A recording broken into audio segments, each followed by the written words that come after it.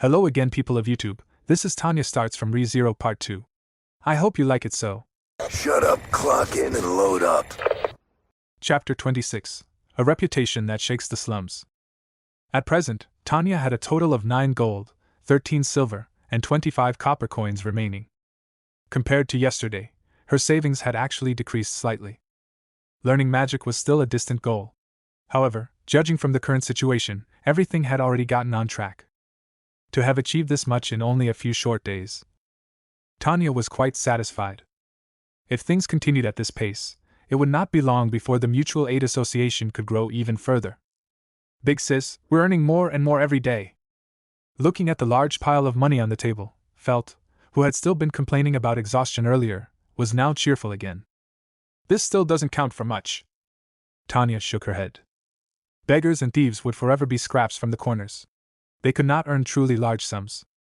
The real money would come only after seizing more territory, or after attracting large numbers of poor residents into the Mutual Aid Association, then collecting membership fees from them.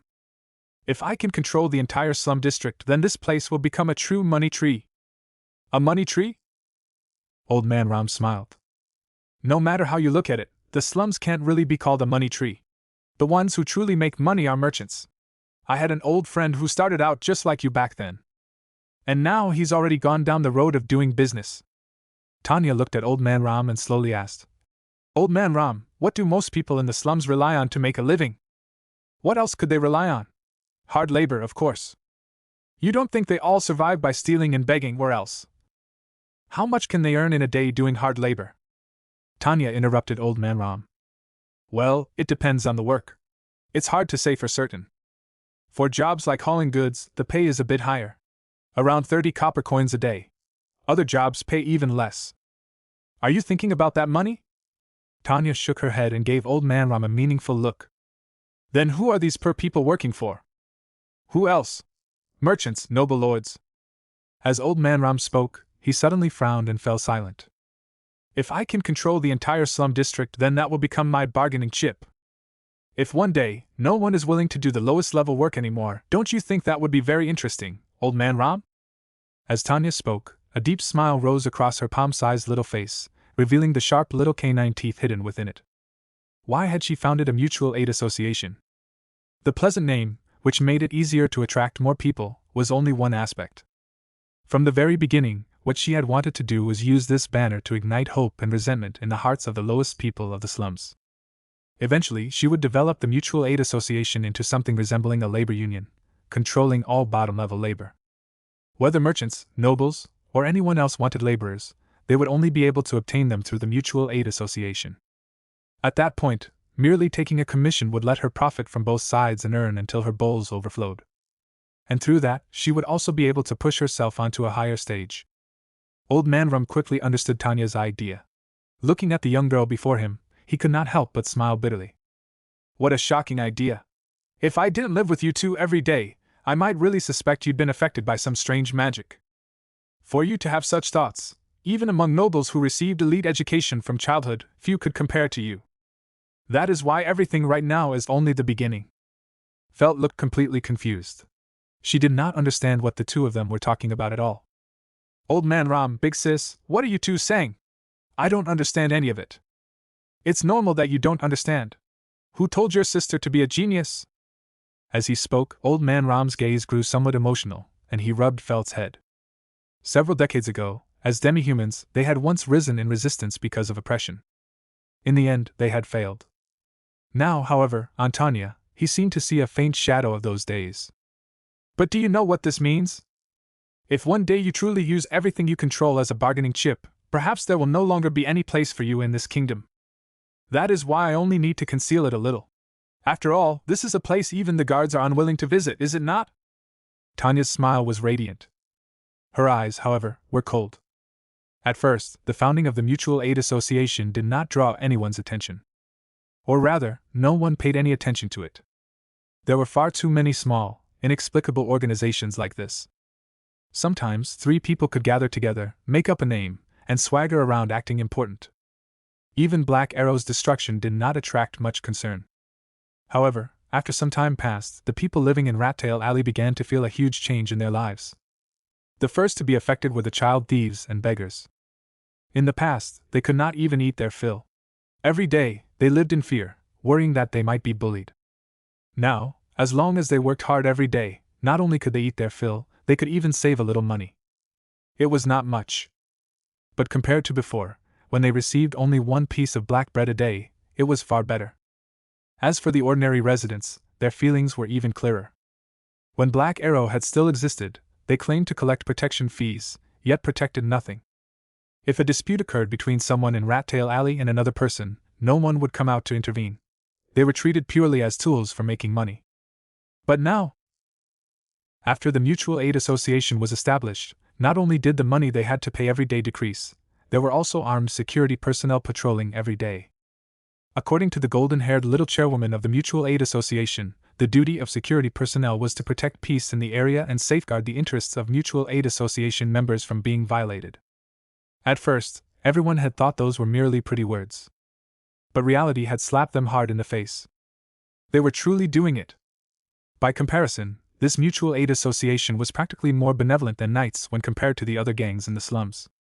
At the beginning, Tanya had still needed these beggars and thieves to actively promote the Mutual Aid Association and attract more people to join. Now, that was no longer necessary at all. After experiencing how good things were here, people began spreading word of it on their own without Tanya needing to say anything. The people living at the very bottom truly did not ask for much. For many of them, being able to eat and drink their fill was already the greatest happiness.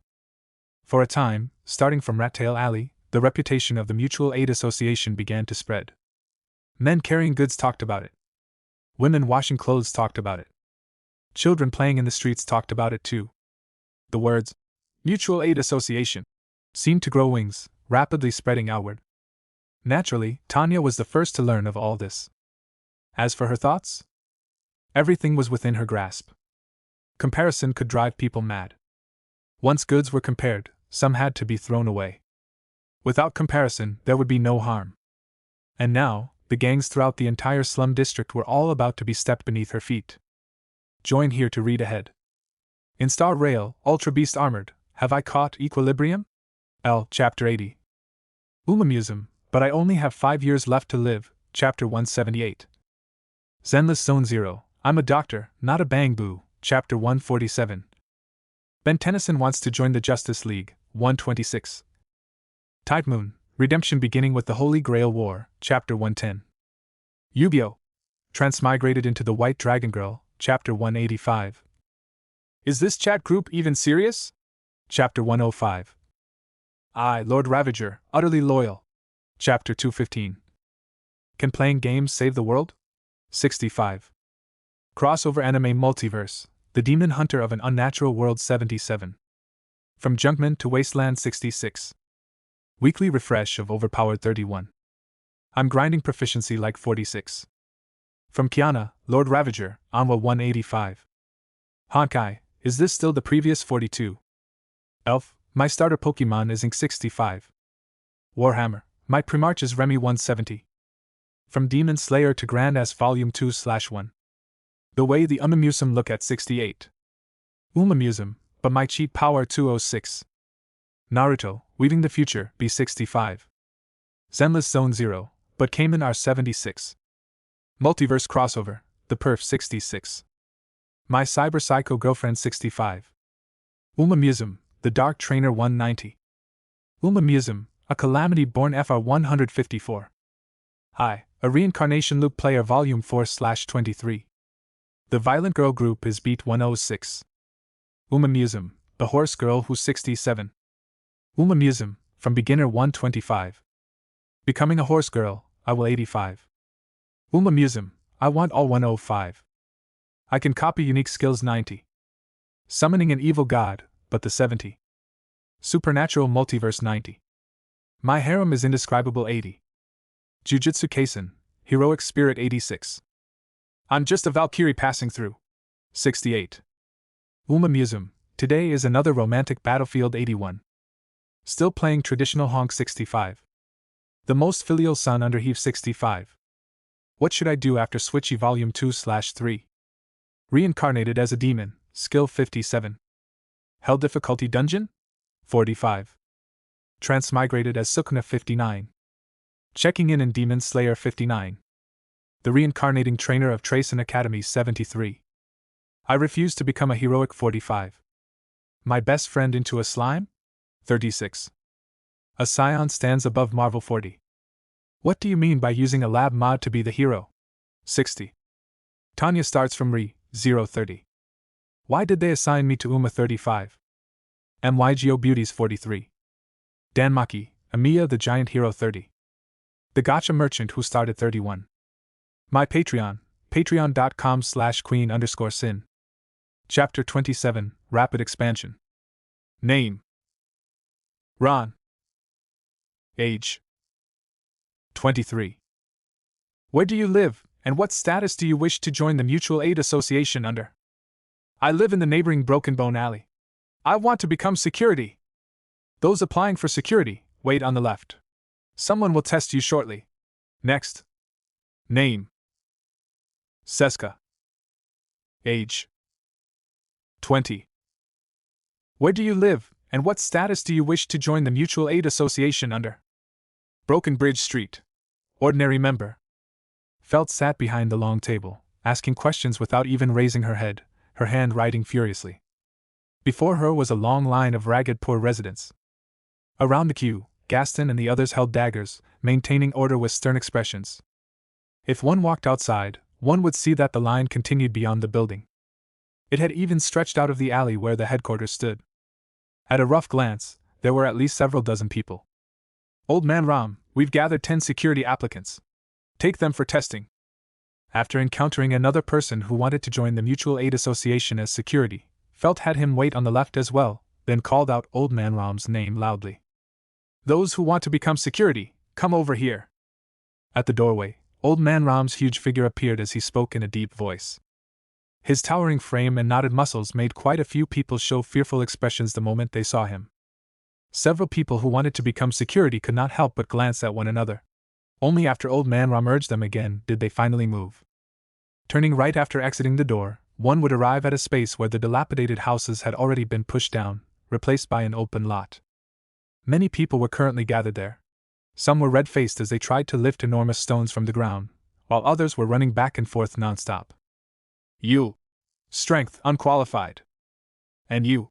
Speed is unqualified too. How are you supposed to protect others like that? Train properly for a while longer before coming back. Old Man Ram's rough, booming voice could be heard clearly even from inside the building. The entire place was busy, creating a scene full of vigor and growth. Meanwhile, in the innermost room of the Mutual Aid Association headquarters, Tanya had shut the door and was focused entirely on the book in her hands. She paid no attention whatsoever to the commotion outside, looking every bit like a hands-off manager. After an unknown amount of time, hurried footsteps sounded outside the door. Bang! The door was suddenly shoved open, and felt rushed in like a gust of wind. I remember telling you that before coming in you should knock. Tanya did not even lift her eyes as she spoke. Don't give me that! Felt slapped a notebook heavily onto the desk in front of Tanya, wiped the sweat from her forehead, and complained bitterly. I'm about to work myself to death out there, and you still have the time to care whether I knocked or not? Tanya put down the book in her hands and picked up the notebook Felt had brought, flipping through it. Look through it yourself first. I have to hurry back out. If I don't keep an eye on those guys, who knows what stupid things they'll do? She complained that she was exhausted, yet in the blink of an eye, Felt vanished from Tanya's sight once more. Tanya did not mind. She merely said calmly, Gaston. A purple-haired head poked in from the doorway, then immediately pulled the door shut. The closed door blocked out some of the noise outside. Tanya carefully examined the contents of the notebook. Recently, because the Mutual Aid Association's reputation had spread, they no longer needed to deliberately send people out to advertise. Every day, large numbers of people came on their own to join. What Felt had just been doing was statistical work. For this, Tanya had even spent several days drilling her in arithmetic. She briefly looked over the numbers. 1 week had now passed. The number of people who had joined the Mutual Aid Association had increased greatly. There were now 489 members in total, among whom 30 were security personnel. Aside from the earliest few, the later security members had all been carefully selected from the growing pool of new members. The testing Old Man Ram was conducting outside served precisely that purpose. In a place like the slums, where people lacked food and clothing, anyone who could still maintain a certain physique had decent innate conditions. With a little training, they could form a degree of combat strength. In addition, as more people joined the Mutual Aid Association, more poor residents gradually began moving into Rat Tail Alley. After all, if they lived elsewhere, joining the Mutual Aid Association would not be of much use. The Mutual Aid Association's sphere of influence did not yet extend that far. If they stayed in other places, they would still be oppressed by other gangs. Fortunately, it was not winter right now, so moving in directly was not a problem. At worst, they would build themselves a new shack. For people living in the slums, that was no problem at all. No matter how crude it was still better than starving while being bullied. Rat Tail Alley, which had originally been rather quiet, had become increasingly lively after this. The houses on both sides of the two streets were basically packed with people. Many small shacks were densely clustered together too, creating a cramped, crowded feeling. However, perhaps because people were patrolling, despite so many people suddenly flooding in, no conflicts had occurred. On the contrary, the atmosphere was rather harmonious. At this pace, Rat Tail Alley's territory will be insufficient in 2 days at most. Looking at the current number of people, Tanya narrowed her eyes slightly, a thoughtful look flashing through them. Their daily income was now around 50 silver coins. If not for the need to cover food and drink for 30 security personnel, the income could have been even higher. But even so, this was already quite good. Over the course of a month, that would be 15 gold coins. And this was under the condition that they had not expanded further. If they expanded, then the tuition fee for learning magic would soon be within reach. Tanya put down the notebook and took a folded square of paper from the drawer. After unfolding it, the paper quickly became as large as half the table. Many crooked, messy lines were drawn across it. Anyone familiar with the slums would be able to tell that this was clearly a map of the slum district. There were no other markings on the map. Only strange names, one after another. The Mutual Aid Association was among them as well, though it was located in a corner at the edge and looked extremely inconspicuous. Tanya's pale, slender finger traced across the map. Her fingertip rubbed against the rough paper, making a faint sound. Finally, her finger stopped beside the Mutual Aid Association. A few words were clearly written on the map. Rotten Bone Gang. Members 36. Base Broken Bone Alley. Tanya stared at those words, and the corner of her mouth lifted into a faint arc. Her fingernail left a heavy scratch across the words Rotten Bone Gang. Join here to read ahead. In Star Rail, Ultra Beast Armored, have I caught equilibrium? L. Chapter 80. Umamusum, but I only have 5 years left to live, Chapter 178. Zenless Zone 0, I'm a doctor, not a bang boo, Chapter 147. Ben Tennyson wants to join the Justice League, 126. Tide Moon, Redemption beginning with the Holy Grail War, Chapter 110. Yu-Gi-Oh! Transmigrated into the White Dragon Girl, Chapter 185. Is this chat group even serious? Chapter 105. I, Lord Ravager, utterly loyal. Chapter 215. Can playing games save the world? 65. Crossover Anime Multiverse, The Demon Hunter of an Unnatural World 77. From Junkman to Wasteland 66. Weekly refresh of Overpowered 31. I'm grinding proficiency like 46. From Kiana, Lord Ravager, Anwa 185. Honkai, is this still the previous 42? Elf, my starter Pokemon is Ink 65. Warhammer, my Primarch is Remy 170. From Demon Slayer to Grand S Volume 2/1. The way the Umamusum look at 68. Umamusum, but my cheat power 206. Naruto, Weaving the Future, B65. Zenless Zone 0, but Cayman R76. Multiverse Crossover, The Perf 66. My Cyber Psycho Girlfriend 65. Umamusum, The Dark Trainer 190. Umamusum, A Calamity Born FR 154. Hi, A Reincarnation Loop Player Volume 4/23. The Violent Girl Group is Beat 106. Umamusum, The Horse Girl Who's 67. Umamusum, From Beginner 125. Becoming a Horse Girl, I will 85. Umamusum, I want all 105. I can copy unique skills 90. Summoning an evil god, but the 70. Supernatural Multiverse 90. My harem is indescribable 80. Jujutsu Kaisen, Heroic Spirit 86. I'm just a Valkyrie passing through. 68. Museum, today is another romantic Battlefield 81. Still playing traditional Honk 65. The most filial son under Heave 65. What should I do after Switchy Volume 2/3? Reincarnated as a demon, Skill 57. Hell difficulty dungeon? 45. Transmigrated as Sukuna 59. Checking in Demon Slayer 59. The reincarnating trainer of Tracen Academy 73. I refuse to become a heroic 45. My best friend into a slime? 36. A scion stands above Marvel 40. What do you mean by using a lab mod to be the hero? 60. Tanya starts from Re 030. Why did they assign me to Uma 35? MYGO Beauties 43. Danmaki, Amiya the Giant Hero 30. The Gacha Merchant who started 31. My Patreon, patreon.com/queen_sin. Chapter 28, Move Out. The Rotten Bone Gang. It was a gang that had already existed for 2 years. It had 36 members in total, occupying territory such as Broken Bone Alley, which lay next to Rat Tail Alley.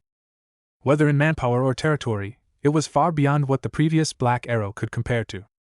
People living in Rat Tail Alley were not unfamiliar with this gang. Because they were based nearby, the other side often came over to conduct extortion and similar activities. As long as they did not go too far, Black Arrow had pretended not to see anything. After all, the Rotten Bone Gang had many more people. Black Arrow was no match for them at all. Gaston. Chairman. The door opened, and Gaston stepped inside. Call Old Man Ram over. Yes, Chairman. Gaston nodded slightly, closed the door behind him, and quickly turned to leave. His serious manner showed not the slightest sense of shame or embarrassment at taking orders from a young girl so much smaller than himself. After spending this long in the Mutual Aid Association, Gaston had heard plenty from the older members about their blonde little girl chairman. Stories about the terrifying strength hidden beneath that childish body, rumors that she seemed to wield the power of a god, and so on. Though some of it sounded exaggerated, everyone had witnessed one thing. When Black Arrow, which had once ruled Rat Tail Alley, came to cause trouble for the chairman, 3 or 4 grown adults had been effortlessly dealt with by her alone. And by the next day, the whole of Black Arrow had completely disappeared. Their former base had become the headquarters of the Mutual Aid Association. A short while later, Old Man Ram had not even arrived yet when his distinctive rough voice rang out from outside. What is it? If I don't keep an eye on those little brats, they'll slack off. As he spoke, Old Man Ram walked into the room, and Gaston reached out to close the door. How is the training for the newcomers? You called them newcomers yourself. By your standards, expecting them to form any kind of effective combat strength is obviously impossible. Although they were carefully selected from a large number of people, these fellows have barely ever eaten a few full meals, let alone received any kind of systematic training. Old Man Ram knew very well just how high the standards of this girl he treated like a granddaughter were. And not only toward others, but toward herself as well. Strength and physique can be cultivated later. I'm asking how their mindset has changed. Tanya naturally knew what Old Man Ram had said. But those things were not the most important.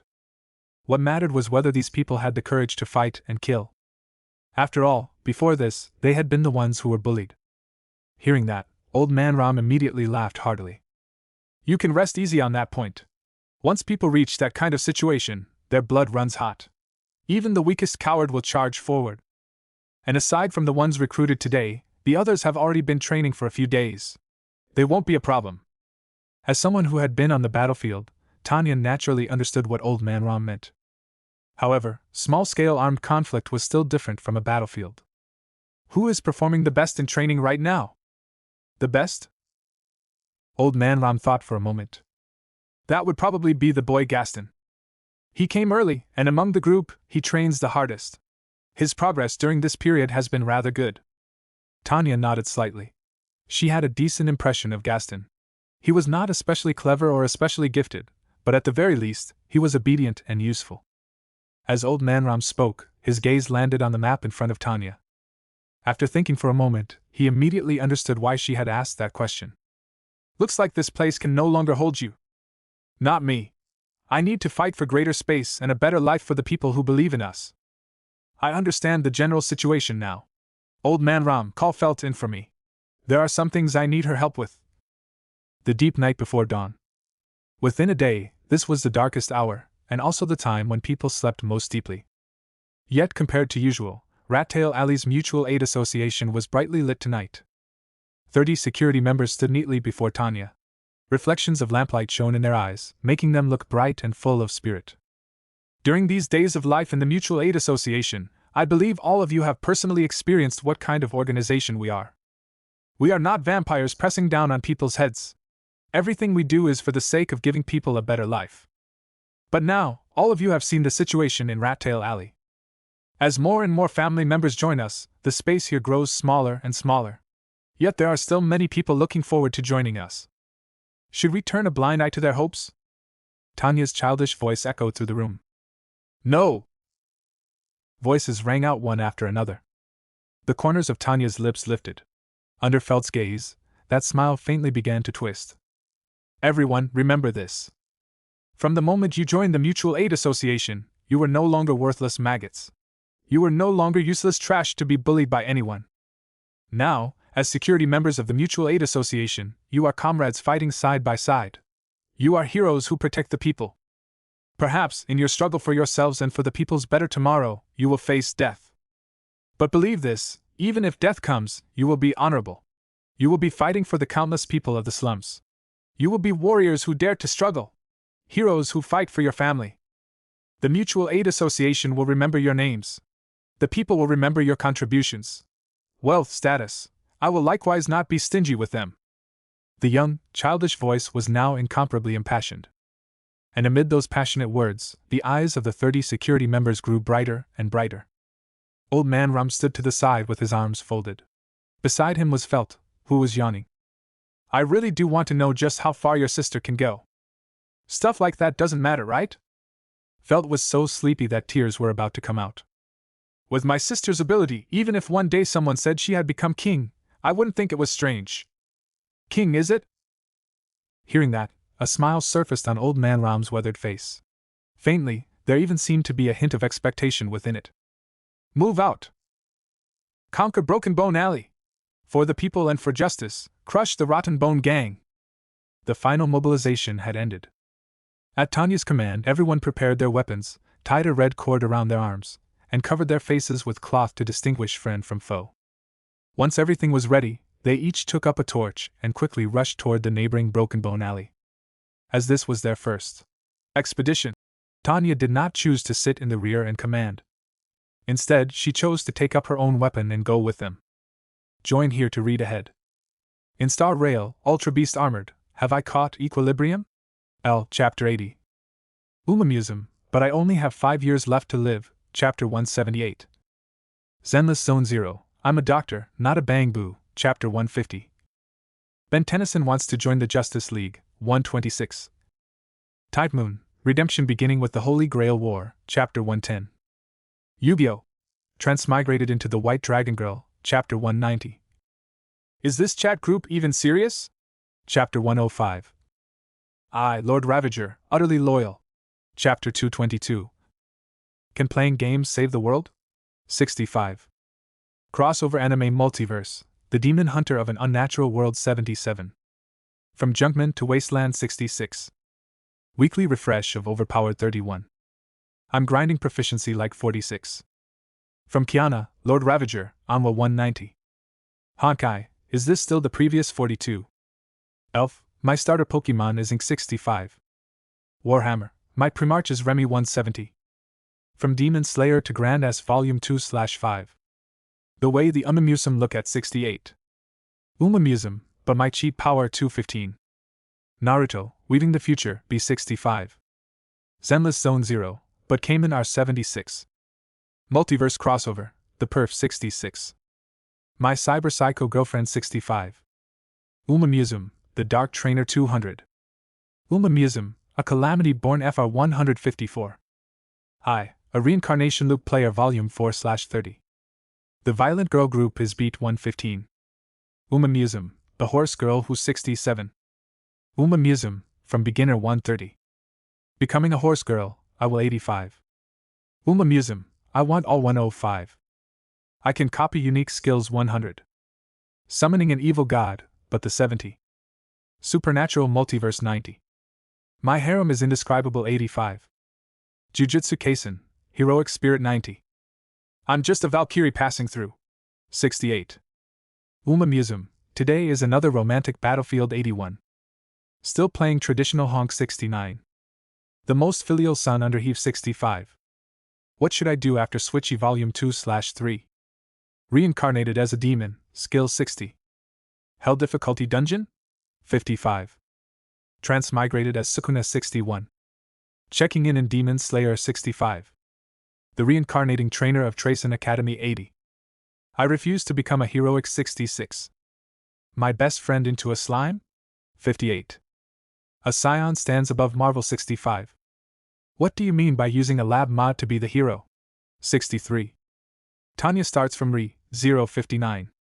Why did they assign me to Uma 55? MYGO Beauties 56. Dan Maki, Amiya the Giant Hero 45. The Gacha Merchant who started 49.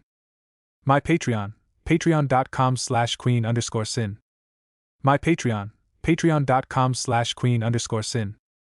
Chapter 29, A Swift Battle.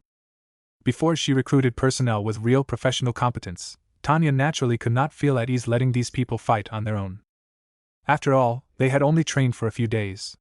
Even though she had taught Old Man Ram some of the methods the Empire had once used to train soldiers, the time had still been too short.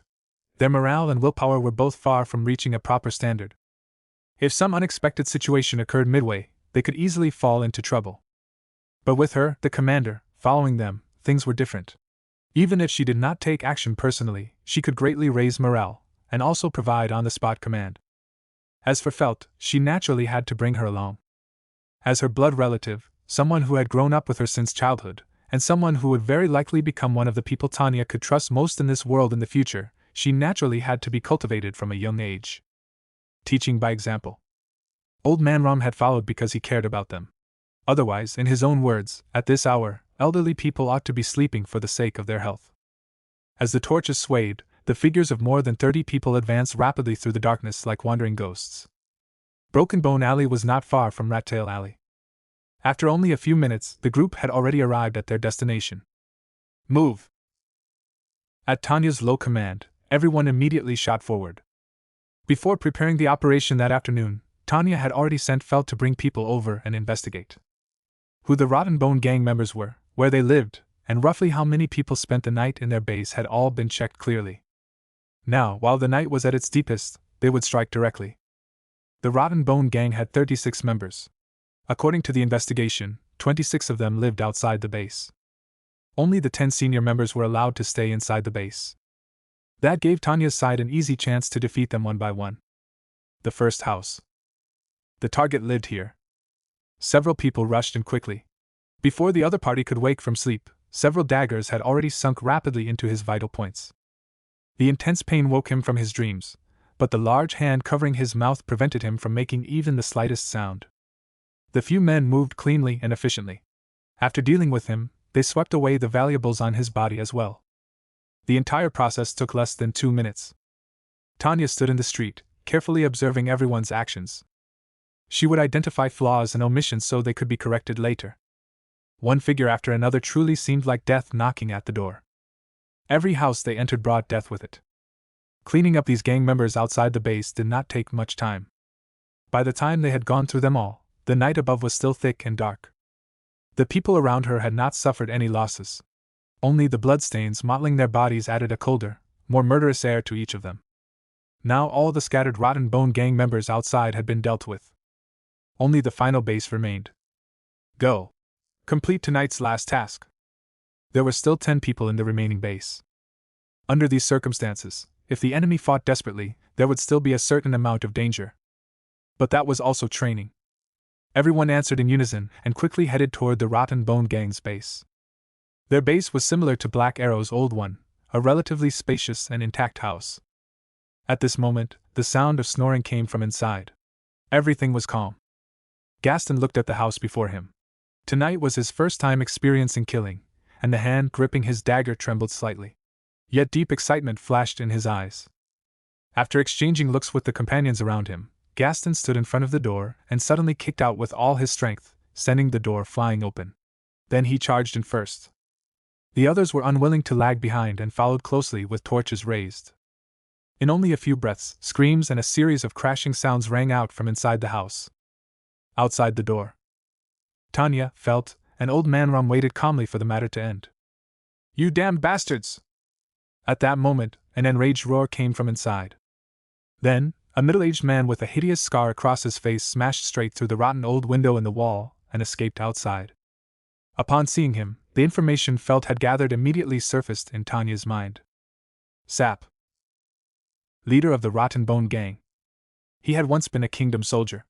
Later, after retiring because of an injury, he had ultimately come to the slums and used his ruthlessness to become a gang leader. The middle-aged man who had broken through the window held a standard-issue kingdom soldier's long sword in his hand. Several wounds on his body were bleeding.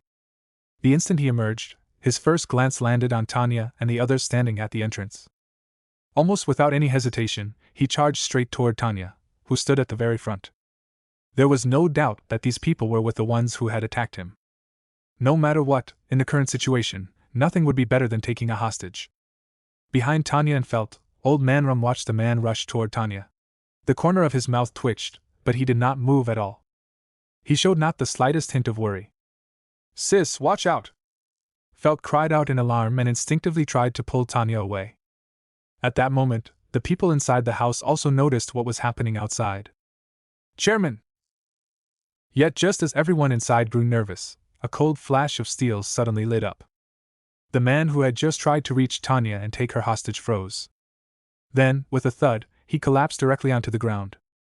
Inside the house, the others had already been dealt with, and the security members all ran out one after another. "Chairman! Chairman, are you all right? Chairman!" Everyone came before Tanya, only to see her leisurely wiping the blood from a dagger with a handkerchief. Hearing them, Tanya looked at the people before her and said calmly, "Collect the spoils. Dispose of the corpses." Everyone looked at one another. Before this, some among them had still thought that the rumors about this blonde little girl chairman might be false. But now, the corpse before them was the best proof. They had personally seen how agile the man had been when he fled from them just now. Yet a man like that had failed to last even a single move before the chairman. "Yes, chairman!" Everyone looked at Tanya with reverence and answered in unison, then returned to the house and began cleaning up. Some handled the corpses. Some gathered the valuables. In only a short while, everything had been properly dealt with. "Let's go." Seeing this, Tanya gave the order and began walking back toward Rattail Alley. Everyone hurriedly followed. The group swiftly moved through the dark night, and soon vanished into the darkness, as though none of this had ever happened. Only the lives that had disappeared could prove that something had once occurred here. Join here to read ahead. In Star Rail, Ultra Beast Armored, Have I Caught Equilibrium? L. Chapter 80. Umamusum, But I Only Have 5 Years Left to Live, Chapter 178. Zenless Zone 0, I'm a Doctor, Not a Bang Boo, Chapter 150. Ben Tennyson Wants to Join the Justice League, 126. Tide Moon, Redemption Beginning with the Holy Grail War, Chapter 110. Yu-Gi-Oh! Transmigrated into the White Dragon Girl, Chapter 190. Is this chat group even serious? Chapter 105. I, Lord Ravager, Utterly Loyal. Chapter 222. Can Playing Games Save the World? 65. Crossover Anime Multiverse, The Demon Hunter of an Unnatural World 77. From Junkman to Wasteland 66. Weekly refresh of Overpowered 31. I'm grinding proficiency like 46. From Kiana, Lord Ravager, Anwa 190. Honkai, is this still the previous 42? Elf, my starter Pokemon is Ink 65. Warhammer, my Primarch is Remy 170. From Demon Slayer to Grand S Volume 2/5. The Way the Umamusum Look at 68. Umamusum, but my cheat power 215. Naruto, Weaving the Future, B65. Zenless Zone 0, but Cayman R76. Multiverse Crossover, The Perf 66. My Cyber Psycho Girlfriend 65. Umamusum, The Dark Trainer 200. Umamusum, A Calamity Born FR 154. I, A Reincarnation Loop Player Volume 4/30. The Violent Girl Group is Beat 115. Umamusum, The Horse Girl Who's 67. Umamusum, From Beginner 130. Becoming a horse girl, I will 85. Uma Museum, I want all 105. I can copy unique skills 100. Summoning an evil god, but the 70. Supernatural multiverse 90. My harem is indescribable 85. Jujutsu Kaisen, heroic spirit 90. I'm just a Valkyrie passing through. 68. Uma Museum, today is another romantic battlefield 81. Still playing traditional honk 69. The most filial son under heave 65. What should I do after Switchy Volume 2/3? Reincarnated as a demon, skill 60. Hell difficulty dungeon? 55. Transmigrated as Sukuna 61. Checking in Demon Slayer 65. The reincarnating trainer of Tracen Academy 80. I refuse to become a heroic 66. My best friend into a slime? 58. A scion stands above Marvel 65. What do you mean by using a lab mod to be the hero? 63. Tanya starts from Re 059. Why did they assign me to Uma 55? MYGO Beauties 56. Dan Maki, Amiya the Giant Hero 45. The Gacha Merchant who started 49. My Patreon, patreon.com/queen_sin. My Patreon, patreon.com/queen_sin. Chapter 30, Tempering Grace with Severity. They returned to Rattail Alley. The pitch-black sky was gradually turning gray-white. Those who are injured bandage and treat your wounds. The moment they returned to the base, Tanya swiftly gave the order. Expanding their territory was something Tanya had planned in her mind long ago, and Broken Bone Alley, being the nearest target, had naturally become their first objective. Because of that, many things had already been prepared in the base. For example, clean bandages and medicinal herbs. At her words, the security members sat down one after another and began treating their injuries. In truth, this operation could be considered quite successful. The first 20-odd targets had all been handled smoothly. The only flaws were that a few people had suffered minor injuries during the attack on the enemy base, and that the enemy leader had managed to struggle a little. A short while later, once everyone had finished dealing with their wounds, Tanya had also finished summarizing the gains from the operation. Aside from taking Broken Bone Alley's territory, there were also the Rotten Bone Gang's assets. First was money. Compared to the previous Black Arrow Gang, the Rotten Bone Gang was clearly much wealthier. Though they probably did not have the habit of saving money either, all the scattered funds added together came to a full 2 gold coins and 11 silver coins. Next were the weapons. 1 standard-issue Kingdom Soldier's longsword from the enemy leader, 5 short blades, and several other assorted weapons. The harvest was quite decent. Without question, all of you have proven this was an overwhelming victory with the blood of our enemies. Tanya's voice immediately drew everyone's attention. And I am not a stingy person. Where there are gains, there will naturally be rewards. You paid so much for the Mutual Aid Association, for the people living here, and for a better tomorrow. It is only right that you receive a reward. As she spoke, Tanya lifted her chin toward Felt. Before long, Felt brought out a money pouch about the size of a human head and placed it in front of Tanya.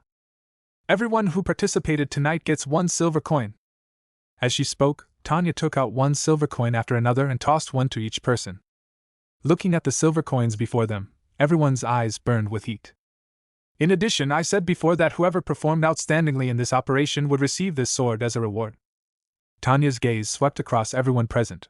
Wherever her eyes passed, the men instinctively straightened their chests. Gaston. Under everyone's gaze, Tanya spoke calmly. Yes, Chairman. The honest-looking Gaston hurriedly stepped forward and looked at Tanya with a trace of nervousness. She was clearly a little girl more than 10 years younger than him, yet for some reason, Gaston felt an inexplicable authority from her. This sword is yours. I hope you will hold it and continue to improve yourself. Grow stronger for me, and fight to protect the family of the Mutual Aid Association. Yes, Chairman. Please rest assured. I definitely won't slack off. I promise I'll work hard. Gaston spoke anxiously, doing his utmost to express what he meant. Good. I believe you. Tanya nodded. The rest of you do not need to feel disappointed either. As long as you make contributions, I will treat you fairly. I will not overlook anyone's efforts. Yes, Chairman. Everyone answered in unison, and the atmosphere became excellent. But at that moment, Tanya's expression turned cold. Her tone immediately became somewhat unfriendly. I said I am someone who distinguishes rewards and punishments clearly, I have given the rewards. Next, we should discuss the mistakes you made during this operation. Hearing Tanya say that, everyone froze. Henry, I should have told you that, during operations, you are to act in small teams, not charge ahead alone and play the hero. When you dealt with the 8th Rotten Bone gang member, did you remember that? What were you doing then? The middle-aged man named Henry stiffened. He remembered it now. At the time, in order to show off, he had rushed in by himself first. Oka. In the rules of action I established, I said all actions must follow orders. Commands must be obeyed immediately. When the 11th target was killed, everyone had already withdrawn, but you were still searching for valuables. Man Ray. During an operation, every member of a squad must pay attention to every movement in the surroundings at all times. Did you fulfill your duty as a lookout, or were your eyes blinded by loot? One name after another was called out by Tanya without mercy. Those whose names were called lowered their heads in shame. None of them had expected that, in such a dim environment, Tanya had observed so carefully, and remembered everything so clearly. Those whose names I just called will have double training tomorrow. If there is a next time, 1 month of wages will be deducted. If you dare make the same mistake again, you will be expelled from the Mutual Aid Association. What our Mutual Aid Association needs are true warriors, not pigs and scum like the Rotten Bone Gang. I hope I will not have to repeat these problems again.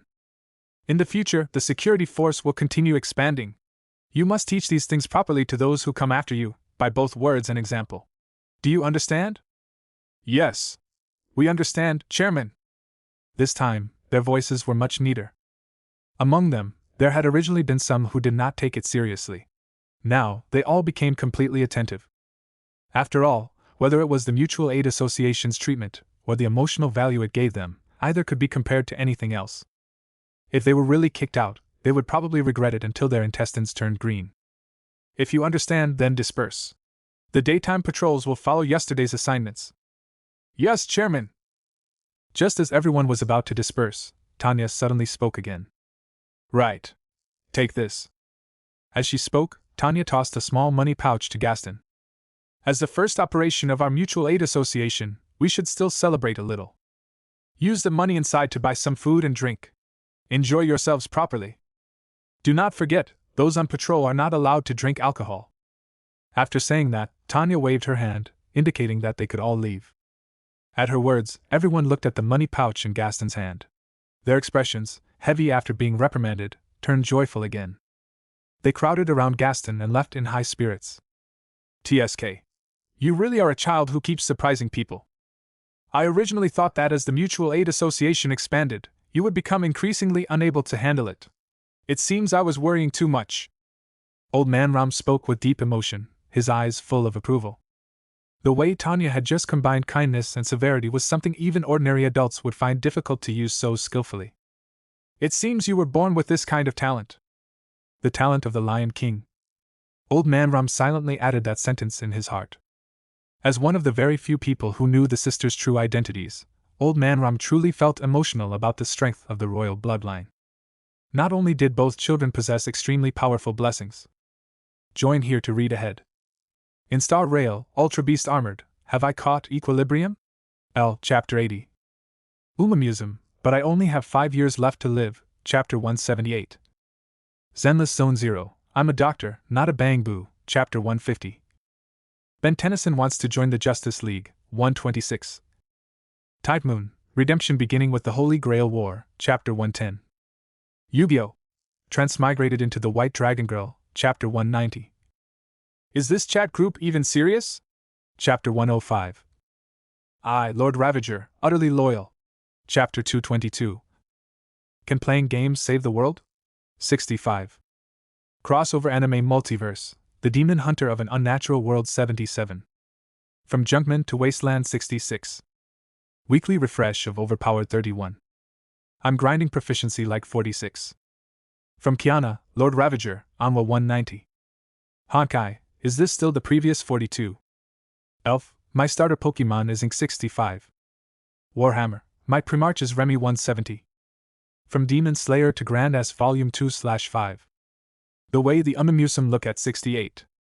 Umamusum, but my cheat power 215. Naruto, Weaving the Future, B65. Zenless Zone 0, but Cayman R76. Multiverse Crossover, the perf 66. My cyber psycho girlfriend 65. Uma Musum, the dark trainer 200.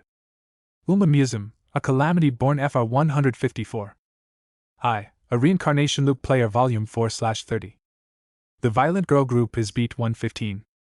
Uma Musum, the horse girl who's 67. Uma Musum, from beginner 130. Becoming a horse girl, I will 85. Uma Musum, I want all 105. I can copy unique skills 100. Summoning an evil god, but the 70. Supernatural multiverse 90. My harem is indescribable 85. Jujutsu Kaisen, heroic spirit 90. I'm just a Valkyrie passing through. 68. Uma Musum, today is another romantic battlefield 81. Still playing traditional honk 69. The most filial son under heave 65. What should I do after Switchy volume 2/3? Reincarnated as a demon, skill 60. Hell difficulty dungeon? 55. Transmigrated as Sukuna 61. Checking in Demon Slayer 65. The reincarnating trainer of Tracen Academy 80. I refuse to become a heroic 66. My best friend into a slime? 58. A scion stands above Marvel 65. What do you mean by using a lab mod to be the hero? 63. Tanya starts from Re 059. Why did they assign me to Uma 55? MYGO Beauties 56. Dan Maki, Amiya the Giant Hero 45. The Gacha Merchant who started 49. My Patreon, patreon.com/queen_sin. My Patreon, patreon.com/queen_sin. Chapter 31 Slaves. Tanya, in particular, possessed extraordinary talent and astonishing intelligence. She was clearly only 7 years old, yet no matter the field, she seemed almost born knowing everything. In her own words, everything could be learned from books. But old man Ram knew very well that it all came down to talent. If things were truly as simple as Tanya made them sound, then there would not be so many fools in the world. Perhaps. But right now, this is only the beginning. I can't say what things will look like in the future.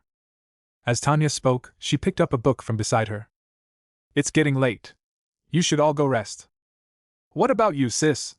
Aren't you going to sleep? Not yet. After taking Broken Bone Alley, there are still many things to do. Recruiting new members, organizing the registry, recruiting more security personnel. Hearing that, Felt said, Then I'll stay too. No need. Go sleep. I'm not tired yet. Once you wake up in the afternoon, there will be plenty for you to do. Seeing that Tanya really did not seem tired, Felt and old man Ram stopped saying anything and turned to leave. After the two of them left, Tanya's gaze shifted from her book to the map before her that had yet to be put away. Now that Broken Bone Alley had been added, the Mutual Aid Association's territory had more than doubled. Given the size and population of Broken Bone Alley, once it was fully occupied, their daily income would not merely double. It might increase by more than twice that. At that point, even without counting the gold coins already saved, it would take at most a month to gather enough initial funds to study magic. But aside from that, there were still many other things to consider. For example, how to further improve the Mutual Aid Association's strength. News of the Rotten Bone Gang's destruction spread swiftly after daybreak. In response, the Mutual Aid Association quickly took root there. They occupied that so-called unclaimed territory. The people who lived in what had once been the Rotten Bone Gang's territory, centered around Broken Bone Alley, were all delighted by the Mutual Aid Association's arrival. After all, during this period, quite a few people who had heard rumors and news early had already moved to Rat Tail Alley. If Rat Tail Alley had not been too small to accommodate so many people, even more would likely have moved there. Now the Mutual Aid Association had come to them without them needing to move. How could they not be happy? Not long after the news spread, things unfolded exactly as Tanya had expected. Large numbers of people living around Broken Bone Alley came to Rat Tail Alley, hoping to join the Mutual Aid Association as members. Likewise, many wanted to become security personnel and join the security corps. The large influx of people created an enormous workload. Fortunately, Tanya was still in decent spirits and kept working until noon, when Felt and old man Ram woke up. My heavens! I originally thought we already had enough people, but looking at this now, sis, we should recruit even more. Felt struggled her way through the crowd at the entrance, squeezed into the building, and spoke while panting. Rather than wasting time saying that, hurry up and come work. After all, there's no such thing as a Child Protection Association in this world. I don't know what that is, but if it existed, I feel like I could escape my current misery. Fel drooped her head as she spoke, then obediently took Tanya's place, picked up the pen, and began recording names. Tanya rubbed her brow. Speaking of which, she was starting to feel tired too. Not having stimulants or anything really is inconvenient. After muttering softly to herself, Tanya turned and walked into the inner room, where she sank into sleep on a simple little bed. By the time she woke up again, it was already afternoon. Sis! You're finally awake! Do you know? Just today alone, more than 200 people wanted to join our mutual aid association. Tomorrow and the day after, there'll probably be another wave coming. Broken Bone Alley has almost 400 people in total. Felt chattered nonstop.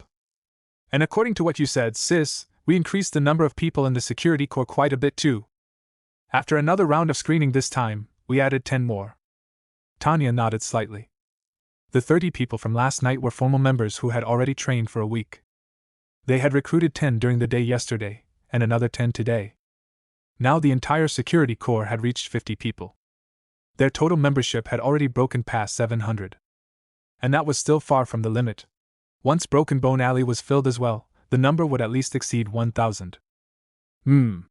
I understand. Tanya nodded. Since so many people had now joined the Mutual Aid Association, it was time to further improve many of its shortcomings.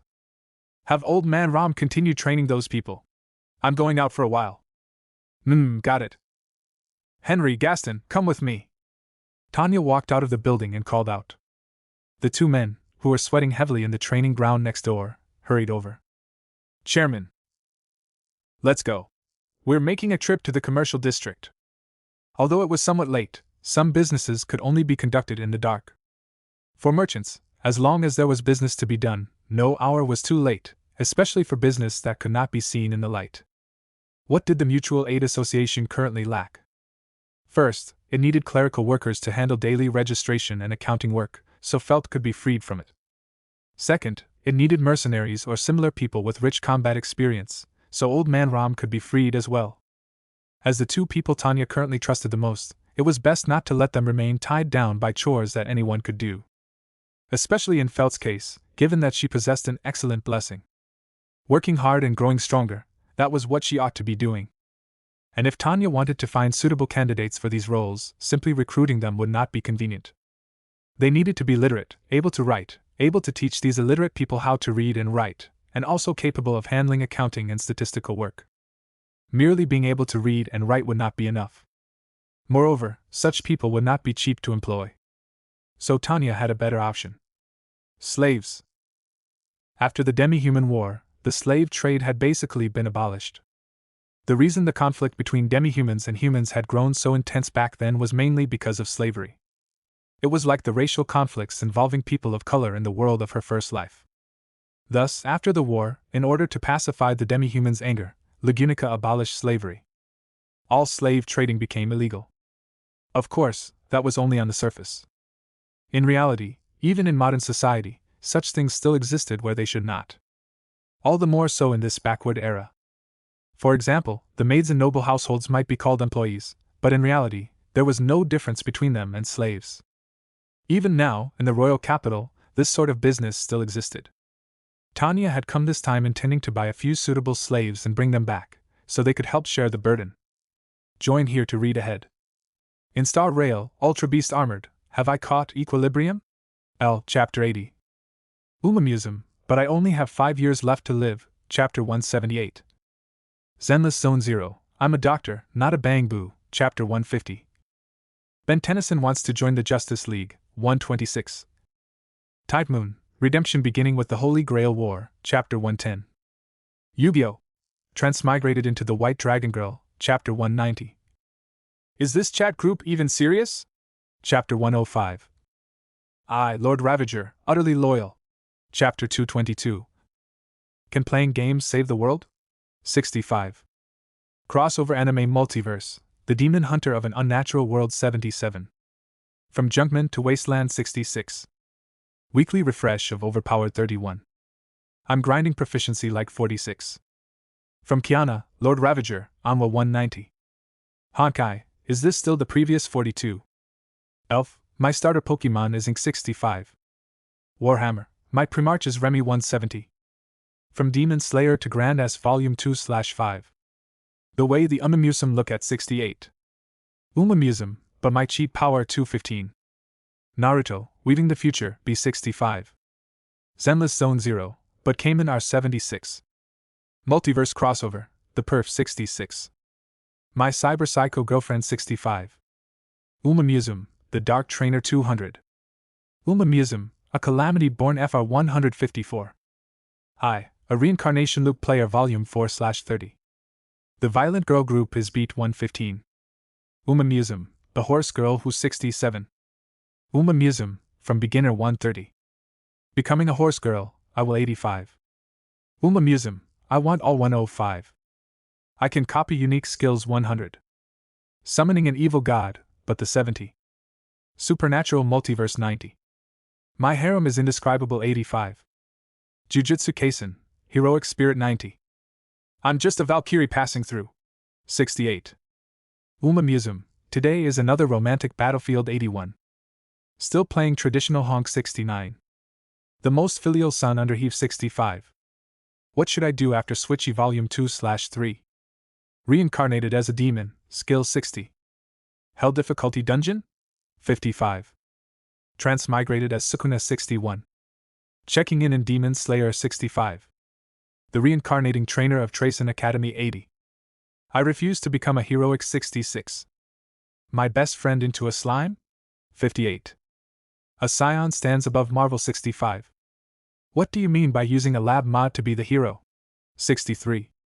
Tanya starts from Re 059. Why did they assign me to Uma 55?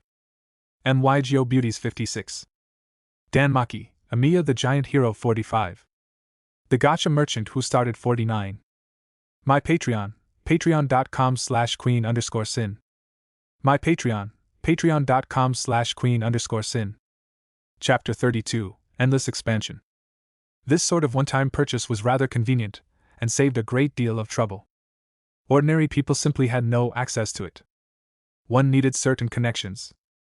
As it happened, Tanya, who controlled the newly risen Mutual Aid Association in the slums, knew something about this side of things. Taking Henry and Gaston with her, Tanya headed straight for the commercial district. Looking at the deepening night in the distance, Tanya sighed inwardly. There are expenses everywhere. I'll have to arrange a dragon carriage when I get the chance. Otherwise, relying on her own 2 legs was simply too troublesome. She was not Felt, who was so fast she could cross almost any terrain as if walking on flat ground. The royal capital was enormous. If she needed to go out and handle something, it really was rather inconvenient. Carrying that complaint in her heart, Tanya and the other 2 spent a little time traveling and finally arrived in the commercial district. They did not go to the bustling main streets. Instead, after making a couple of turns, Tanya led them into a narrow, quiet alley. At the end of the alley, a door appeared before them. Tanya gestured for Gaston to go forward and knock. A small window on the door slid open. Tanya took out a gold coin and signaled for Gaston to put it inside. A moment later, the door opened, and the 3 of them stepped in. Roughly 2 hours later, when Tanya and the others came out again, there were 2 more figures behind them. 1 man and 1 woman. They were slaves Tanya had bought from a black market merchant. The 2 had not been cheap. Now that slave trading was forbidden, even the price of ordinary people had risen considerably, let alone people with a measure of ability. Fortunately, the price was still within Tanya's acceptable range. The only pity was that after this trip, she had very little liquid capital left. That included the gold coins old man Ram had given her earlier. Luckily, their daily income was now fairly substantial, so it did not hurt that much. Let's go. We're heading back. It had to be said that the arrival of the 2 slaves truly saved them a great deal of trouble. Tanya and Felt no longer had to personally handle all the registration and accounting work, and old man Ram no longer had to spend the entire day at the training ground, shouting himself hoarse at those people. Overall work efficiency improved by a large margin. Now that Felt had been freed up, Tanya assigned her an even more important task. Aside from her daily training, Felt would lead the thief squad under her command while also paying close attention to gathering all kinds of valuable intelligence. The information would be reported to Felt, then summarized and delivered to Tanya. Depending on the value of the information, Tanya would provide corresponding rewards. financial income, armed strength, intelligence channels. The essential elements a competent organization needed were now finally assembled. Only an organization that possessed these conditions could truly be considered to have potential. Chairman, these are today's figures. Please review them. A gentle knock sounded from outside the room. Come in. A slender woman with shoulder-length hair walked in. The woman was about 30 years old. Her expression looked haggard and weathered. Though she was not actually that old, she gave off a faintly aged impression. Her name was Lilia. She was one of the slaves Tanya had bought earlier. As it happened, Lilia's family had once been merchants. But her husband had suffered a disastrous loss in a business investment, and the enormous debt became impossible to repay. In the end, they went bankrupt. Everything the family owned was gone. That included the freedom of both her and her husband. Precisely because of that, however, Lilia could not only read and write, but was also quite skilled with arithmetic. Every day, she could properly handle the association's data work, and at night, she could also teach literacy classes to members of the Mutual Aid Association who wanted to learn how to read. In her hands was a stack of documents, the data compiled for the day. Tanya put down the book in her hands, took the documents, and began reading. 1 month. A full month had passed since they absorbed Broken Bone Alley. The Mutual Aid Association had truly undergone a complete transformation. During this month, Tanya had not continued blindly expanding their territory. Instead, she had advanced steadily. Compared with simple expansion, the Mutual Aid Association's greatest difference from ordinary gangs, and its greatest advantage, was that for every day it existed, its reputation would continue spreading without end. After all, in this slum where everyone lived a difficult life, the Mutual Aid Association was, to many people, like a government position in the eyes of the unemployed. To them, joining the Mutual Aid Association was no different from becoming a public servant. The greatest factor behind the hardship of slum life was exploitation by every class above them. Nobles, merchants, gangs. Under such conditions, in a single month, it was no exaggeration to say that the Mutual Aid Association's reputation had spread throughout the entire slum. As a result, what had originally drawn only a portion of people to come had now become a trend, almost like a fever for taking civil service exams. Everyone wanted to join the Mutual Aid Association and live a better life, one where they were not exploited so severely. And so, over the course of a month, their territory had not expanded. Yet the Mutual Aid Association's membership had exploded, breaking directly past the 1,000 mark. Their current territory was packed completely full. And this was only because there was truly no more space. If they expanded their territory again, then within 3 days at most, the new territory would likely be filled as well. At present, the Mutual Aid Association had over 1,000 members, and the Security Corps had also exceeded 100 people. Their daily income was around 2 gold coins. Within the slums alone, the Mutual Aid Association could now truly be considered a rising major power. After all, ordinary gangs did not have the ability to support 100 thugs under them. Especially not thugs who were trained according to modern military management methods and led by specialized instructors. Maintaining daily training cost a considerable amount just in food, drink, and other basic expenses, let alone weapons. Tanya swept her gaze across the figures on the paper before stopping at the final line. Today's total income was 2 gold coins, 11 silver coins, and 25 copper coins. The Mutual Aid Association's liquid cash had now reached 68 gold coins. If they did not expand, then perhaps in another month, she would be able to earn the first sacred gold coin of her life. How many people have wanted to join the Mutual Aid Association recently? Because the association's territory is currently too crowded, we have temporarily suspended new admissions according to your instructions. However, 85 people came to inquire today. There were even more some time ago. The accumulated total is roughly 500 people. 500. Tanya lightly tapped her fingers on the tabletop and nodded faintly to show that she understood. Understood. Go handle your work. Lilia gave Tanya a slight bow, then turned and left. Join here to read ahead. In Star Rail, Ultra Beast Armored, have I caught equilibrium? L. Chapter 80. Umamusum, but I only have 5 years left to live, Chapter 178. Zenless Zone 0, I'm a doctor, not a bang-boo, Chapter 150. Ben Tennyson wants to join the Justice League, 126. Tide Moon, Redemption beginning with the Holy Grail War, Chapter 110. Yu-Gi-Oh! Transmigrated into the White Dragon Girl, Chapter 190. Is this chat group even serious? Chapter 105. I, Lord Ravager, utterly loyal. Chapter 222. Can playing games save the world? 65. Crossover anime multiverse, The Demon Hunter of an Unnatural World 77. From Junkman to Wasteland 66. Weekly refresh of Overpowered 31. I'm grinding proficiency like 46. From Kiana, Lord Ravager, Anwa 190. Honkai, is this still the previous 42? Elf, my starter Pokemon is Ink 65. Warhammer, my Primarch is Remy 170. From Demon Slayer to Grand S Volume 2/5. The way the Umamusum look at 68. Umamusum, but my cheat power 215. Naruto, Weaving the Future, B65. Zenless Zone 0, but Cayman are 76. Multiverse Crossover, The Perf 66. My Cyber Psycho Girlfriend 65. Umamusum, The Dark Trainer 200.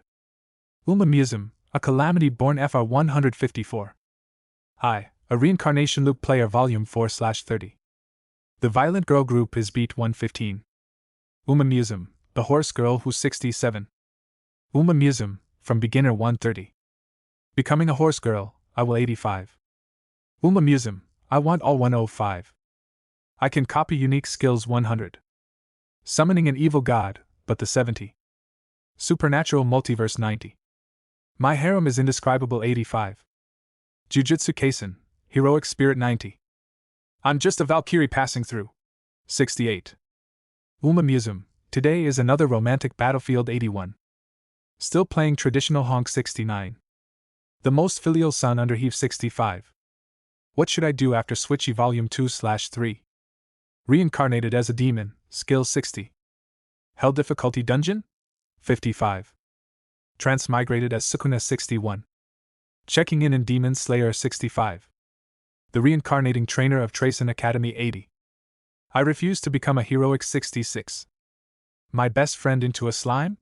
58. A scion stands above Marvel 65.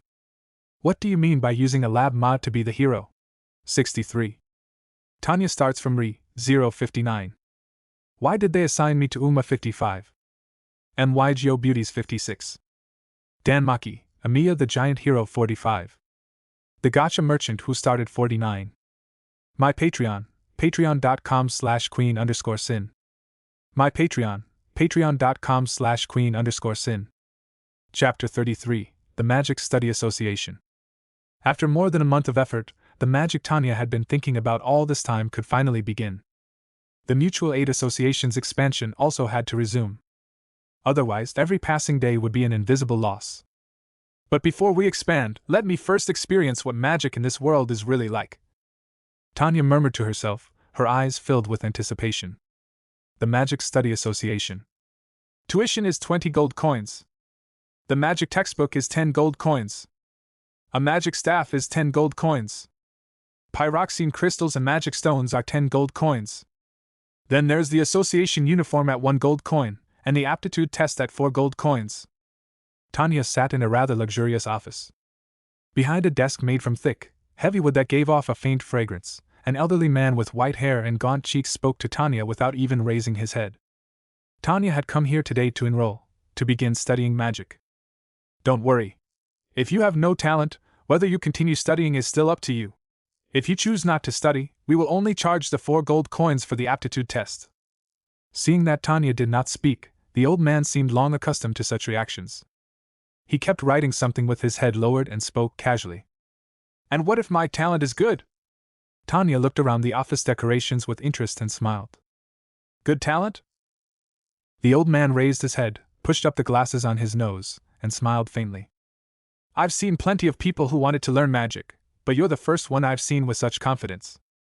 If your test really shows decent talent, then once you accomplish something in your studies, there is hope for further education. Eventually, joining the kingdom's court mages would not be impossible. If you truly reached that point, you would have genuinely risen to the heavens in a single bound. Even you should know how rare mages are, yes? Tanya nodded casually, then placed 4 gold coins on the table. Then let's begin. Let me see what my aptitude is. The old man put down his pen and pointed at a crystal ball on a nearby table. Place your hand on it.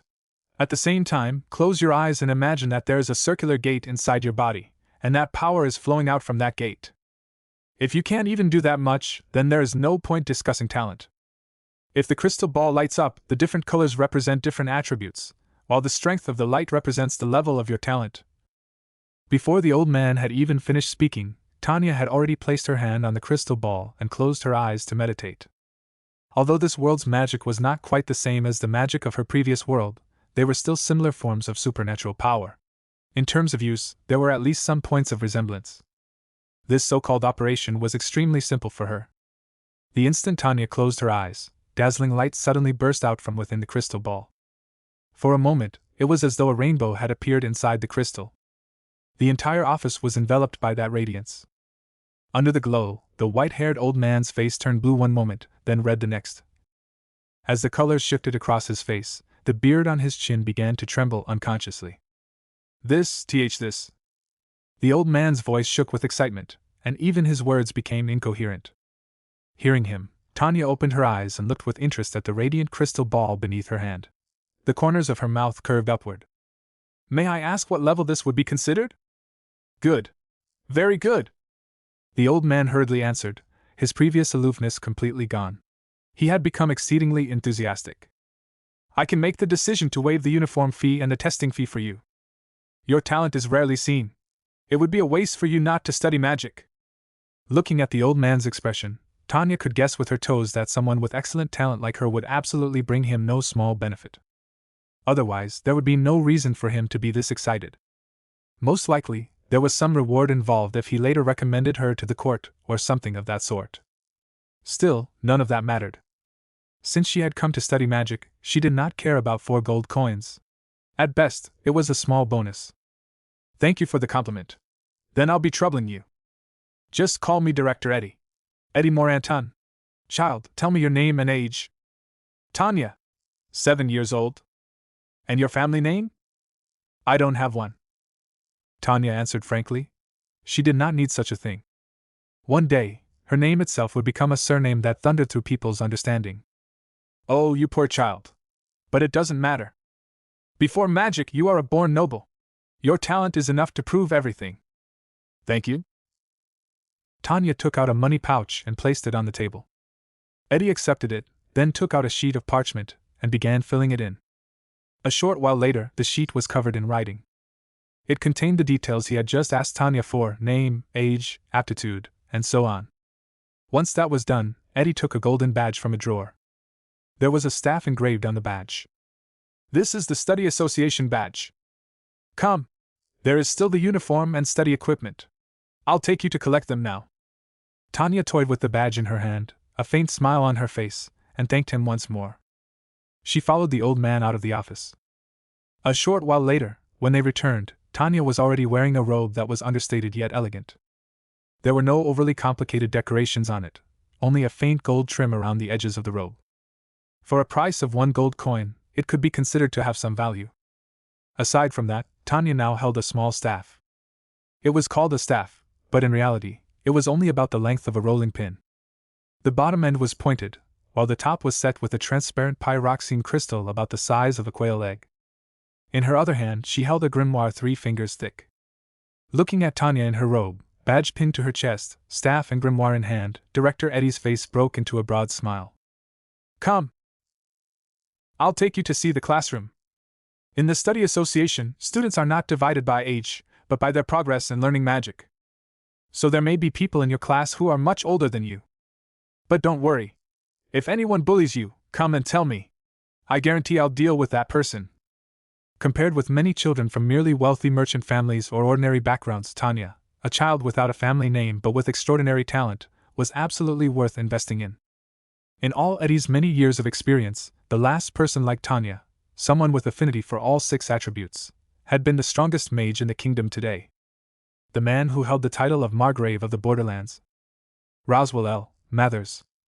Join here to read ahead. In Star Rail, Ultra Beast Armored, have I caught equilibrium? L. Chapter 80. Umamusum, but I only have 5 years left to live, Chapter 178. Zenless Zone 0, I'm a doctor, not a bang boo, Chapter 150. Ben Tennyson wants to join the Justice League, 126. Tide Moon, Redemption beginning with the Holy Grail War, Chapter 110.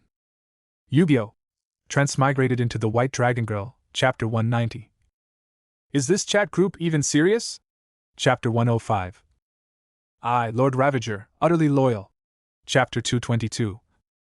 Can playing games save the world? 65. Crossover anime multiverse, The Demon Hunter of an Unnatural World 77. From Junkman to Wasteland 66. Weekly refresh of Overpowered 31. I'm grinding proficiency like 46. From Kiana, Lord Ravager, Anwa 190. Honkai, is this still the previous 42? Elf, my starter Pokemon is Ink 65. Warhammer, my Primarch is Remy 170. From Demon Slayer to Grand S Volume 2/5. The way the Umamusum look at 68. Umamusum, but my cheat power 215. Naruto, Weaving the Future, B65. Zenless Zone 0, but Cayman R76. Multiverse Crossover, The Perf 66. My Cyber Psycho Girlfriend 65. Umamusum, The Dark Trainer 200. Umamusum, a Calamity Born FR 154. I, a Reincarnation Loop Player Volume 4/30. The Violent Girl Group is Beat 115. Umamusum, The Horse Girl Who's 67. Umamusum, from Beginner 130. Becoming a Horse Girl, I will 85. Umamusum, I want all 105. I can copy unique skills 100. Summoning an evil god, but the 70. Supernatural Multiverse 90. My harem is indescribable 85. Jujutsu Kaisen, Heroic Spirit 90. I'm just a Valkyrie passing through. 68. Umamusum, today is another romantic battlefield 81. Still playing traditional honk 69. The most filial son under heave 65. What should I do after Switchy Volume 2/3? Reincarnated as a demon, skill 60. Hell difficulty dungeon? 55. Transmigrated as Sukuna 61. Checking in Demon Slayer 65. The reincarnating trainer of Tracen Academy 80. I refuse to become a heroic 66. My best friend into a slime?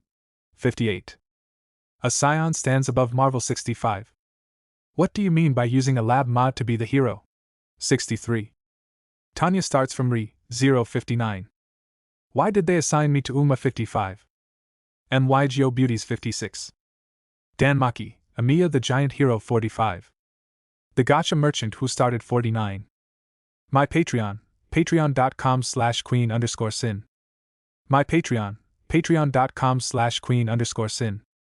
Chapter 34, A Genius of All Attributes. When Tanya arrived in class, the students were exactly as Director Eddie had said, their ages varied wildly. There were roughly 20-some people in total. Some were young adults in their 20s, while others were children around Tanya's age. Her arrival only drew a little attention. Very quickly, no one paid her any further mind. After Eddie gave a few instructions to the teacher, he left as well. And with that, Tanya officially began her life as a student. The Magic Study Association only held classes for half a day. Whether it was in the morning or the afternoon was not fixed, the teacher would notify them the day before. As for the contents of the lessons, there honestly was not much. For the most part, they taught more specialized book knowledge, then explained the student's attribute and a few extremely simple, rudimentary spells. The teacher did not teach for long each day. Most of the time, once the lecture was over, they would take the students to the testing field and let them practice on their own. Regarding this, Tanya could only say that being a teacher at the study association was far too easy. They absolutely did not work more than 2 hours a day, yet their pay was not low at all. Magic really is superior no matter where you go. Tanya sighed inwardly. Even so, she gained quite a lot. First, through class and the grimoire used as a textbook, she learned many things she had previously had no way of knowing. For example, the difference between spirit arts users and magic users. A spirit arts user formed a contract with a spirit, then used that spirit to help draw external mana into their gate before releasing it. Because they had a spirit's assistance, their strength was not determined by the size or number of their own gates. Magic users were different. They had to use the mana inside their own bodies to cast spells, releasing it through their gates. Since their magic power was stored internally, their strength depended on the size and number of their personal gates. The 6 attributes were also each different, and they differed greatly from Tanya's conventional understanding of elements. Take the fire attribute, for example. The fire attribute here did not simply mean flames. Rather, it represented heat. In other words, a fire attribute magic user could not only release flames, but could also release ice crystals. The contrast was quite significant. Water magic governed life force and healing, earth governed the inner aspects of living beings, while wind governed the outer aspects of living beings. As for yin and yang, they resembled status magic. One imposed negative effects on enemies, while the other applied positive effects to allies. Of course, there was an even more important point. Magic in this world could be combined. As long as one possessed enough natural attributes and had talent in magic use, then after study and practice, one could begin using composite magic. There was not much introduction on this topic, mainly because there were not many people who possessed several different attributes and extremely high talent. The book only briefly mentioned that the kingdom's strongest court mage currently possessed flight magic, a composite spell formed from earth, fire, and wind. That combination seemed completely unrelated at first glance, yet it became flight magic. Tanya could only say that her own imagination was still far too limited. By comparison, the spells she had cast in her previous life through orbs were simply too simple. So simple that any child with decent talent could operate them. They were nowhere near as troublesome as what she was seeing now. Although she had not yet begun deeper study or hands-on experience, Tanya understood from the contents of the book alone that casting magic in this world would definitely be extremely troublesome. Take composite magic, for example. One had to know how much magical power of each attribute to use. During the casting process, not only did one have to split one's attention in several directions at once, one also had to precisely control the proportions. One even had to train it into an instinctive habit before it could maintain positive combat value. Otherwise, one would simply be an idiot standing in place chanting spells. Before the magic was complete, even an ordinary person could casually deal with you. There was also another point that greatly displeased her. Magic in this world had to be bought and collected. At the study association, one could at most learn the most basic spell of each attribute. If one wanted to go further, one either had to spend money to learn from a teacher, or rely on overwhelming talent to be recommended somewhere higher level, such as becoming a court mage candidate. As for developing and innovating magic by oneself, that was almost not worth thinking about. After all, even spells taught by others had to be practiced carefully many times before one could control the release of mana properly. Otherwise, one careless mistake could easily damage the gate. Once a gate was damaged, matters would become extremely troublesome. Not only would one's spell usage and power be greatly reduced, it might even affect future development. At that point, one might need to seek out an exceptionally skilled healer for treatment. To Tanya, this was no less than a bolt from the blue. As someone who possessed all attributes, the number of composite spells she could learn was probably no fewer than 1,000. Setting aside the difficulty of learning them and the dangers she might encounter in the process, just the question of where to learn so many spells, how much money it would cost, and what price she would have to pay. All of these problems pressed down on Tanya's head like a mountain. Thinking about it made Tanya's head ache. The magic of this world was truly a scam. She felt as if she had fallen into a bottomless pit. Do I really have no choice but to work hard at showing off my talent, then join the court mages? In her seat, tiny little Tanya propped her chin on her knuckles and sank into deep thought. Strength was something she absolutely needed. After all, without strength, she would not be able to better deal with the trouble being X would inevitably bring her in the future. But joining the court mages did not fit with the development plan she had previously imagined. That feeling of being restrained and bound by someone else. After experiencing the Empire once already, she absolutely did not want to go through that again. What a troublesome matter. Just as Tanya finished reading through the knowledge in the grimoire and was thinking by herself, the teacher called for everyone to go to the testing field. After arriving at the field, the other students began practicing with practiced ease. The teacher casually asked Tanya, "What attribute are you?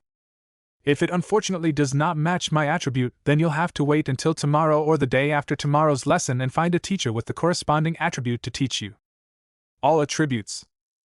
Tanya blinked and said it with a slightly innocent expression. I see, all attributes. Wait. What did you just say? The teacher, who had been completely unconcerned a moment earlier, froze when he heard Tanya's answer. He looked at her in disbelief and asked again. Director Eddie said I have all attributes. Join here to read ahead. In Star Rail, Ultra Beast Armored, have I caught equilibrium? L. Chapter 80. Umamusum, but I only have 5 years left to live, Chapter 178. Zenless Zone 0, I'm a doctor, not a bang boo, Chapter 150. Ben Tennyson wants to join the Justice League, 126. Type Moon, Redemption beginning with the Holy Grail War, Chapter 110. Yu-Gi-Oh! Transmigrated into the White Dragon Girl, Chapter 190. Is this chat group even serious? Chapter 105. I, Lord Ravager, utterly loyal. Chapter 222. Can playing games save the world? 65.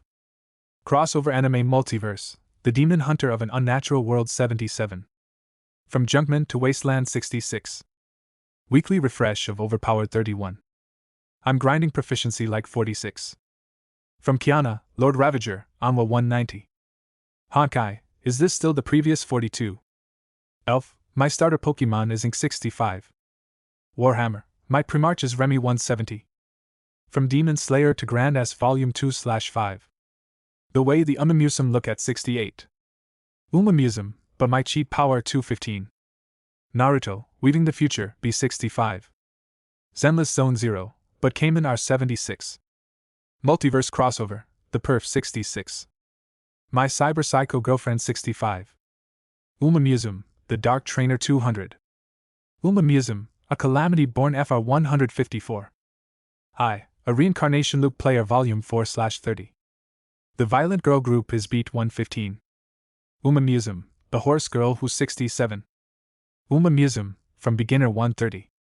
Becoming a Horse Girl, I will 85. Umamusum, I want all 105.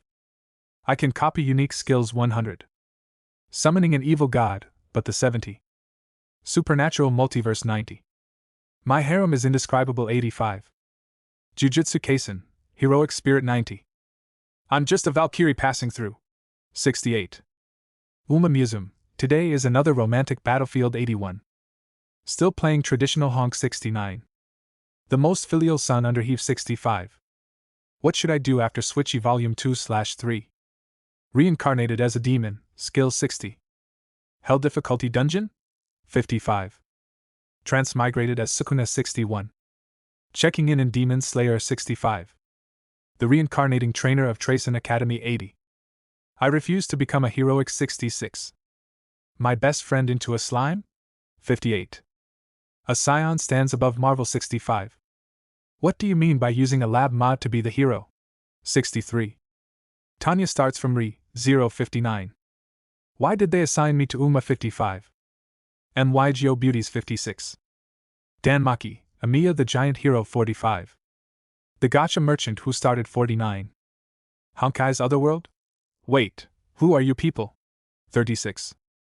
Amiya Shiro, determined to slay every curse and evil spirit 15. My Patreon, patreon.com/queen_sin. My Patreon, patreon.com/queen_sin. Chapter 35, The Mage's Journey. After school, Tanya returned home. Once again, she had gained a new understanding of her so-called magical talent. All attributes. According to what she had learned, among those currently known in the kingdom, there were only 2 people with such a talent. One was the strongest mage. The other was her. No wonder those people had been so shocked. For Tanya, this counted as good news. However, how much use it would actually be still depended on what happened after she truly came into contact with magic. Fortunately, that title alone had already caused the teacher's attitude toward her to change quite a bit. When she returned to Mousetail Alley, Felt was lying comfortably in Tanya's usual chair. Her head rested against one armrest, one leg was propped over the other armrest, and the other leg hung naturally downward. She looked utterly relaxed and carefree. Ah. Big sis, you're back. Seeing Tanya return, Felt quickly sat up. Big sis, how did learning magic go? Did you learn it? Off to the side, Ram was holding a list and marking things down. When he heard that, he immediately laughed. Magic isn't something you can learn that easily. Even your sister. Before Ram could finish, Tanya raised the small wand in her hand. Then, under Ram's shocked gaze, the pyroxene crystal at the tip of the wand lit up, sending out waves of mana. Immediately afterward, along with Tanya's quiet call of Fura, a wind blade about the size of a palm shot from the pyroxene crystal at high speed, striking the ground. With a bang, dust burst up from the floor. When the dust scattered, a mark like the trace of a slash was clearly left on the hard ground. I did learn it. Unfortunately, for now I only know this one spell. Tanya put away the wand and spoke casually. It really is magic. But it's a little different from what I imagined. The power is kind of small. It feels like an ordinary person swinging a weapon hard could do something similar. That's because I deliberately controlled it to the lowest power. You don't want this building to collapse directly, do you? That's true. The two sisters chatted back and forth, completely ignoring Ram beside them, who had already frozen in shock like a statue. After witnessing Tanya's overwhelmingly powerful blessing and astonishing intelligence, he had once again been shocked, this time by her terrifying magical talent. She had only studied for 1 day, yet she was already able to cast magic skillfully. She could even control the spell's power at will, suppressing it to its minimum. Casting magic was like throwing a punch. Only after training would one's speed, strength, and every other aspect improve dramatically. But Tanya's performance was like that of a child who had only just obtained a body, yet somehow understood without instruction how to freely control her strength and her body. This was far beyond merely impressive. Big sis, teach me magic too. I can't teach you right now. If you want to learn magic, you first need to determine what attribute you have. What I just used was the wind attribute's basic spell, Wind Blade. If you don't have that attribute, you won't be able to learn it. I didn't expect you to be wind attribute, big sis. It feels like it suits me really well. I run so fast, so maybe I'm wind attribute too. I don't know. I'm not wind attribute either. You're not wind attribute? I'm all attributes. Ram, who had only just recovered a little from his shock, once again fell into a dazed state. All attributes? He murmured as if talking in his sleep. Ram, is all attributes really amazing? Hearing Ram's voice, Felt looked puzzled. The strongest mage in the kingdom right now is all attributes. Ram explained it simply and concisely. His gaze toward Tanya grew increasingly astonished. This child truly brought endless surprises. Felt finally understood how valuable that was. So Ram, you mean Big Sis might become the strongest mage in the kingdom someday? Yes. It's possible. Hee, the strongest mage in the kingdom. Then I won't have to work so hard in the future. I can just follow Big Sis around and live off her. Felt laughed happily, swinging her legs as if she were in an excellent mood. You're not going to learn magic? Maybe your talent. Nope, not learning. I don't want to go looking for trouble for no reason. I'll just peacefully be useless and live off you, Big Sis. Felt narrowed her eyes, as if she had already imagined herself borrowing Tanya's reputation as the strongest mage in the kingdom to throw her weight around and enjoy life. Looking at Felt like that, Tanya silently marked her down in her heart. It seemed she would have to make Felt's training even stricter in the future. Otherwise, she might genuinely become a useless freeloader, and that was not what Tanya had planned. Enough about that for now. How are the thieves under you and the security squad preparing? Everyone's ready. They're just waiting for you to come back and give the order, Big Sis. Today was the day Tanya planned to further expand. The reason she had waited until after finishing her magic lesson was to prepare for contingencies. If any trouble arose during the expansion, it would also be a perfect chance to test her magic. Have them form groups of 3, conceal their weapons, and enter the cracked wall district separately. Find their targets and wait for my signal. The signal will be a roaring sound. Got it. I'll go tell them right now. Felt hurried off. Ram also stood up and stretched slightly. The cracked wall district, huh? This time, the disturbance probably won't be small. But if it succeeds, the scale of the Mutual Aid Association might multiply several times over. It's about time. After all, with people praying to us every day, how could I possibly ignore them? Tanya adjusted the robe she was wearing and smiled. As for what she truly thought beneath those words, only she knew. Perfect. These old bones of mine can get some exercise too. Still, we'll have to finish this quickly. If the commotion gets too big, cleaning up afterward will be troublesome. Don't worry, Ram. I've already arranged everything. There won't be a problem. Tanya smiled.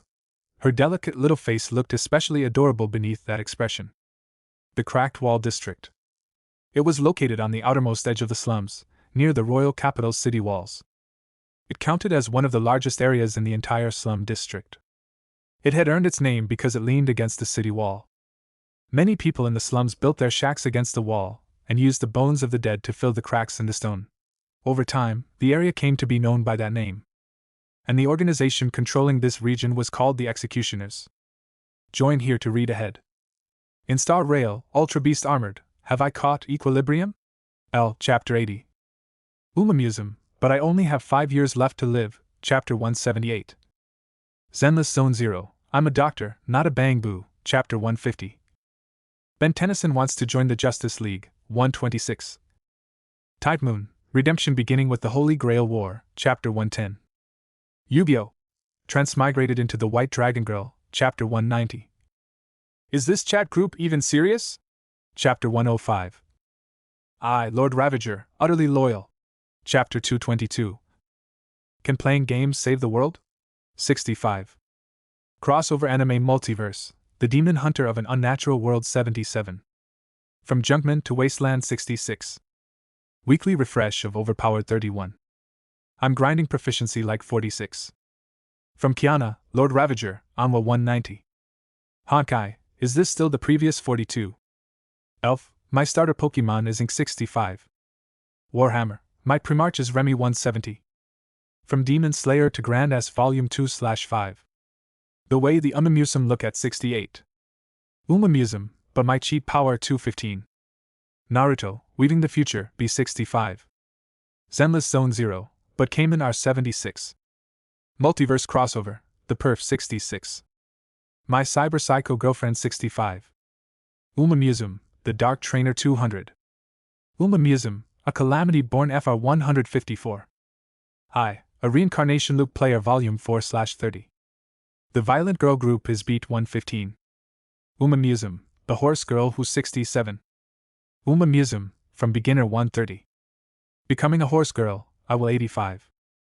Umamusum, I want all 105. I can copy unique skills 100. Summoning an evil god, but the 70. Supernatural Multiverse 90. My harem is indescribable 85. Jujutsu Kaisen, Heroic Spirit 90. I'm just a Valkyrie passing through. 68. Umamusum, Today is another romantic battlefield 81. Still playing traditional honk 69. The most filial son under heave 65. What should I do after Switchy Volume 2/3? Reincarnated as a demon, skill 60. Hell difficulty dungeon? 55. Transmigrated as Sukuna 61. Checking in Demon Slayer 65. The reincarnating trainer of Tracen Academy 80. I refuse to become a heroic 66.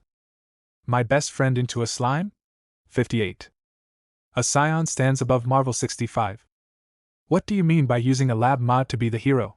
63. Tanya starts from Re 059. Why did they assign me to Uma 55? MYGO Beauties 56. Dan Maki, Amiya the Giant Hero 45. The Gacha Merchant who started 49. Honkai's Otherworld? Wait, who are you people? 36. Amiya Shiro, determined to slay every curse and evil spirit 15. My Patreon, patreon.com/queen_sin. My Patreon, patreon.com/queen_sin. Chapter 36, Let's begin. The executioners had their own strengths, naturally. Otherwise, they never could have occupied such a massive territory within the slums. The organization had originally been founded by a mercenary, and every recruit he took in had been some kind of desperado. These men were ruthless and vicious, and their fighting ability was far above that of the average slum gang thrown together by local thugs. After living lives of bloodshed, bullying the honest, downtrodden poor was practically second nature to them now. It had not taken long before they carved out a large chunk of territory for themselves. And because they were near the city gate, many merchant caravans without any backing would be extorted by them when entering the city. To avoid trouble and keep the peace, many chose to compromise. That also made the Cracked Wall district the most profitable area in the slums. The executioners had made an absolute fortune here. And Tanya had not set her sights on this place without reason. Apart from its vast territory and large population, its close contact with merchant caravans was also something Tanya valued highly. Once she took control of the Cracked Wall district, the Mutual Aid Association would see improvements in every area. At the same time, it would gain a new path to wealth. Through communication and contact with the caravans, she could begin executing her previous plan, gradually gaining control over all labor in the slums and putting that labor to work for herself. She would raise the price of hiring workers and reap generous profits. And by using that link, certain things that had previously been inconvenient would also become easier to develop further. For example, using modern knowledge to stir up a massive wave of wealth within the royal capital. Therefore, no matter what, she had to take the cracked wall district. At her command, the Mutual Aid Association's security squad moved out at once. Following Tanya's orders, everyone split into teams of 3 and entered the cracked wall district separately. As for the thieves under Tanya, they had already blended in beforehand. Their main task was to observe, gather intelligence, and survey the situation. At the same time, they would pave the way for the security squad and monitor the movements of the executioner's members. Once the security squad set out, Tanya and the others departed as well. The sky was still fairly bright, so there was no need to hurry yet. The executioners had been able to rule such a large region, so naturally, their numbers were not small. They had 93 members, almost the same number as the security squad. In a slum like this, aside from Tanya's Mutual Aid Association, they were the only organization willing to maintain that many people. After all, when it came to keeping the poor under control, one did not usually need too many hands. Give them a little suffering, and they would behave.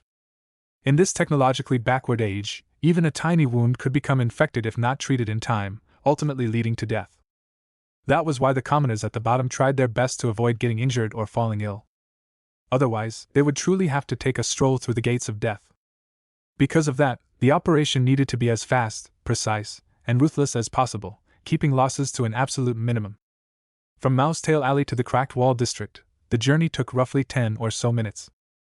Compared to Mousetail Alley and Broken Bone Alley, the Cracked Wall District was slightly livelier because caravans passed through it. The dragon dung left behind by ground dragons on the road even gave people the illusion of prosperity. Tanya, Ram, and Felt walked along at an unhurried pace. "Big sis, aren't we going to walk a little faster? If we keep dawdling like this, when are we even going to get there?" Felt was restless by nature. Watching Tanya and Ram stroll along as if they were taking a walk after dinner made her impatient. "What's the hurry? It's not dark yet. Are you trying to attract the guards' attention?" Tanya spoke calmly. After several previous experiences, she had become quite practiced in this area. At the moment, she had taken off her Magic Study Society robe, and her wand was hidden at her waist beneath her clothes. Her outfit made her look no different from an ordinary slum child on the roadside. The only differences were that she was prettier and much cleaner. "I just think this is boring. I want to earn merit too. I want to be a hero." Felt patted the short blade at her waist and spoke with great enthusiasm. Now she could already use that short blade properly. She no longer stumbled around while walking as she had when she first received it. Tanya looked at Felt's silly and eager expression and felt no desire to explain anything. This was fine too. Having an obedient fool around made things much easier for her. Just like the members of her mage battalion in her previous life. Thinking that, Tanya looked into the distance at the people who had dispersed in 2s and 3s into the slums. With her critical eye, she immediately spotted quite a few problems. When she said teams of 3, she meant they should support one another in battle, not stick together like conjoined triplets, while infiltrating. And as for staying alert and observing their surroundings, what exactly was that fool doing, almost getting dragged into an alley by a streetwalker? Compared to this, the elites selected from the entire empire really had been far easier to manage. She silently withdrew her previous evaluation of them as fools. Tanya quietly noted down everything she saw, preparing to hold a proper meeting for these people once they returned. By the time the 3 of them arrived at the Cracked Wall District, everyone was already in position, and the sky had gradually darkened. At that moment, Tanya and the other 2 stood in front of an abandoned house, gazing from afar at a 2-story building not far away. A small building like that counted as a rare high-rise in the slums. Not only that, it was surrounded by a courtyard. The poor who passed by would either lower their heads and hurry through quickly, or simply take a detour. Because this place was the executioner's headquarters. It was also the residence of their leader, the Bloody Butcher. Every wooden stake surrounding the courtyard had a head impaled on it. Some had long since rotted into skulls, while others were still fresh, dripping with blood. The sight was horrifying, with tremendous power to intimidate. Tanya glanced at the sky, then looked at the people indulging in debauchery inside the building and out in the courtyard. She nodded slightly. "The time is about right. It's exactly when the guards on the wall change shifts. As long as the commotion isn't too large, it won't attract attention." Ram glanced toward the towering city wall in the distance, and spoke in a low voice. "Then let's begin. This is the perfect chance for me to experience what the true power of this world's magic is like." Perhaps because of her experiences in her previous world, Tanya had always maintained a strong interest in this world's magic. Today, she had finally learned how to use magic. And conveniently, a stage had been prepared for her to demonstrate it. Taking out her wand, Tanya smiled and began chanting the spell. Join here to read ahead. In Star Rail, Ultra Beast Armored, have I caught equilibrium? L. Chapter 80. Umamusum, but I only have 5 years left to live, Chapter 178. Zenless Zone 0, I'm a doctor, not a bang boo, Chapter 150. Ben Tennyson wants to join the Justice League, 126. Tide Moon, Redemption beginning with the Holy Grail War, Chapter 110. Yu-Gi-Oh! Transmigrated into the White Dragon Girl, Chapter 190. Is this chat group even serious? Chapter 105. I, Lord Ravager, utterly loyal. Chapter 222. Can playing games save the world? 65. Crossover Anime Multiverse, The Demon Hunter of an Unnatural World 77. From Junkman to Wasteland 66. Weekly refresh of Overpowered 31. I'm grinding proficiency like 46. From Kiana, Lord Ravager, Anwa 190. Honkai, is this still the previous 42? Elf, my starter Pokemon is Ink 65. Warhammer, my Primarch is Remy 170. From Demon Slayer to Grand S Volume 2/5. The way the Umamusum look at 68. Umamusum, but my cheat power 215. Naruto, Weaving the Future, B65. Zenless Zone 0, but Cayman are 76. Multiverse Crossover, The Perf 66. My Cyber Psycho Girlfriend 65. Umamusum, The Dark Trainer 200. Umamusum, A Calamity Born FR 154. I, A Reincarnation Loop Player Volume 4/30. The Violent Girl Group is Beat 115. Umamusum, The Horse Girl Who's 67. Umamusum, From Beginner 130. Becoming a Horse Girl, I will 85. Umamusum, I want all 105. I can copy unique skills 100. Summoning an evil god, but the 70. Supernatural Multiverse 90. My harem is indescribable 85. Jujutsu Kaisen, Heroic Spirit 90. I'm just a Valkyrie passing through. 68. Umamusum, today is another romantic battlefield 81. Still playing traditional honk 69. The most filial son under heave 65. What should I do after Switchy Volume 2/3? Reincarnated as a demon, skill 60. Hell difficulty dungeon? 55. Transmigrated as Sukuna 61. Checking in Demon Slayer 65. The reincarnating trainer of Tracen Academy 80. I refuse to become a heroic 66. My best friend into a slime? 58. A scion stands above Marvel 65. What do you mean by using a lab mod to be the hero? 63. Tanya starts from Re 059. Why did they assign me to Uma 55? MYGO Beauties 56. Dan Maki, Amiya the Giant Hero 45. The Gacha Merchant who started 49. Honkai's Otherworld? Wait, who are you people? 36. Amiya Shiro, determined to slay every curse and evil spirit 15. My Patreon, patreon.com/queen_sin. My Patreon, patreon.com/queen_sin. Chapter 37, Learning on the Spot, The Noble and Mighty Power. Fula! The little girl's voice was young and crisp. It sounded like the call of a fledgling bird. The instant her words felt, standing nearby, vaguely felt as if she really had heard birdsong. But very quickly, she discovered the source of the sound. Unlike the palm-sized wind blade Tanya had shown her back at headquarters, what gathered before her sister's tiny frame now was a wind blade nearly 3 meters long, longer even than Wam's height. The pale blue blade of wind was astonishingly solid. Its thin, razor-sharp edge trembled as it scraped against the air, and that vibration was the source of the birdsong Felt had just heard. Hiss! This is a wind blade too?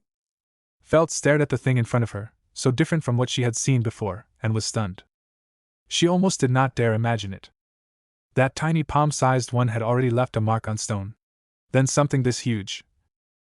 Of course. Tanya nodded and spoke with elegance.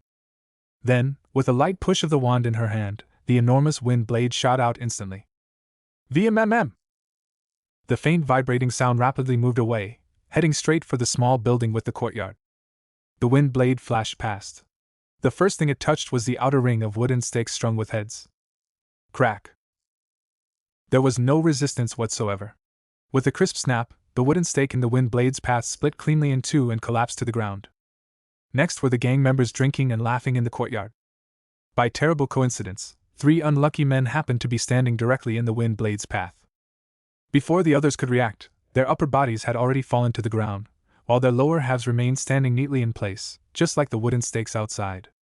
For the first instant, the 3 of them did not even feel anything. Only after they saw the horrified looks on everyone else's faces did they finally feel that heart-rending agony and let out screams of pure misery. But the wind blade still did not stop. Whether wooden stakes or human bodies, nothing could slow it in the slightest. It passed through them as smoothly as a hot knife through butter. Finally, it flew straight into the small building. Boom! No one knew what had happened inside the building, but a thunderous roar echoed through the dim evening sky. Enemy! Enemy! Someone shouted amid the chaos. Oh! My hand! My hand! Help me! All kinds of voices tangled together. The executioner's headquarters instantly fell into complete disorder, like a hornet's nest that had been stabbed open. Felt looked at how Tanya had thrown the entire stronghold into chaos with a single wind blade, her eyes filled with worship and with yearning for magic. It was as if she could already see how cool she would look after mastering it herself. Ram, meanwhile, was still shocked by the power and scale of Tanya's wind blade. A 3-meter wind blade, unleashed by a child who had only learned magic for the first time today. If he told anyone, probably no one would believe him. As for the perpetrator herself, Tanya was frowning slightly, thinking about whether this wind blade or the formula stored in her computation orb had greater power. Its single-target power is stronger than ordinary shots. Its range can't compare to artillery formulas. Against a defensive formula, one strike probably wouldn't break through. Compared to firearms. Tanya shook her head. This wind blade still could not compare to modern firearms. The reason was simple: people with magical talent were far too rare, while firearms could be used by anyone who was not a complete idiot. Fortunately, this was merely the most basic of spells. For it to produce this kind of effect was already rather satisfactory. I wonder what the basic spells of the other attributes are like. If these basic spells could be stored inside pyroxene crystals as formulas, would that make them similar to computation orbs? Is that the principle behind the magical tools called meteors in this world? For a moment, many thoughts flashed through her mind. Those magical tools known as meteors were something she had learned about in class today. They did not require the user to open a magic gate and could be used directly by ordinary people. They had unusual functions, were simple to use, extremely rare, and exorbitantly expensive. Of course, the so-called wand in her hand had absolutely no right to be called a meteor. Big sis, they're all running out. Shouldn't we go in now? Felt's voice beside her interrupted Tanya's thoughts.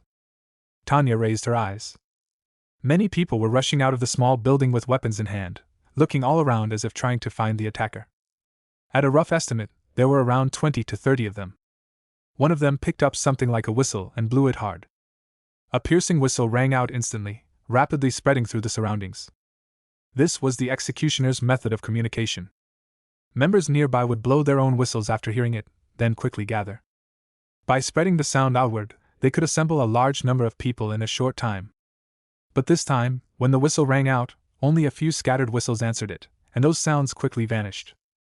At this point, no matter how stupid the executioners were, they should have realized something was wrong. Unfortunately, by the time they noticed, it was already far too late. The moment the roar had sounded, the security squad, lying in ambush with full preparation against an unsuspecting enemy, had acted immediately. They slaughtered most of the scattered members outside, then quickly converged on the executioner's headquarters. Seeing large numbers of unfamiliar, armed faces appearing from the streets outside, the executioner's boss, the Bloody Butcher, turned grim. He gripped an enormous cleaver, the veins on his arms bulging. "Who are you people? Do you even know what you're doing?" "VMMM!" Another wind blade shot out from the darkness. His body had long since been hollowed out by alcohol and debauchery, and he no longer possessed the agility he had once had as a mercenary. Without the slightest surprise, that single wind blade severed his head. Under the glow of the firelight, everyone clearly saw it happen. "AM Magic Caster!" Someone screamed in terror. Deep fear swept over them. To ordinary people, a magic caster's status, position, and strength were all far beyond anything they could touch. The other side actually had a magic caster. What room was there to struggle in this battle? The executioner's morale plummeted. The security squad, however, was the exact opposite. Ram slowly emerged from the darkness, with Tanya standing on his shoulder. Her golden hair shone brilliantly in the firelight, especially the wand in her hand. The security squad looked at that scene with reverence and excitement. Kill them all! Tanya waved the wand in her hand and pointed toward the executioner's stronghold, her voice cold and indifferent. Join here to read ahead. In Star Rail, Ultra Beast Armored, have I caught equilibrium? L. Chapter 80. Umamusum, but I only have 5 years left to live, Chapter 178. Zenless Zone 0, I'm a doctor, not a bang boo, Chapter 150. Ben Tennyson wants to join the Justice League, 126. Tide Moon, Redemption beginning with the Holy Grail War, Chapter 110. Yu-Gi-Oh! Transmigrated into the White Dragon Girl, Chapter 190. Is this chat group even serious? Chapter 105. I, Lord Ravager, utterly loyal. Chapter 225. Can playing games save the world? 65. Crossover anime multiverse, The Demon Hunter of an Unnatural World 77. From Junkman to Wasteland 66. Weekly refresh of Overpowered 31.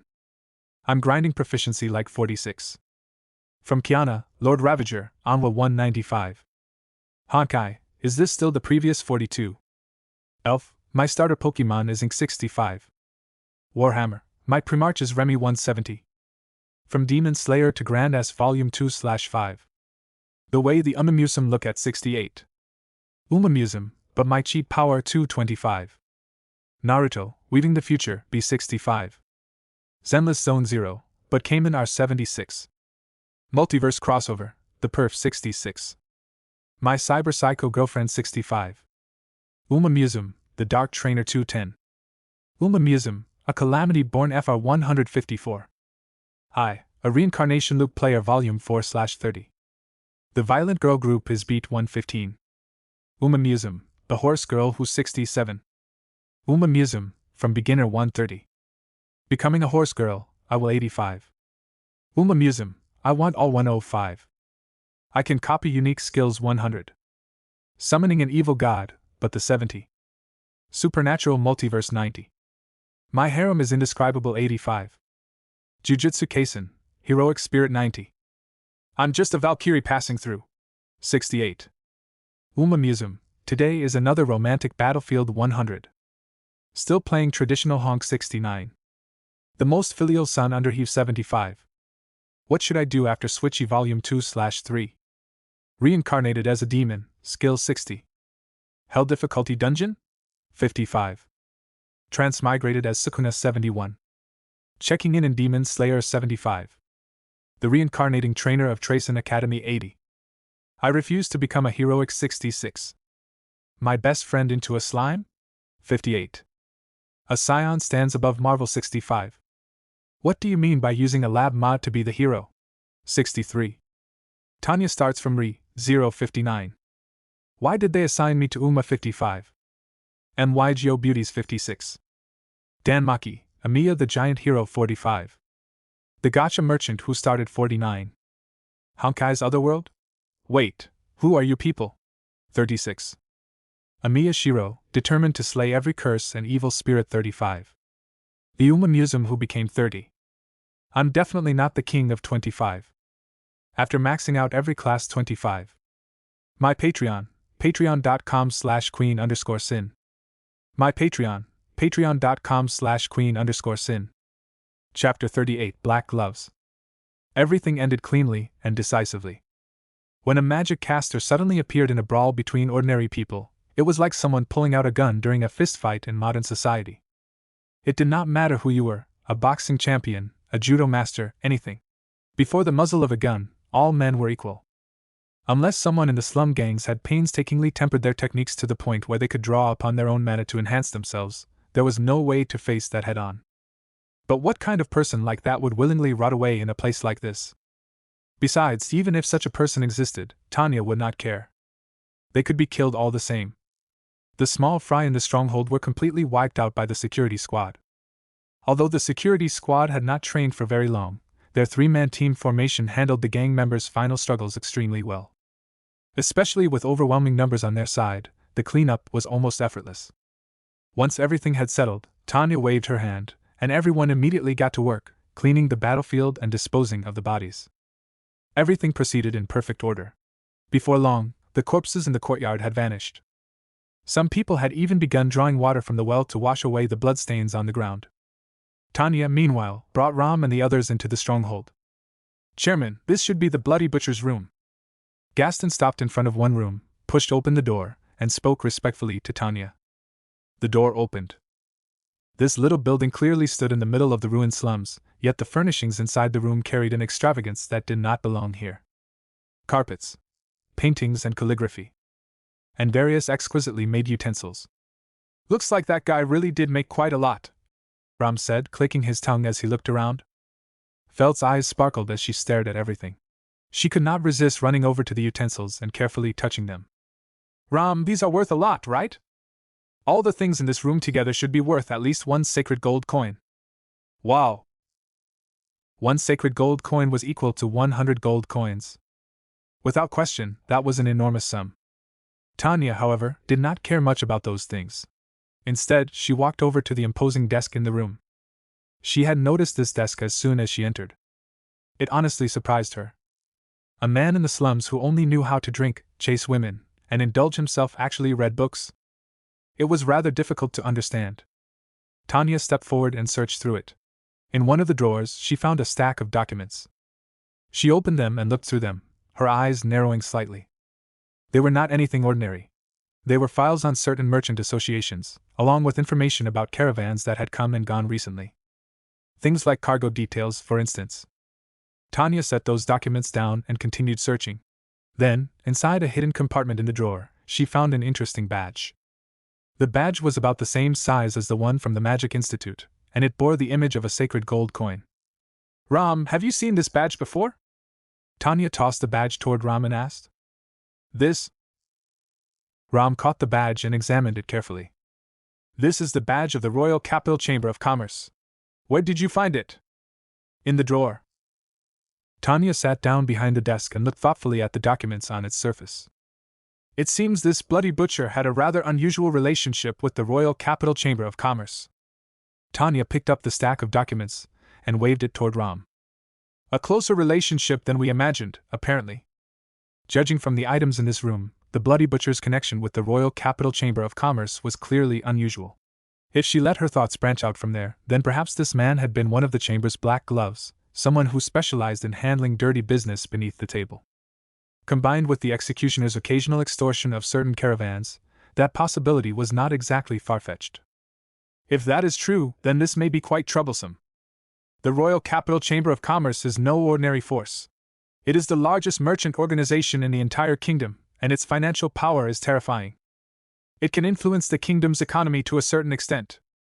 Tanya tugged at the corner of her mouth. "TCH. That really is a bit of a headache." Ram rubbed his nose. "Why do I feel like you don't look troubled at all when you say that? I would be lying if I said it wasn't troublesome at all. Strictly speaking, the fact that things develop like this proves that our current intelligence system is still too poor." Felt, who had been staring with shining eyes at all the valuable items in the room, shivered instinctively. "You big sis, this can't really be blamed on me, right?" Felt stiffly turned her head and forced a dry laugh. "And you never told me to look into this kind of thing before." Seeing Felt's cowardly expression, Tanya shook her head. She had no intention of blaming her. "I'm merely pointing out the current problem." An entity like the Royal Capital Chamber of Commerce was still somewhat beyond their present scale. Something capable of influencing the kingdom's economy was, in practice, no different from a great noble house. What ability did they have to obtain intelligence on such a force? Seeing that Tanya did not seem to be blaming her, Felt immediately breathed a sigh of relief. "Then, what do we do? If the Royal Capital Chamber of Commerce decides to hold this against us?" Tanya smiled. "Who told us that, from the very beginning, we were destined to stand against them? At most, this merely came a little earlier than expected. From the moment she established the Mutual Aid Society, she had been destined to walk a different path from the nobles and the great merchants. But in that case, it also meant the Mutual Aid Society could no longer proceed as it had before, slowly, steadily expanding only after fully digesting its current scale. They needed to accelerate their expansion and development. What mattered most now was time. They had to seize as much of the slum's labor force under the Mutual Aid Society as quickly as possible. Strictly speaking, the Mutual Aid Society had already swallowed a considerable portion of the slums. With their current strength, accelerated expansion was not without foundation. Let's set that aside for now. What do you think of this place? Tanya's tiny body sank deep into the soft chair as she spoke lazily. If the Mutual Aid Society is expanding, then naturally, our headquarters should be located at the center of the slums. That way, no matter what happens, we can respond immediately. The executioner's headquarters is right at the center of the slums. I think it would make quite a suitable new headquarters for us. Besides, the surrounding area is spacious too. Ram, weren't you complaining a few days ago that the warehouse was too small? Join here to read ahead. In Star Rail, Ultra Beast Armored, have I caught equilibrium? L. Chapter 80. Umamusum, but I only have 5 years left to live, Chapter 178. Zenless Zone 0, I'm a doctor, not a bang boo, Chapter 150. Ben Tennyson wants to join the Justice League, 126. Tide Moon, Redemption beginning with the Holy Grail War, Chapter 110. Yu-Gi-Oh! Transmigrated into the White Dragon Girl, Chapter 190. Is this chat group even serious? Chapter 105. I, Lord Ravager, utterly loyal. Chapter 225. Can playing games save the world? 65. Crossover anime multiverse, The Demon Hunter of an Unnatural World 77. From Junkman to Wasteland 66. Weekly refresh of Overpowered 31. I'm grinding proficiency like 46. From Kiana, Lord Ravager, Anwa 195. Honkai, is this still the previous 42? Elf, my starter Pokemon is Ink 65. Warhammer, my Primarch is Remy 170. From Demon Slayer to Grand S Volume 2/5. The way the Umamusum look at 68. Umamusum, but my cheat power 225. Naruto, Weaving the Future, B65. Zenless Zone 0, but Cayman are 76. Multiverse Crossover, The Perf 66. My Cyber Psycho Girlfriend 65. Umamusum, The Dark Trainer 210. Umamusum, a Calamity Born FR 154.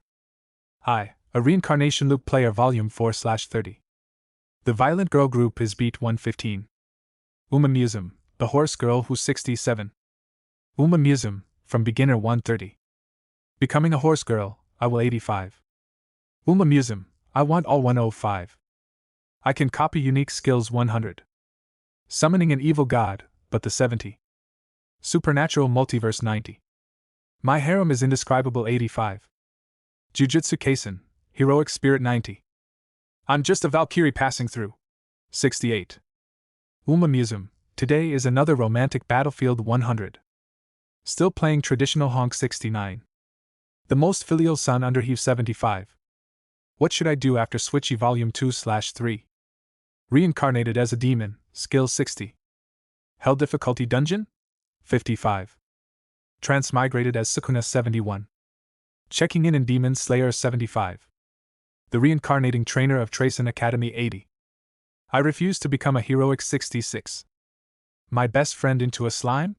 58. A Scion stands above Marvel 65. What do you mean by using a lab mod to be the hero? 63. Tanya starts from Re 059. Why did they assign me to Uma 55? MYGO Beauties 56. Dan Maki, Amiya the Giant Hero 45. The Gacha Merchant who started 49. Honkai's Otherworld? Wait, who are you people? 36.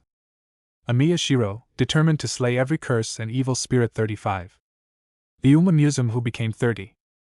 I'm definitely not the king of 25. After maxing out every class 25. My Patreon, patreon.com/queen_sin. My Patreon, patreon.com/queen_sin. Chapter 39, Precious Time. You can decide that yourself. Ram shrugged, indicating that he did not mind either way. Can we really live here? Felt, on the other hand, was extremely excited. As long as they cleaned this place up properly, the living environment here would be far better than before. Yes. Tanya nodded. Felt, once they finish cleaning up outside, go back and pack our things. Notify the others that our headquarters will be moved here from now on. Rat-Tail Alley was still too remote, and far too small. I got it, big sis. I'll go right now. Felt ran off excitedly. Seeing this, Rum waved at Tanya as well. There are some things in the warehouse that need packing too. I'll head back first. You'll be fine staying here by yourself, right? Of course. Tanya nodded. She adapted to the place very naturally, already holding a book in her hands and reading it as if this were her own home. Hearing that, Ram turned and walked outside. After leaving the room, Ram slowly descended the stairs. Looking at the security squad members still handling corpses inside the building, he murmured in a voice only he could hear. The Royal Capital Chamber of Commerce, huh? This really is going to be troublesome. As he spoke, Ram walked out of the little building and gazed toward the royal castle in the distance, his eyes flickering faintly. The news that the Cracked Wall district had been successfully taken began spreading rapidly through Rat-Tail Alley and Broken Bone Alley as the members returned. For those who had already become members of the Mutual Aid Society, this news was absolutely a good thing. The more members the Mutual Aid Society had, the more family they had. The greater their power became, the more stable and secure their lives would be. The only thing the people of Rat-Tail Alley might regret was that the Mutual Aid Society's headquarters would now be moved to the Cracked Wall district. However, that was not really a problem. As long as they remained within the Mutual Aid Society's territory, they could continue enjoying the good life they had now. The relocation work continued deep into the night. It was not until the early hours before everything was finally settled. Even then, this was only one part of the matter. After all, the security squad now had so many people. It was naturally impossible for all of them to squeeze into the little building and courtyard. Their lodgings had to be rearranged, and so did the training grounds. None of these were things that could be completed in a short while. Especially after this second large-scale expansion. Not only had their territory increased, but the number of people who wanted to join would also increase even further. Correspondingly, the number of security personnel would also experience a massive breakthrough. Fortunately, none of these were major problems. Late at night, Felt was running around excitedly inside the little building that had already been cleaned and tidied up, too excited to sleep. Tanya, meanwhile, sat silently at the desk, writing something. Big sis, aren't you going to sleep yet? Felt asked with a grin. I'm thinking about a few things. You go sleep first. As Tanya spoke, the sheet of paper before her had already been filled densely with words. Got it. Big sis, you should sleep early too. You still have to keep studying magic tomorrow. After saying that, Felt bounced out of the room. I'm old now. This old man should get some rest too. Ram stretched and yawned as he spoke. Ram. Just as Ram was about to go to sleep as well, Tanya suddenly called out to him. Do you know anything about assassin organizations? Assassins? Ram paused slightly, then quickly understood what Tanya was thinking. I know about them, yes. But if you want to hire them to do work, the price is extremely high. At the very least, it's not something you, or we, can afford right now. Sacred gold coins? Tanya thought for a moment before asking. That's right. Especially in a sensitive place like the royal capital. If you want someone killed here, especially someone with status, the price will only be higher. Tanya nodded. I understand. Good night, Ram. The next day, Tanya woke up early. Today's class at the Magic Institute was in the afternoon, so she did not need to attend in the morning. But having no class did not mean she could relax. As the first day after moving headquarters, this was naturally the busiest time. The news that the Cracked Wall district had been taken by the Mutual Aid Society quickly reached the ears of the people living there. Nothing more needed to be said. Just like in Broken Bone Alley before, the people living here came to the headquarters as soon as they heard the news. All of them wanted to join the Mutual Aid Society immediately. And sure enough, Tanya had only just woken up when she heard the commotion outside. She got out of bed and pushed open the window. Outside, the place was already packed with people. Countless raggedly dressed men and women were lining up under the security squad's supervision, waiting to register and join the Mutual Aid Society. Tanya left her room. Lilia was already so busy that she could barely keep up. Felt, who had originally wanted to sleep in, had no choice but to be dragged out of bed as well and was now working with Lilia on registration. Beside the courtyard, apart from the security squad members maintaining order, others were tearing down the dilapidated houses nearby. They were preparing to rebuild this stretch of land into lodgings for the security squad and a training ground for the future. Tanya looked at this familiar scene of busyness, then returned to the desk and picked up the Chamber of Commerce documents, reading them carefully. Before long, only one merchant association's name remained on the desktop before her. This was the target she had selected after carefully filtering through the documents. The Mutual Aid Society would not remain merely a mutual aid society. Tanya had no intention of letting the commercial side go untouched either. Now that their power had expanded further, this was the perfect time to begin entering the commercial field. Under these circumstances, nothing would be more convenient than acquiring a declining merchant association. As for what kind of business they would do, Tanya already had a target in mind. Based on everything she had learned during her time living in this world, she had gained a fair understanding of various fields. Take the alcohol Ram drank, for example. This world had strong liquor, but it was extremely expensive. Low-alcohol liquor, by contrast, was very cheap. If she used distillation to turn cheap low-alcohol liquor into expensive strong liquor, she would undoubtedly be able to make enormous profits. That would accelerate the Mutual Aid Society's growth. However, her current funds were still insufficient. She still needed to quietly accumulate capital for a while longer. Accumulating funds required time. Expanding territory and increasing manpower also required time. The one thing she still did not know was when the Royal Capital Chamber of Commerce would come looking for trouble with the Mutual Aid Society.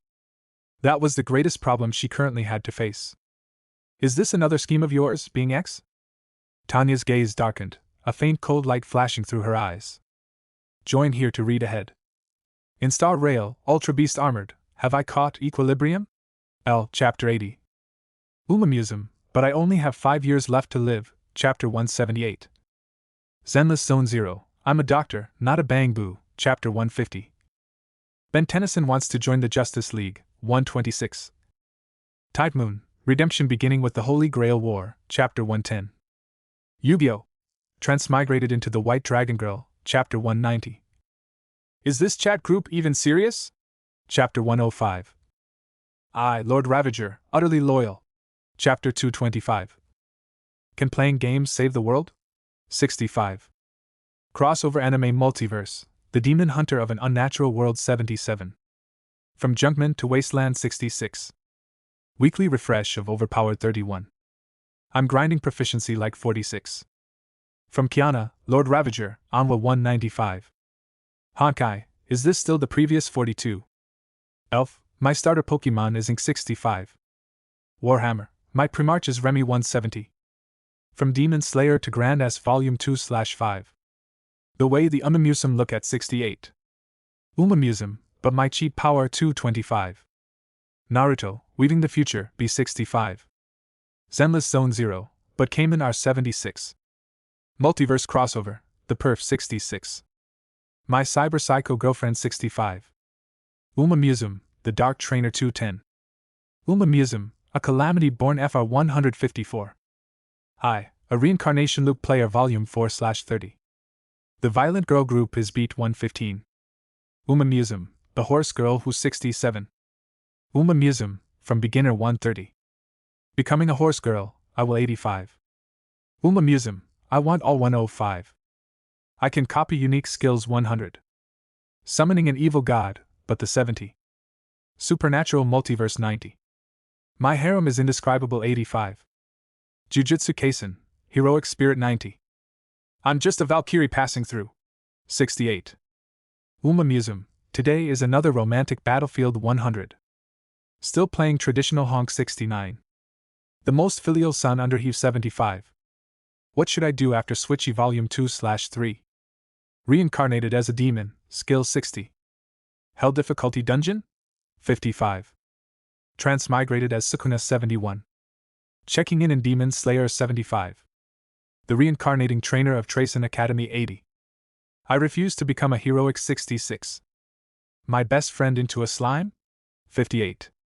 A scion stands above Marvel 65. What do you mean by using a lab mod to be the hero? 63. Tanya starts from Re 059. Why did they assign me to Uma 55? MYGO Beauties 56. Dan Maki, Amiya the Giant Hero 45. The gacha merchant who started 49. Honkai's Otherworld? Wait, who are you people? 36.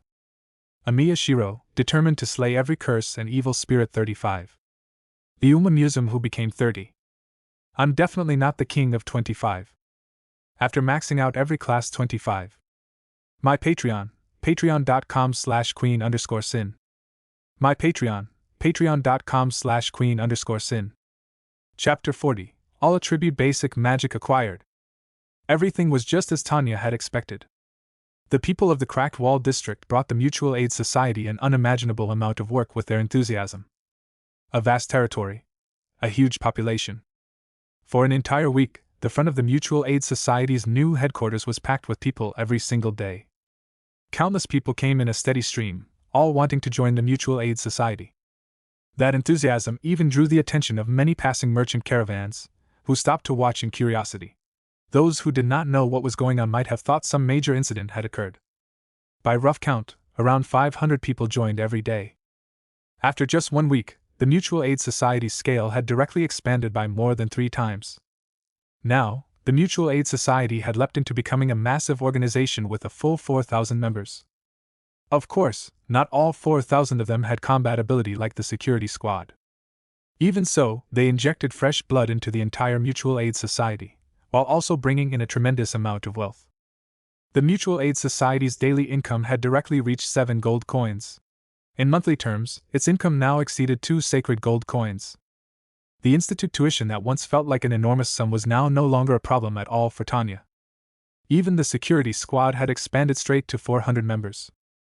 During these days, aside from going to the institute to study, Tanya spent the rest of her time paying close attention to the Royal Capital Chamber of Commerce's movements. Felt Steves were also stationed in large numbers around the Royal Capital Chamber of Commerce, doing everything they could to gather information. Yet after an entire week, the Royal Capital Chamber of Commerce still showed no movement. That was rather strange. Big sis, do you think we guessed wrong? Maybe the executioners actually had nothing to do with the Royal Capital Chamber of Commerce? In the office, Felt was standing in front of a mirror with a short blade in hand, cutting her own hair as she spoke. This child had always been lively and restless since she was little. She had no patience for keeping long hair. No movement is a good thing. Or were you hoping they would make a move? Tanya was holding a transparent pyroxene crystal, studying it carefully. That's not what I mean. It's just that things were so tense before. Felt shrugged. If nothing happens now, that's good for everyone, right? Oh, right, big sis. I looked into that merchant association you told me to contact. Their situation really isn't very good. I heard it seems to be related to the Royal Capital Chamber of Commerce. Apparently they've been targeted. As the largest merchant association in all Lagunica, the Royal Capital Chamber of Commerce held enormous influence in the commercial world. It was the industry leader, and more or less a state-owned enterprise. With that kind of scale, targeting a small merchant association would be absurdly easy. If we buy them now, including the inventory they have piled up, we could probably take them over for around 20 gold coins. The merchant association can wait. Tanya shook her head. That price still has room to fall. What about the brewery I asked you to investigate? Big sis, what exactly are you trying to do? First a merchant association, then a brewery. Are we going to sell alcohol or something? Felt was getting dizzy from Tanya's seemingly scattered plans. That is the idea. When Tanya discovered that the executioners might be connected to the Royal Capital Chamber of Commerce, she had already begun making many arrangements. Acquiring a merchant association was one of them. In Lagunica, forming a merchant association was not as simple as gathering a few people, pooling some money, and then declaring that you were doing business. A true merchant association required proper procedures and certificates. It was like the companies Tanya had worked for in modern society. They all needed business licenses. Tanya was not sure whether the Mutual Aid Society would be targeted in such matters after offending the Royal Capital Chamber of Commerce, so naturally, she had to prepare in advance. Brewing alcohol was the same. As a kingdom with over 1,000 years of history, Lagunica's various systems were far more complete than one might imagine. It was by no means as backward as it appeared on the surface. I found a brewery too. Like you said, all that matters is that it has a liquor license. It's just not very large. The owner doesn't seem interested in selling, though. If he isn't interested, then have Gaston take some people and go have a friendly, proper talk with him. And while they're at it, Have them cordially communicate with the places he does business with too. Tanya wore a faint smile, but when she raised her eyes, a deep chill flashed through them. If someone refused the respectable option she offered in broad daylight, then they could not blame her for using methods that were not quite so honorable. Right now, she needed to get all of these matters settled as quickly as possible. Only then could she better deal with the trouble that would come afterward. Got it. I'll go find Gaston right now. Felt immediately stood up and hurried outside with light footsteps. As the number of thieves under her command increased, Felt had also become much steadier. She was becoming more and more motivated. After all, if she did not work a little harder, it would be difficult for her to convince the others. After Felt left, Tanya lowered her head again and continued looking at the pyroxene crystal in her hand. Unfortunately, at some point, this quail-egg-sized pyroxene crystal had become covered in cracks. So it failed. Tanya glanced at it, then casually tossed it into the trash. During this period, she had become an extremely sought-after figure at the institute. Her all-attribute talent made her the favorite of every teacher in the study class. After all, anyone knew what all-attribute talent meant, especially when it was paired with astonishing mana control. It was no exaggeration to say that with such attributes and such talent, as long as nothing unexpected happened, becoming a second border count in the future would not be a problem at all. Just imagine it. If they taught her carefully while she was still growing, then when she became such a figure in the future, they could at least claim the title of teacher to the court's chief magic user. That alone would be extraordinary. After the news of Tanya's all-attribute talent spread on the first day, the magic user teachers who usually only appeared occasionally in the study class all came on the second day. And when they discovered that Tanya had already mastered and could skillfully use Wind Blade, they became even more excited. Each of them rushed to teach Tanya first. With such enthusiastic instruction, Tanya had, in just one short week, already mastered the basic magic of every attribute. Fire attribute Flame and Ice Crystal. Wind attribute Wind Blade. Earth attribute Earth Spike. Water attribute Water Arrow. Heat attribute Isolation Smoke Bomb. Yang attribute Heat Ray. Along with that, she had also obtained a number of privileges that made the other students burn with envy. Join here to read ahead. In Star Rail, Ultra Beast Armored, Have I Caught Equilibrium? L. Chapter 80. Umamusum, But I Only Have 5 Years Left to Live, Chapter 178. Zenless Zone 0, I'm a Doctor, Not a Bang Boo, Chapter 150. Ben Tennyson Wants to Join the Justice League, 126. Tide Moon, Redemption Beginning with the Holy Grail War, Chapter 110. Yu-Gi-Oh! Transmigrated into the White Dragon Girl, Chapter 190. Is this chat group even serious? Chapter 105. I, Lord Ravager, Utterly Loyal. Chapter 225. Can Playing Games Save the World? 65. Crossover Anime Multiverse, The Demon Hunter of an Unnatural World 77. From Junkman to Wasteland 66. Weekly refresh of Overpowered 31. I'm grinding proficiency like 46. From Kiana, Lord Ravager, Anwa 195. Honkai, is this still the previous 42? Elf, my starter Pokemon is Ink 65. Warhammer, my Primarch is Remy 170. From Demon Slayer to Grand S Volume 2/5. The way the Umamusum look at 68. Umamusum, but my cheap power 225. Naruto, Weaving the Future, B65. Zenless Zone 0, but Cayman R76. Multiverse Crossover, The Perf 66. My Cyber Psycho Girlfriend 65. Umamusum, The Dark Trainer 210. Umamusum, A Calamity Born FR 154. I, A Reincarnation Loop Player Volume 4/30. The Violent Girl Group is Beat 115. Umamusum, The Horse Girl Who's 67. Umamusum, From Beginner 130. Becoming a Horse Girl, I will 85. Umamusum, I want all 105. I can copy unique skills 100. Summoning an evil god, but the 70. Supernatural Multiverse 90. My harem is indescribable 85. Jujutsu Kaisen, Heroic Spirit 90. I'm just a Valkyrie passing through. 68. Umamusum, Today is another romantic battlefield 100. Still playing traditional honk 69. The most filial son under Heave 75. What should I do after Switchy Volume 2/3? Reincarnated as a demon, skill 60. Hell difficulty dungeon? 55. Transmigrated as Sukuna 71. Checking in Demon Slayer 75.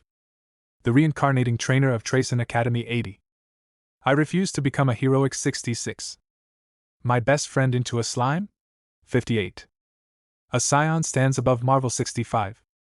What do you mean by using a lab mod to be the hero? 63. Tanya starts from Re 059. Why did they assign me to Uma 55? MYGO Beauties 56. Dan Maki, Amiya the Giant Hero 45. The Gacha Merchant who started 49. Honkai's Otherworld? Wait, who are you people? 36. Amiya Shiro, determined to slay every curse and evil spirit 35. The Uma Museum who became 30. I'm definitely not the king of 35. After maxing out every class 35. My Patreon, patreon.com/queen_sin. My Patreon, patreon.com/queen_sin. Chapter 41, The Royal Capital Chamber of Commerce. For example, she could use certain unimportant materials however she pleased.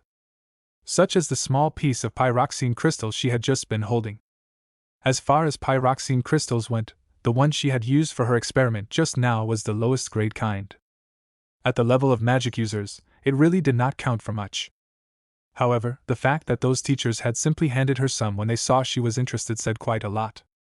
Unfortunately, trying to recreate the orb from her previous life with only that was clearly not going to be easy. Gaston arrived very quickly. This young man, who had grown up in the slums, had gradually begun to stand out after joining the security squad. It was not because he possessed any extraordinary talent. Rather, after living through so many bitter days, he treasured the hope placed before him all the more. During daily training, Gaston was always the most diligent one. He came earlier than everyone else and left later than everyone else. Tanya knew very well that if she wanted these people to grow quickly, she could never be stingy with food. Cutting corners on a warrior's rations was an act of supreme stupidity. After all this time, Gaston's already tall frame had become even sturdier. He was also quite brave every time they fought. Now, he held the position of captain of the entire security squad. Chairman, the vice chairman said you were looking for me. Take some people to the Raphael Merchant Association, and also to Khan Brewery. Are we going to attack them? Gaston sounded rather eager.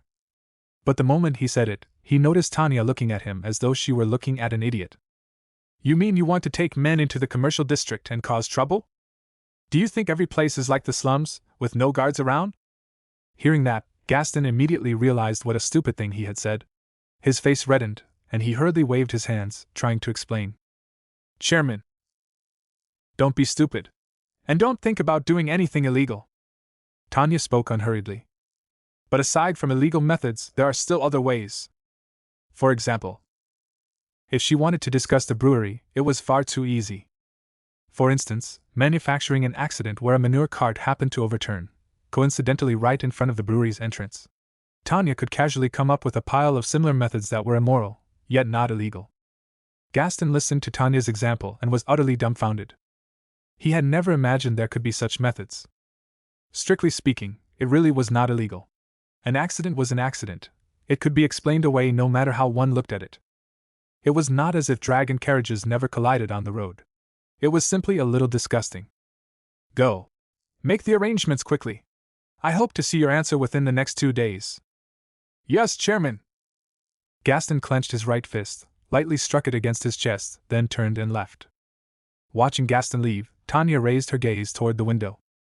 If everything went smoothly, then before long, the Mutual Aid Society would have a brewery and a merchant association under its name. At that point, they could first buy up a batch of low-proof alcohol, distill it into high-proof liquor, and use the merchant association's channels to do a small round of market warming. In the early stage, they could follow the model of purchasing liquor and distilling it. Later, once their own brewery's low-proof liquor had finished brewing, they could become self-sufficient. We're still short on money. Thinking of pyroxene crystals, Tanya could not help but sigh. After these days of attempts, Tanya understood very clearly that she was still far from being qualified to truly recreate the orb. According to her research and the questions she had asked from multiple sides, she had ultimately reached one conclusion: she needed to study knowledge related to magic circles. If the orb was a small electrical appliance, and the human body was the battery, then the magic circle was the circuit board inside that appliance. The magic she wanted to store would need to be preserved inside the pyroxene crystal in the form of a magic circle. Then, by injecting mana, it could be activated. However, learning content related to magic circles was not easy. There were not many magic users who researched this field, and even fewer who could be approached. In addition, as for the materials used to construct magic circles, according to the teachers at the Institute, they were expensive.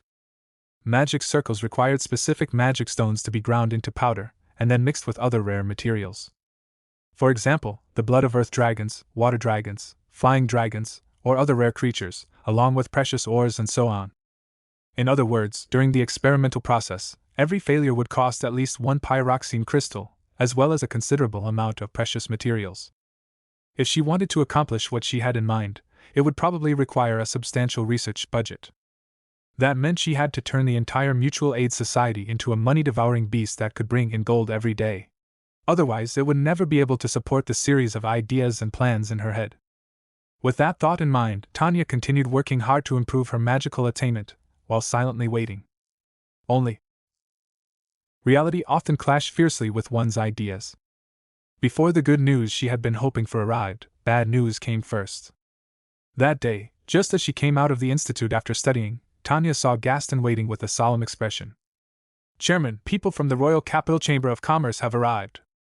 Miss Lilia is currently dealing with them. She needs you to hurry back and take charge." Gaston, who actively participated in the literacy lessons every night, had improved quite a bit. Even the way he spoke had begun to sound somewhat refined. I understand." Tanya nodded slightly. "Let's go back." Gaston opened the door of the dragon carriage in front of her and set down a specially made wooden step. Tanya, wearing small leather shoes, stepped into the carriage. This dragon carriage was something Tanya had ordered people to prepare some time ago. Without a dragon carriage, going out was simply too inconvenient. Speaking of which, dragon carriages really were not cheap. Even the most ordinary one required 20 gold coins. Fortunately, as the number of people joining the Mutual Aid Society continued to grow, it was no longer much of a burden. With Gaston driving the dragon carriage, they soon returned to the small building that served as the Mutual Aid Society's headquarters. Chairman! Tanya got out of the carriage and headed upstairs. Along the way, she passed quite a few subordinates bustling about. The moment they saw Tanya, they all stopped, clenched their right fists, lightly struck their chests, and saluted her. She gave a slight nod in response. Before long, she arrived at the reception room. The entire small building had already been cleaned and renovated. Even though it was located in the slums, it no longer felt shabby. The moment she pushed open the door, Lilia, who had been sitting on the sofa, immediately stood up. Chairman! Tanya's gaze did not linger on her for long. Instead, she looked at the figure standing by the window, holding a cup of tea and smiling as he watched her. It was a somewhat thin, middle-aged man. He wore a wine-red suit of excellent material that was utterly out of place in the slums. Join here to read ahead. In Star Rail, Ultra Beast Armored, have I caught equilibrium? Chapter 80. Umamusum, but I only have 5 years left to live, Chapter 178. Zenless Zone 0, I'm a doctor, not a bang boo, Chapter 150.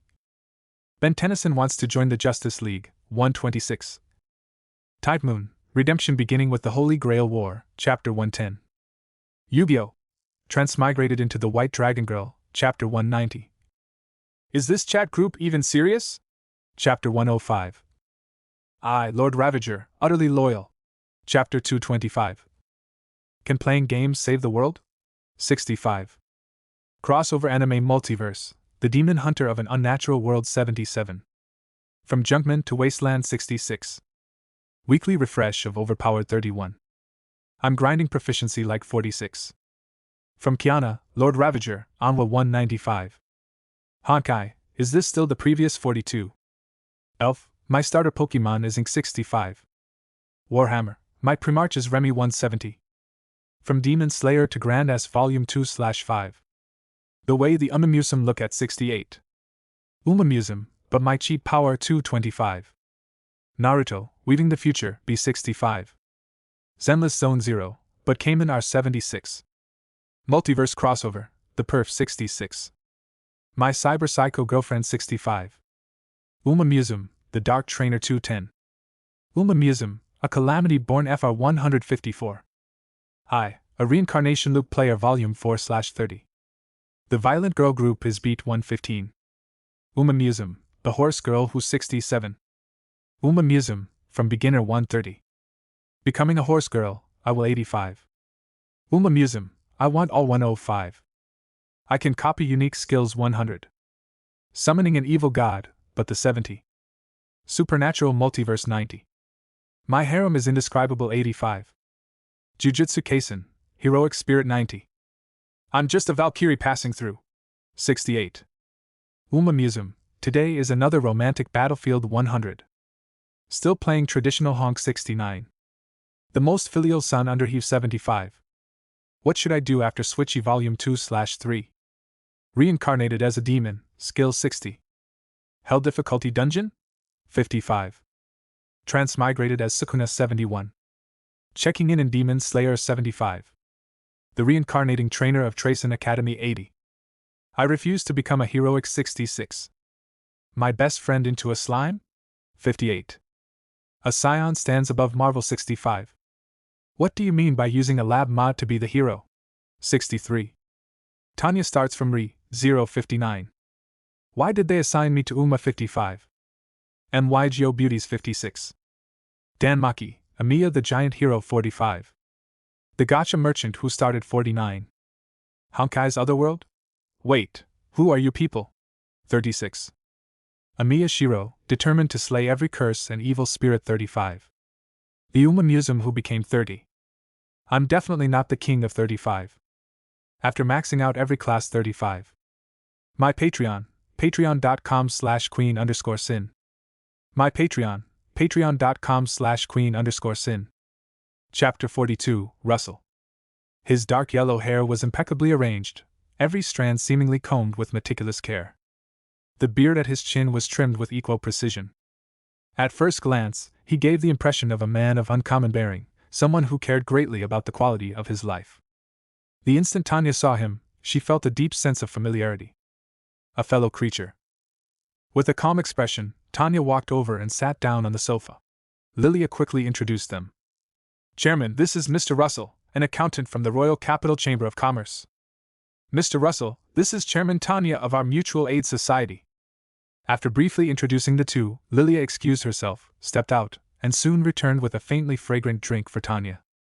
Before coming here, I had already heard that the chairman of the Mutual Aid Society was someone no one would expect. At first, I did not pay it much mind. But now that I have seen you in person, it seems I was far too conceited. Russell sat down on the sofa opposite Tanya, placed the teacup in his hand on the table, and spoke with a pleasant smile.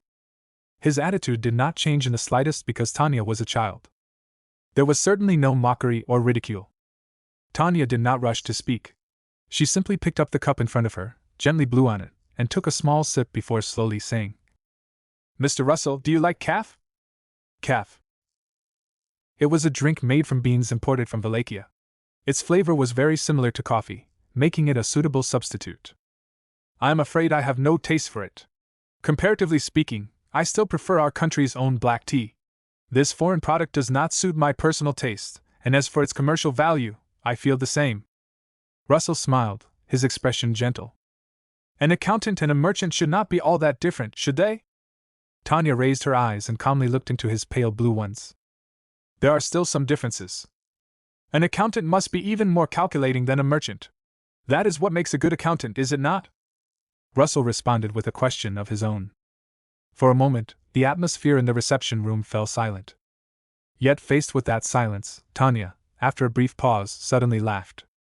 Although this is our first meeting, I find myself feeling rather compatible with you, Mr. Russell. How about coming here and working for me?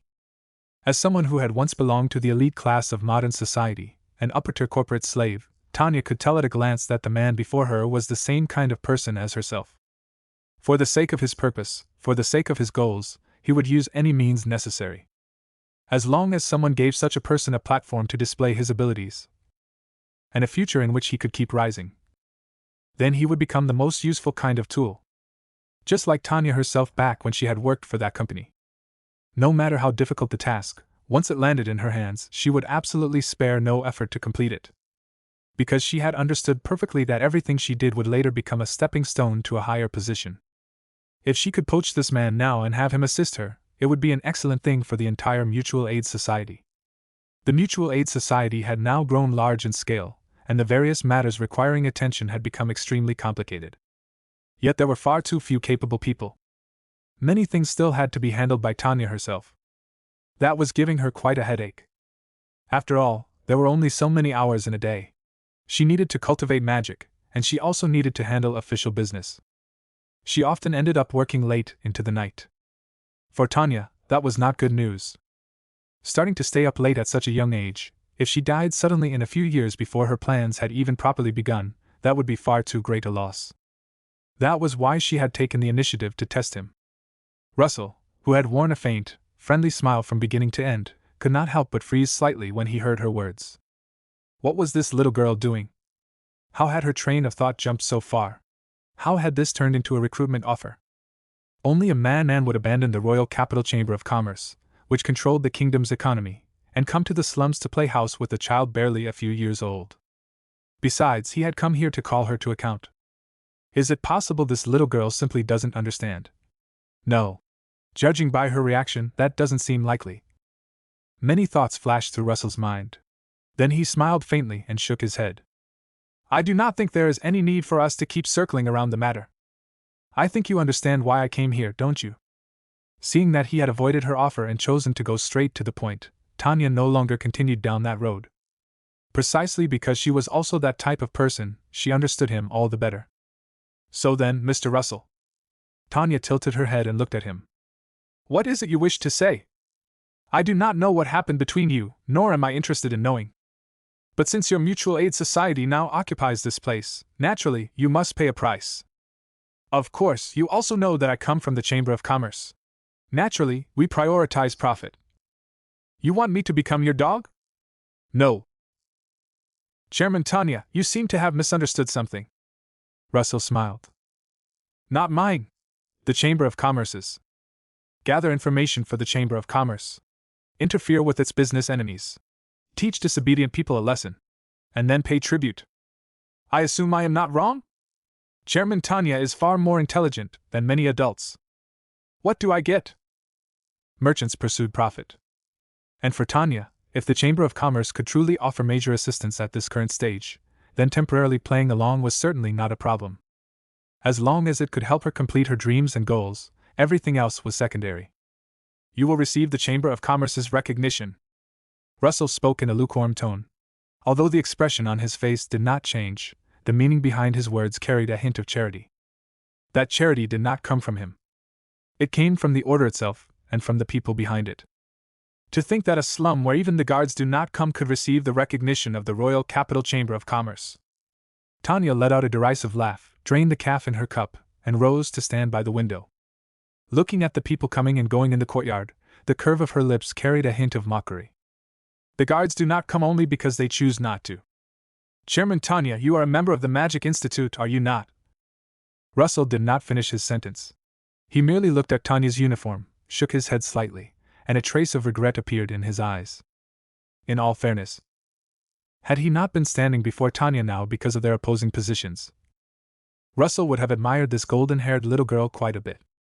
Putting aside whether the person appearing before him was a puppet pushed forward by someone else, the fact that she had conversed with him so calmly was already enough to prove how extraordinary she was. Join here to read ahead. In Star Rail, Ultra Beast Armored, have I caught equilibrium? L. Chapter 80. Umamusum, but I only have 5 years left to live, Chapter 178. Zenless Zone 0, I'm a doctor, not a bang boo, Chapter 150. Ben Tennyson wants to join the Justice League, 126. Tide Moon, Redemption beginning with the Holy Grail War, Chapter 110. Yu-Gi-Oh! Transmigrated into the White Dragon Girl, Chapter 190. Is this chat group even serious? Chapter 105. I, Lord Ravager, utterly loyal.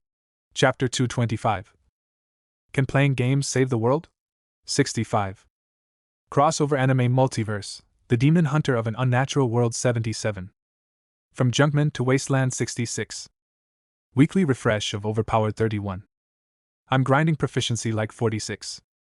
From Kiana, Lord Ravager, Anwa 195. Honkai, is this still the previous 42?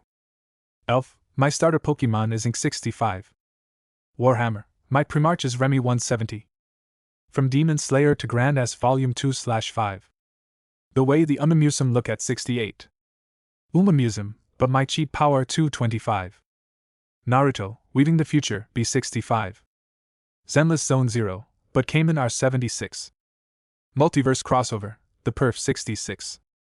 My Cyber Psycho Girlfriend 65. Umamusum, The Dark Trainer 210. Umamusum, A Calamity Born FR 154. I, A Reincarnation Loop Player Volume 4/30. The Violent Girl Group is Beat 115.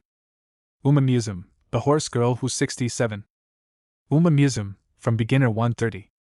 Becoming a Horse Girl, I will 85. Umamusum, I want all 105. I can copy unique skills 100. Summoning an evil god, but the 70. Supernatural Multiverse 90. My harem is indescribable 85.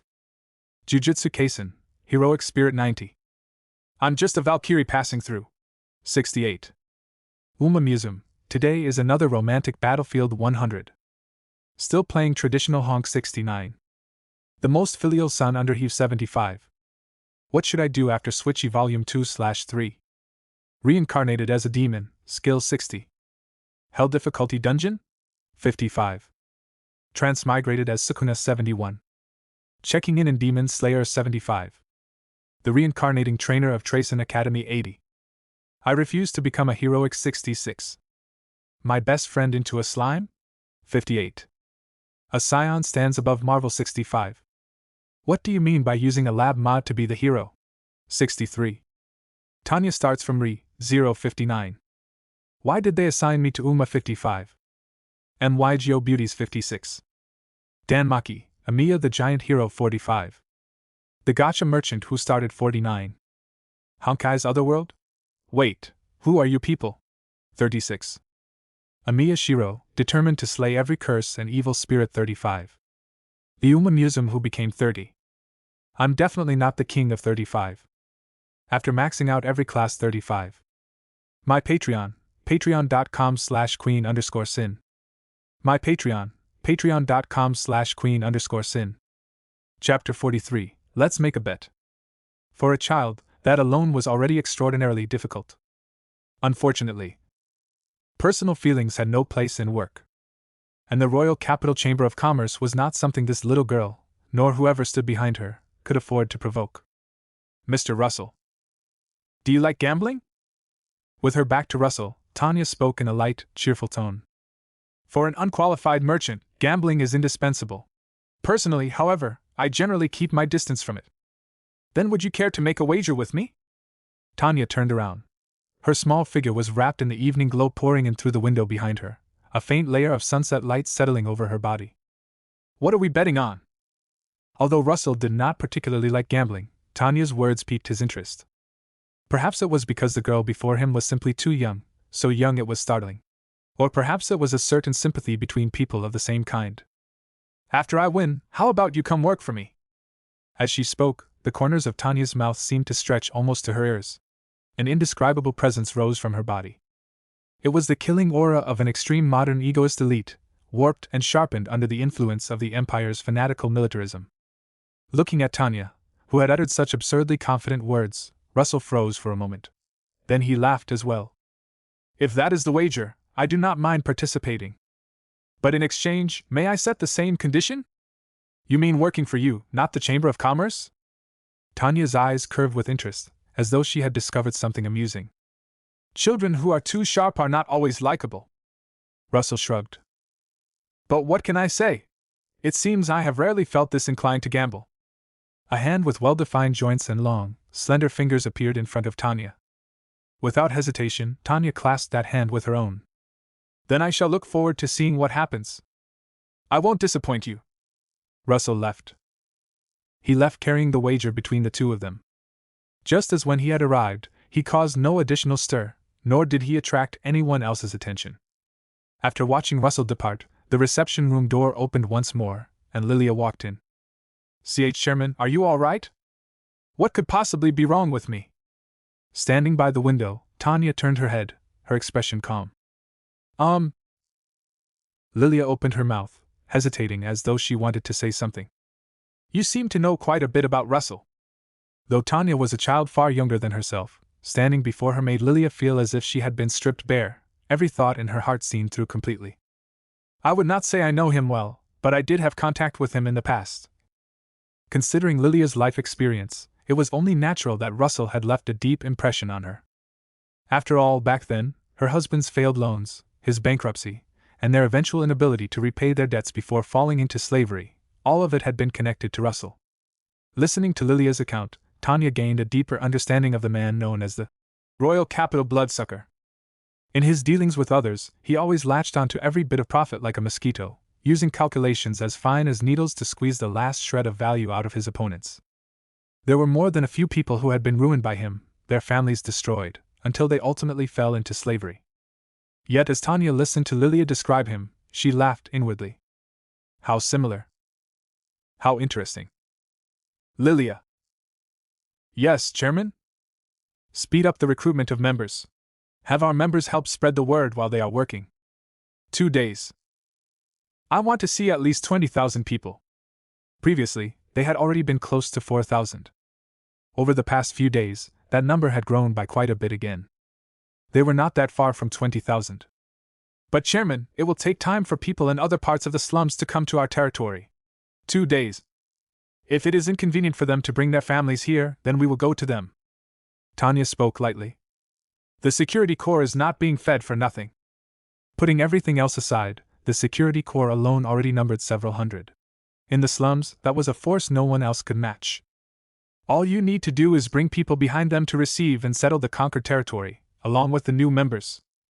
Now, thanks to the nightly remedial classes, there were already a few people who had learned quickly. They had mastered some simple writing, and registering names and ages was no problem for them. I understand, Chairman. Shall I call Gaston here now? Lilia took a deep breath. Knowing that another hard battle was about to begin, she spoke to Tanya. Yes. Lilia turned and left.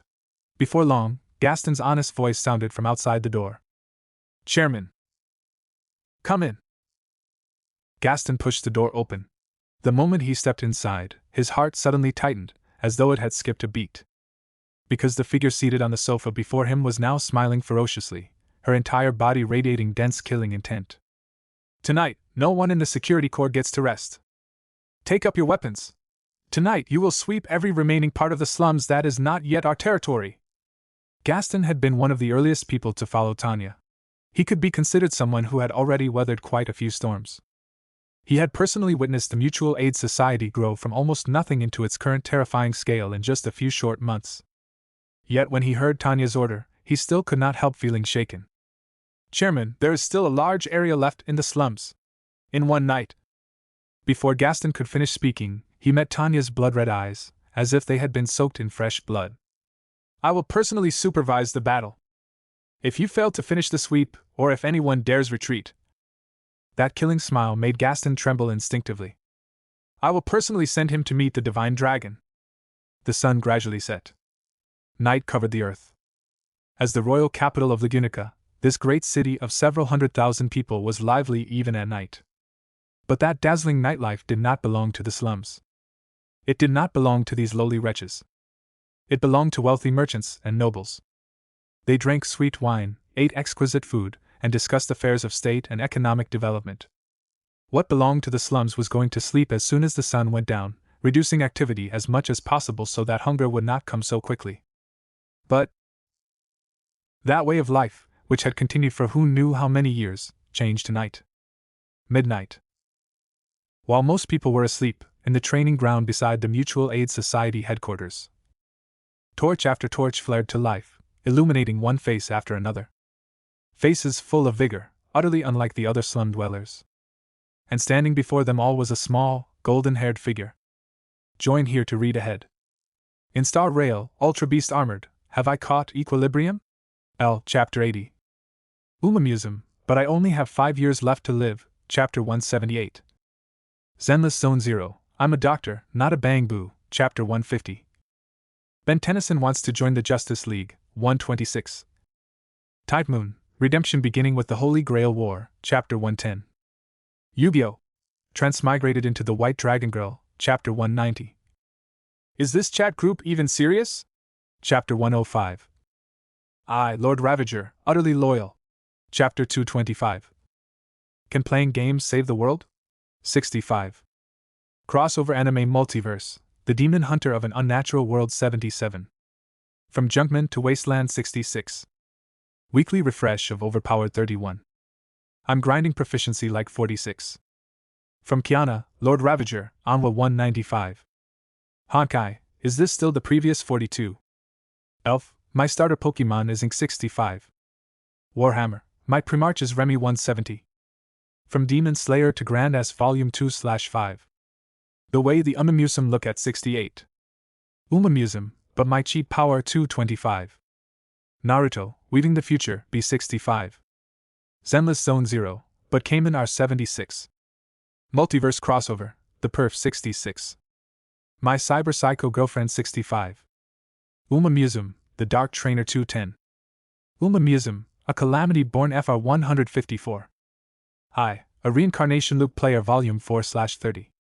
The Violent Girl Group is Beat 115. Umamusum, The Horse Girl Who's 67. Umamusum, From Beginner 130. Becoming a Horse Girl, I will 85. Umamusum, I want all 105. I can copy unique skills 100. Summoning an evil god, but the 70. Supernatural Multiverse 90. My harem is indescribable 85. Jujutsu Kaisen, Heroic Spirit 90. I'm just a Valkyrie passing through. 68. Umamusum, today is another romantic battlefield 100. Still playing traditional honk 69. The most filial son under Heave 75. What should I do after Switchy Volume 2/3? Reincarnated as a demon, skill 60. Hell difficulty dungeon? 55. Transmigrated as Sukuna 71. Checking in Demon Slayer 75. The reincarnating trainer of Tracen Academy 80. I refuse to become a heroic 66. My best friend into a slime? 58. A Scion stands above Marvel 65. What do you mean by using a lab mod to be the hero? 63. Tanya starts from Re 059. Why did they assign me to Uma 55? MYGO Beauties 56. Dan Maki, Amiya the Giant Hero 45. The Gacha Merchant who started 49. Honkai's Otherworld? Wait, who are you people? 36. Amiya Shiro, determined to slay every curse and evil spirit 35.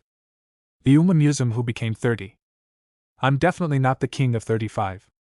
After maxing out every class 35. My Patreon, patreon.com/queen_sin. My Patreon, patreon.com/queen_sin. Chapter 44. The Tsunami Sweeping Through the Slums. The torches burned with sharp, crackling pops. Tanya gazed at the several hundred people assembled before her. In her crimson pupils, firelight swayed. Everyone! Tonight, we stand here at a turning point for our mutual aid society. At this very moment, our society faces an unprecedented challenge, and an unparalleled opportunity. Look! Tanya pointed into the darkness in the distance. That is where we have yet to arrive. There are people there waiting for our help and liberation. There are enemies there who wish to stop us. And there are also those who, after seeing our lives gradually improve, want to grind us back down into the dirt. The nobles high above us exploit us. The wealthy merchants exploit us. Even the mud-legged scum born in the slums just like us dare to bully us. But we are human too. We were never lambs waiting to be slaughtered. Tonight, let our blood and the weapons in our hands teach those who betrayed us, those who betrayed the slums, the weight of our will and the fury of our rage. And let those lofty nobles and merchants hear our voices.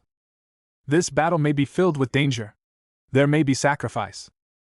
But remember this, not a single drop of blood will be shed in vain. Every charge will carve open a new road for you, for your families, for your friends, and for everyone in the slums. This is your duty as Security Corps members of the Mutual Aid Society. This is the glorious feat you must accomplish as heroes in the hearts of the slum people. Tanya's voice rose higher and higher with every word. Her scarlet eyes, reflected by the firelight, seemed to burn with flames powerful enough to reduce the world to ash. I will go with you, and together on this night, we will create our future. Now! Move out! Tanya raised her arm and shouted. Several hundred security members responded with silent, perfectly synchronized salutes. In their eyes burned fighting spirit, flames that could burn the enemy, and burn themselves as well. The massive formation rapidly set out. Watching as everyone's morale was stirred to its peak, Tanya felt rather satisfied. All the time and effort she had spent adapting the Empire's methods of conditioning had not gone to waste. Judging by the result, her training of these people had been fairly successful. Though the time had been short, the people of the slums were themselves impoverished in understanding. The more ignorant a person was, the easier it was for them to be absorbed into such an atmosphere, such an environment, and such a collective. Blind conformity was the first step. But precisely because of that first step, every stage that followed became increasingly simple. As a former Major General of the Empire, her status had allowed her access to many secrets ordinary people would never touch in their entire lives. For example, the research and concepts behind high-tech equipment, as well as certain strange and eccentric projects. One such thing had been known as the grammar of slaughter. The name sounded abstruse, but in reality, there was nothing mystical about it. As long as one replaced slaughter with work, people obtained an excuse for their degeneration. They could release the evil in their hearts with perfect peace of mind. And in order to satisfy the moral characteristics of being human, that evil was packaged as faith. Thus countless soldiers had appeared, throwing themselves forward for the Empire one after another. At first, they might truly have marched without hesitation for the Empire's interests. But as they were numbed by a distorted collective will, they eventually became genuine killing machines. Ever since Tanya established the Security Corps, whether in their training plans or their ideological construction, she had continually refined them in that direction. Originally, she had merely intended to use this method to build a fearless force, so she could calmly face whatever situations might arise in the future. But now, they already needed to demonstrate their value. After Russell returned, the Royal Capital Chamber of Commerce's retaliation would arrive soon.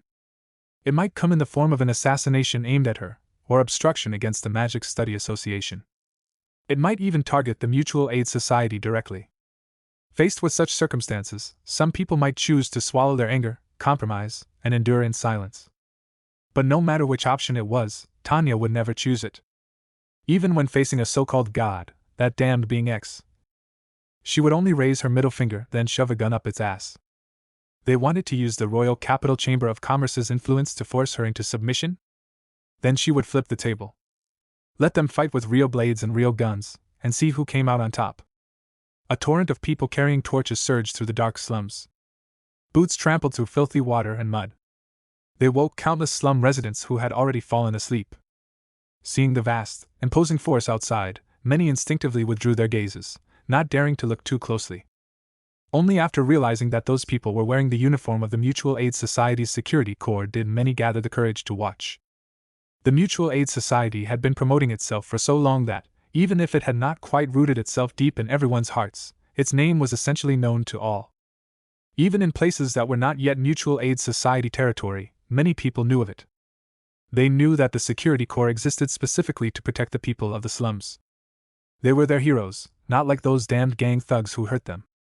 Under countless gazes, the Security Corps stepped out of the Mutual Aid Society's territory and charged toward the unknown, hidden in the darkness. The 400-man force was divided into 4 units. From the Mutual Aid Society headquarters, they advanced in 4 different directions.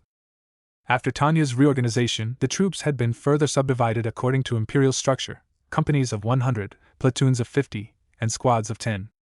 When fighting, however, they still used the original 3-man team formation. They used numerical superiority to compensate for the weakness and lack of combat experience common among slum dwellers, training their soldiers as safely as possible. This force might not yet count as elite compared to real soldiers. But it was more than enough to crush the thugs of the slums. In particular, Tanya had specially spent money to equip every squad leader with half armor, raising their defensive capabilities by more than just a little. The entire approach was built around dimensional suppression. Mainly since the truly expensive Winery and Merchant Association had not yet been acquired, she still had some spare money on hand. As the bulk of the force set out, they soon arrived at territory that did not belong to the Mutual Aid Society. With intelligence supporting them, the formation swept forward like a swarm of locusts passing through. With overwhelming momentum, they drove straight for the enemy's heart. According to the information gathered by Feldstief Corps, whenever they reached a new territory, they would head directly for the enemy's nest. They ignored the members scattered outside and simply wiped out the headquarters in one stroke. Even if there were remnants left outside, Tanya believed they would not dare jump out to declare revenge or admit their identities. And if such fools really did exist, Tanya trusted that someone else would take care of them without her even needing to say anything. Join here to read ahead. In Star Rail, Ultra Beast Armored, Have I Caught Equilibrium? L. Chapter 80. Umamusum, But I Only Have 5 Years Left to Live, Chapter 178. Zenless Zone 0, I'm a Doctor, Not a Bang Boo, Chapter 150. Ben Tennyson Wants to Join the Justice League, 126. Tide Moon, Redemption Beginning with the Holy Grail War, Chapter 110. Yu-Gi-Oh! Transmigrated into the White Dragon Girl, Chapter 190. Is this chat group even serious? Chapter 105. I, Lord Ravager, Utterly Loyal. Chapter 225. Can Playing Games Save the World? 65. Crossover Anime Multiverse, The Demon Hunter of an Unnatural World 77.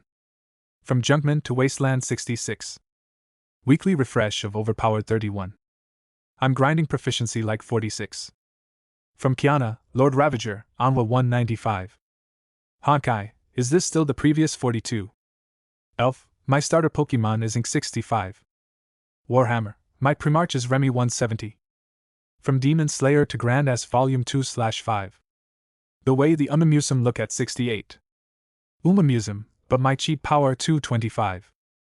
Naruto, Weaving the Future, B65. Zenless Zone 0, but Cayman R76. Multiverse Crossover, The Perf 66. My Cyber Psycho Girlfriend 65. Umamusum, The Dark Trainer 210. Umamusum, A Calamity Born FR 154. I, A Reincarnation Loop Player Volume 4/30. The Violent Girl Group is Beat 115. Umamusum, The Horse Girl Who's 67. Umamusum, From Beginner 130. Becoming a Horse Girl, I Will 85. Umamusum, I Want All 105. I Can Copy Unique Skills 100. Summoning an Evil God, but the 70. Supernatural Multiverse 90. My Harem is Indescribable 85. Jujutsu Kaisen, Heroic Spirit 90. I'm just a Valkyrie passing through. 68. Umamusum, Today is Another Romantic Battlefield 100. Still playing traditional Honk 69. The Most Filial Son under Heave 75. What Should I Do After Switchy Volume 2/3. Reincarnated as a Demon, Skill 60. Hell Difficulty Dungeon? 55. Transmigrated as Sukuna 71. Checking in Demon Slayer 75. The Reincarnating Trainer of Tracen Academy 80. I Refuse to Become a Heroic 66. My Best Friend Into a Slime? 58. A Scion Stands Above Marvel 65. What do you mean by using a lab mod to be the hero? 63. Tanya Starts from Re, 059. Why did they assign me to Uma 55? MYGO Beauties 56. Dan Maki, Amiya the Giant Hero 45. The Gotcha Merchant Who Started 49. Honkai's Otherworld? Wait, who are you people? 36. Amiya Shiro, Determined to Slay Every Curse and Evil Spirit 35. The Umamusum Who Became 30. I'm definitely not the king of 35. After maxing out every class 35. My Patreon, patreon.com/queen_sin. My Patreon, patreon.com/queen_sin. Chapter 45, Swept Clean. If someone were to open a God's Eye view at that moment, they would surely discover something. As the torch-bearing forces continued spreading outward, the territory and sphere of influence belonging to the Mutual Aid Society were expanding without pause. The pace of that expansion was terrifyingly fast, like a starving beast madly devouring everything around it. The slums, which had originally been quiet, had their peace shattered on this night. They became lively. Fortunately, Tanya's earlier publicity campaign had been fairly effective, and it did not cause too much unrest or panic. A night of killing. A night of slaughter. No one had ever properly calculated how large the slums were, and Tanya was not too clear on that either. But she did know how many scattered gangs existed there, how many members they had, and where their bases were located. That alone was enough. As long as she dealt with the gangs pressing down on the people's heads, everything else would no longer be a problem. 400 people. They departed under cover of night and returned in the glow of the morning sun. An entire night. Just walking or fighting without pause for that long would already be exhausting enough. Yet Tanya had dragged 400 people through battle for an entire night. Although many of those battles had been completely one-sided, with enemies slaughtered while still asleep, there had also been those who woke up and fought back. By the end of the night, nearly everyone was utterly exhausted. Even Gaston, who had the best equipment among them and trained harder than anyone, was completely spent. There was no need to even mention the others. They looked as if they had been fished straight out of a pool of blood. Many could only barely make it back by leaning on their comrades for support. Fortunately, thanks to the Mutual Aid Society's reputation, many of the wounded had been carried back with the help of ordinary members. Even so, after that single night, the Security Corps had suffered considerable losses. According to Lilia's count, only a little over 200 had returned. But their achievements were more than 5 times their own number. They had thoroughly cleansed the entire slum district. A loss ratio of around 1 to 10 could be considered acceptable. Morning. Tanya, who had not slept all night, was directing everyone as they followed up on the various aftermath matters. Sis, we're almost out of healing potions. Chairman, a large number of members have already been arranged to spread the announcement through the streets as you ordered. Chairman. Voice after voice rang out beside Tanya's ears. Each voice represented something that needed to be handled, or something that had already been handled. Tanya dealt with each matter swiftly, one by one, gradually bringing the originally chaotic and busy scene into order. After nearly half a morning of work, by the time the sun climbed high, everything had temporarily come to an end. Every member of the Security Corps had already been treated with diluted healing potions. For the most part, none of them were in mortal danger anymore. The spoils taken from the various gangs had also been thoroughly collected and stored away. At the same time, large numbers of members had been dispatched at once to the territories conquered the night before, spreading the word that the Mutual Aid Society had taken control there, and that the people living in those areas should hurry to join as members and become family. Beyond all that, Tanya also ordered the bodies of the Security Corps members who had died the previous night to be gathered together. If she wanted her subordinates to have cohesion, she had to let them feel glory. She had to give them honor. Therefore, Tanya, who had never once skipped class before, had no choice but to temporarily put aside her studies at the Magic Study Association today and focus entirely on the affairs of the Mutual Aid Society. By noon, after Tanya's arrangements had settled everything properly, the surging crowd erupted. Everything was exactly as she had expected. It was not that people had lacked enthusiasm for the Mutual Aid Society before. It was simply that they had not been within the Mutual Aid Society's sphere of influence. For nearby areas, people could still move over. But if they lived farther away, dragging their families and belongings with them became extremely troublesome. Now it was different. The entire slum district had become Mutual Aid Society territory. No matter where they lived, they could enjoy the same treatment. Naturally, the result was completely different. Looking out at the human tide that had almost packed the streets full, Tanya knew the time had more or less come. If the only goal were efficiency, she would only need to divide the slums into separate districts and assign people to handle registration in each area. That would be fast, efficient, and would not create congestion. But in order to build momentum, and further increase cohesion and identification with the organization, a sense of ceremony after a great battle was absolutely necessary. What could make people feel honor and glory more than standing beneath the gaze of the masses? After having Lilia make some simple preparations, Tanya went to the Security Corps training ground beside the small building. On the ground of the training field, body after body lay quietly beneath white cloth. Not far from them, the comrades who had fought beside them and survived were groaning softly as they received treatment. The atmosphere was oppressive and heavy. But that atmosphere shifted slightly with Tanya's arrival. Chairman! Gaston, wrapped in bandages and not too badly wounded, stood up and saluted the instant he saw Tanya, almost like a conditioned reflex. The other wounded who could still move were basically the same. Seeing this, Tanya pressed one hand downward. After everyone quieted down, she spoke in a low voice. I promised you that if you became heroes for the people, I would bring you glory, wealth, and status. Last night you proved through your actions that you are brave, fearless, true warriors belonging to the people, and their heroes. Now, allow me to bring you supreme glory. As she spoke, Tanya waved her hand. A group of members entered. Using simple stretchers they had made, they lifted the bodies and carried them out of the storeroom, bringing them onto the open ground of the training field. Whoa!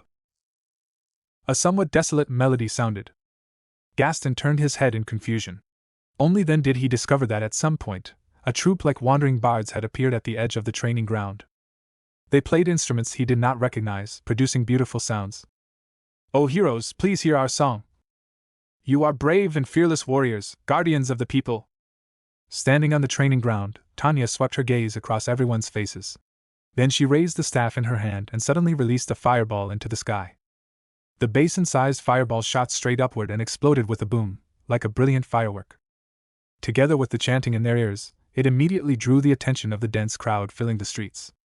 Seeing that the desired effect had been achieved, Tanya slowly began to speak. "Join here to read ahead. In Star Rail, Ultra Beast Armored, have I caught equilibrium? L. Chapter 80. Umamusum, but I only have 5 years left to live, Chapter 178.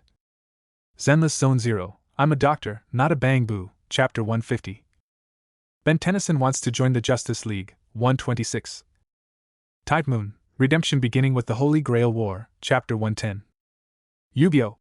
Transmigrated into the White Dragon Girl, Chapter 190. Is this chat group even serious? Chapter 105. I, Lord Ravager, utterly loyal. Chapter 225. Can playing games save the world? 65. Crossover Anime Multiverse, The Demon Hunter of an Unnatural World 77. From Junkman to Wasteland 66. Weekly refresh of Overpowered 31. I'm grinding proficiency like 46. From Kiana, Lord Ravager, Anwa 195. Honkai, is this still the previous 42? Elf, my starter Pokemon is Ink 65. Warhammer, my Primarch is Remy 170.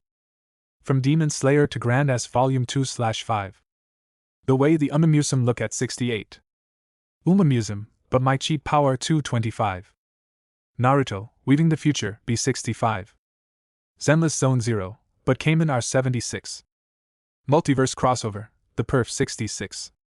My Cyber Psycho Girlfriend 65. Umamusum, The Dark Trainer 210. Umamusum, A Calamity Born FR 154. I, A Reincarnation Loop Player Volume 4/30. The Violent Girl Group is Beat 115. Umamusum, The Horse Girl Who's 67. Umamusum, From Beginner 130. Becoming a Horse Girl, I will 85. Umamusum, I want all 105. I can copy unique skills 100. Summoning an evil god, but the 70. Supernatural Multiverse 90. My harem is indescribable 85. Jujutsu Kaisen, Heroic Spirit 90. I'm just a Valkyrie passing through. 68. Umamusum, today is another romantic battlefield 100. Still playing traditional honk 69. The most filial son under Heave 75. What should I do after Switchy Volume 2/3? Reincarnated as a demon, skill 60. Hell difficulty dungeon? 55. Transmigrated as Sukuna 71. Checking in Demon Slayer 75. The reincarnating trainer of Tracen Academy 80. I refuse to become a heroic 66. My best friend into a slime? 58. A scion stands above Marvel 65. What do you mean by using a lab mod to be the hero? 63. Tanya starts from Re 059. Why did they assign me to Uma 55? MYGO Beauties 56. Dan Maki, Amiya the Giant Hero 45. The Gacha Merchant who started 49. Honkai's Otherworld? Wait, who are you people? 36. Amiya Shiro, determined to slay every curse and evil spirit 35. The Umamusum who became 30. I'm definitely not the king of 35. After maxing out every class 35. My Patreon, patreon.com/queen_sin. My Patreon, patreon.com/queen_sin. Chapter 46, Honor. Everyone. Her young voice rang out clearly and powerfully. Tanya stood on the training ground, facing Gaston and the wounded soldiers, facing the packed crowd on the street. Her gaze was resolute, her expression unwavering. I believe many of you noticed what happened last night. That's right. Last night, the slums experienced what was likely the fiercest battle in their history, a battle fought by the people who live here against those who have oppressed us, who have exploited us day and night from above. To call it a battle may not even be appropriate. It was a war to defend our freedom, and to defend our rights. I believe that all of you who live here have likely been oppressed by gangs, exploited by merchants, and humiliated by nobles. Back then, we had no choice. We could only lower our heads, endure the humiliation, and silently bear it all. But now, everything has changed. Now we have the Mutual Aid Society. We have become one family, united into a single collective. And we have heroes willing to lay down their lives to protect us. Amid Tanya's impassioned speech, the originally noisy crowd gradually quieted. The singing faded, replaced by mournful music that underscored Tanya's words. The people's gazes fell upon the wounded before them, each covered in injuries, and upon the bodies lying beneath white cloth. Through Tanya's speech, the members of the security corps who had fought the gangs began to change subtly in the people's minds. They went from unrelated strangers to the people whose sacrifices had won them the chance to join the Mutual Aid Society today. Tanya laid bare the mutual bond between them. She made the people begin to recognize them. She placed the word, heroes, not only upon the heads of the security corps, but into the hearts of the crowd as well, even if, for now, it was only a shallow impression. When combined with the plans Lilia had arranged in advance among the crowd, the atmosphere was immediately stirred to a fever pitch. People were blind. People followed the crowd. Especially when surrounded by a group like this, they were even easier to rouse. When the crowd began to roar the word, heroes, like a surging mountain and crashing sea, even Gaston, who was usually somewhat simple-minded, could not help being swept up in it. His eyes reddened. That went even more so for the wounded beside him. Once upon a time, in fights between gangs, if you were wounded, you could only wrap the injury yourself with a scrap of cloth. If you failed to survive, then it only meant your life had been cheap. But now, not only had someone brought them home, someone had treated their wounds, and someone was truly regarding them as heroes. And all of this had been brought about by the figure standing before them. Everyone's gazes gathered on Tanya. In each pair of eyes, a faint flame of hope had been lit, no longer the gray-white numbness that belonged to the slums. The Mutual Aid Society will not forget any family member who has sacrificed or contributed. The security corps who protected us are heroes, and the many people who work silently behind the scenes are heroes as well. It is precisely because of all of you that our lives will become better. Now let us engrave the names of our fallen heroes upon the Mutual Aid Society's monument, so that they will live forever in our hearts. Whether 10 years pass, or 100, when our children and grandchildren see these names, they will know that these were the people who once contributed to us. Several stonemasons were brought forward. They held their tools and stood before slabs of marble. Each time Tanya read out a name, they quickly began carving. A total of 219 names were all engraved upon the marble. These were the people who had died the night before. In addition, there were several other names. They belonged to members of Feldstief unit, who had been discovered and killed while gathering intelligence.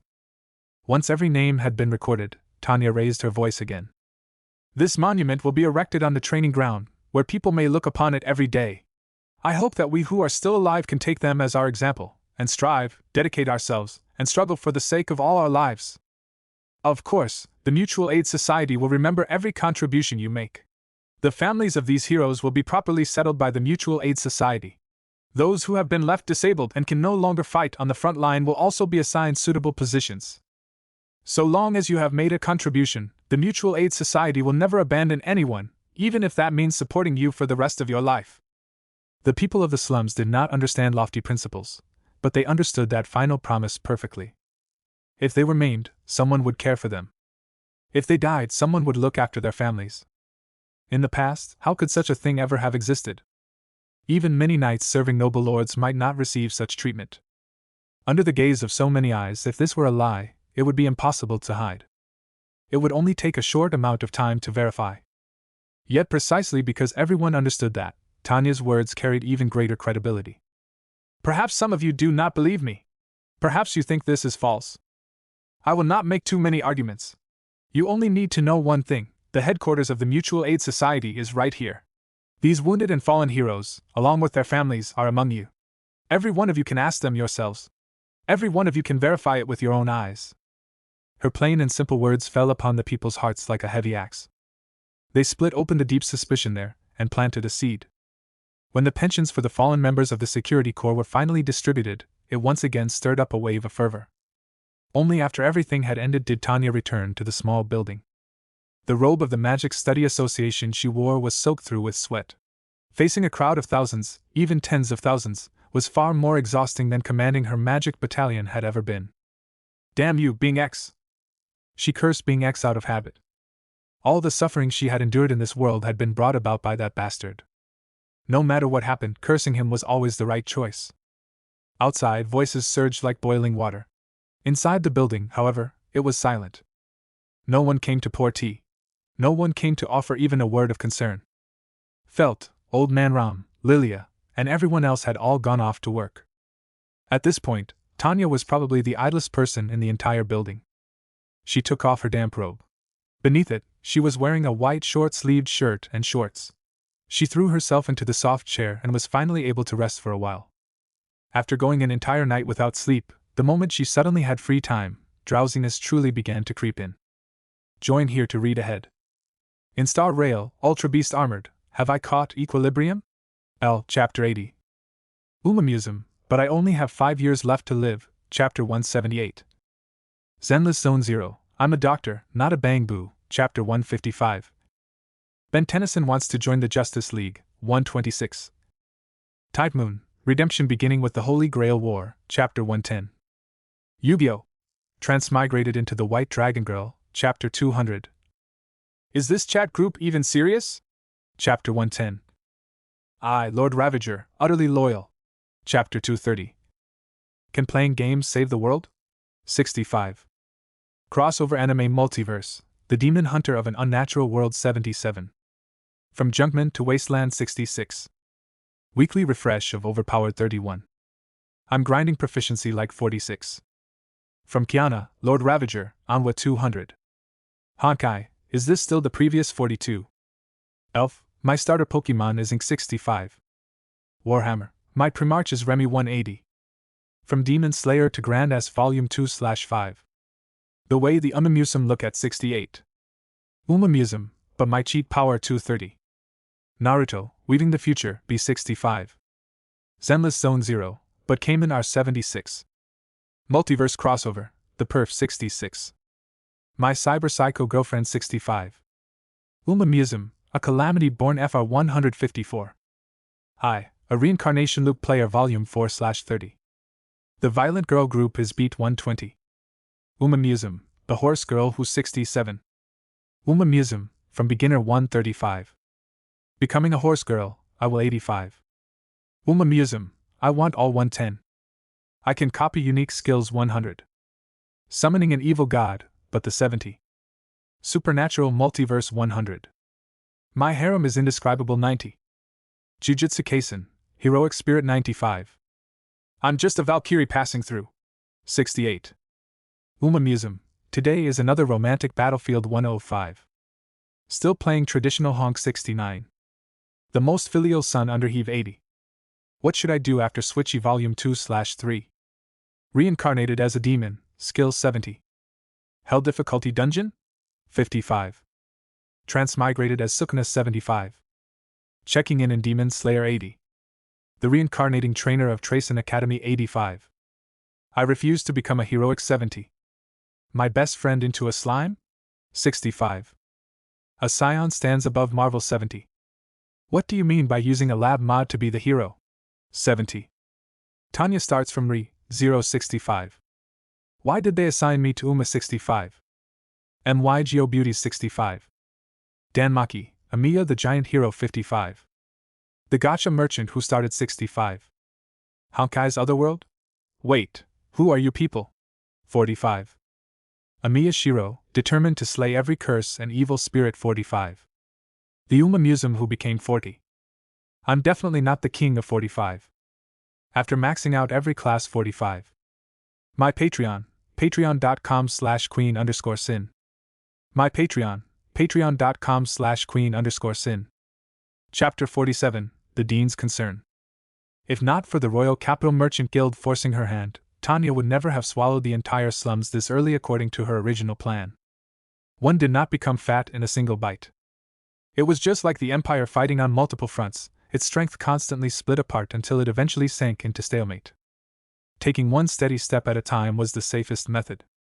If she were to completely take over the slums, it should have happened only after the alcohol business had fully stabilized.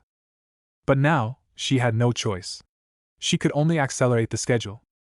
For the current Tanya, only by fully seizing the slums could she gain the ability to negotiate and contend with the Royal Capital Merchant Guild. Only by completely bringing the lowest level labor force under her control could she possess a voice of her own. As she thought about these things, Tanya felt fatigue creeping in. She looked at the sky outside the window, yawned, and could no longer be bothered to wash up. She went straight to her bed and fell into a deep sleep. When she woke again, it was already the next morning. The room was still quiet.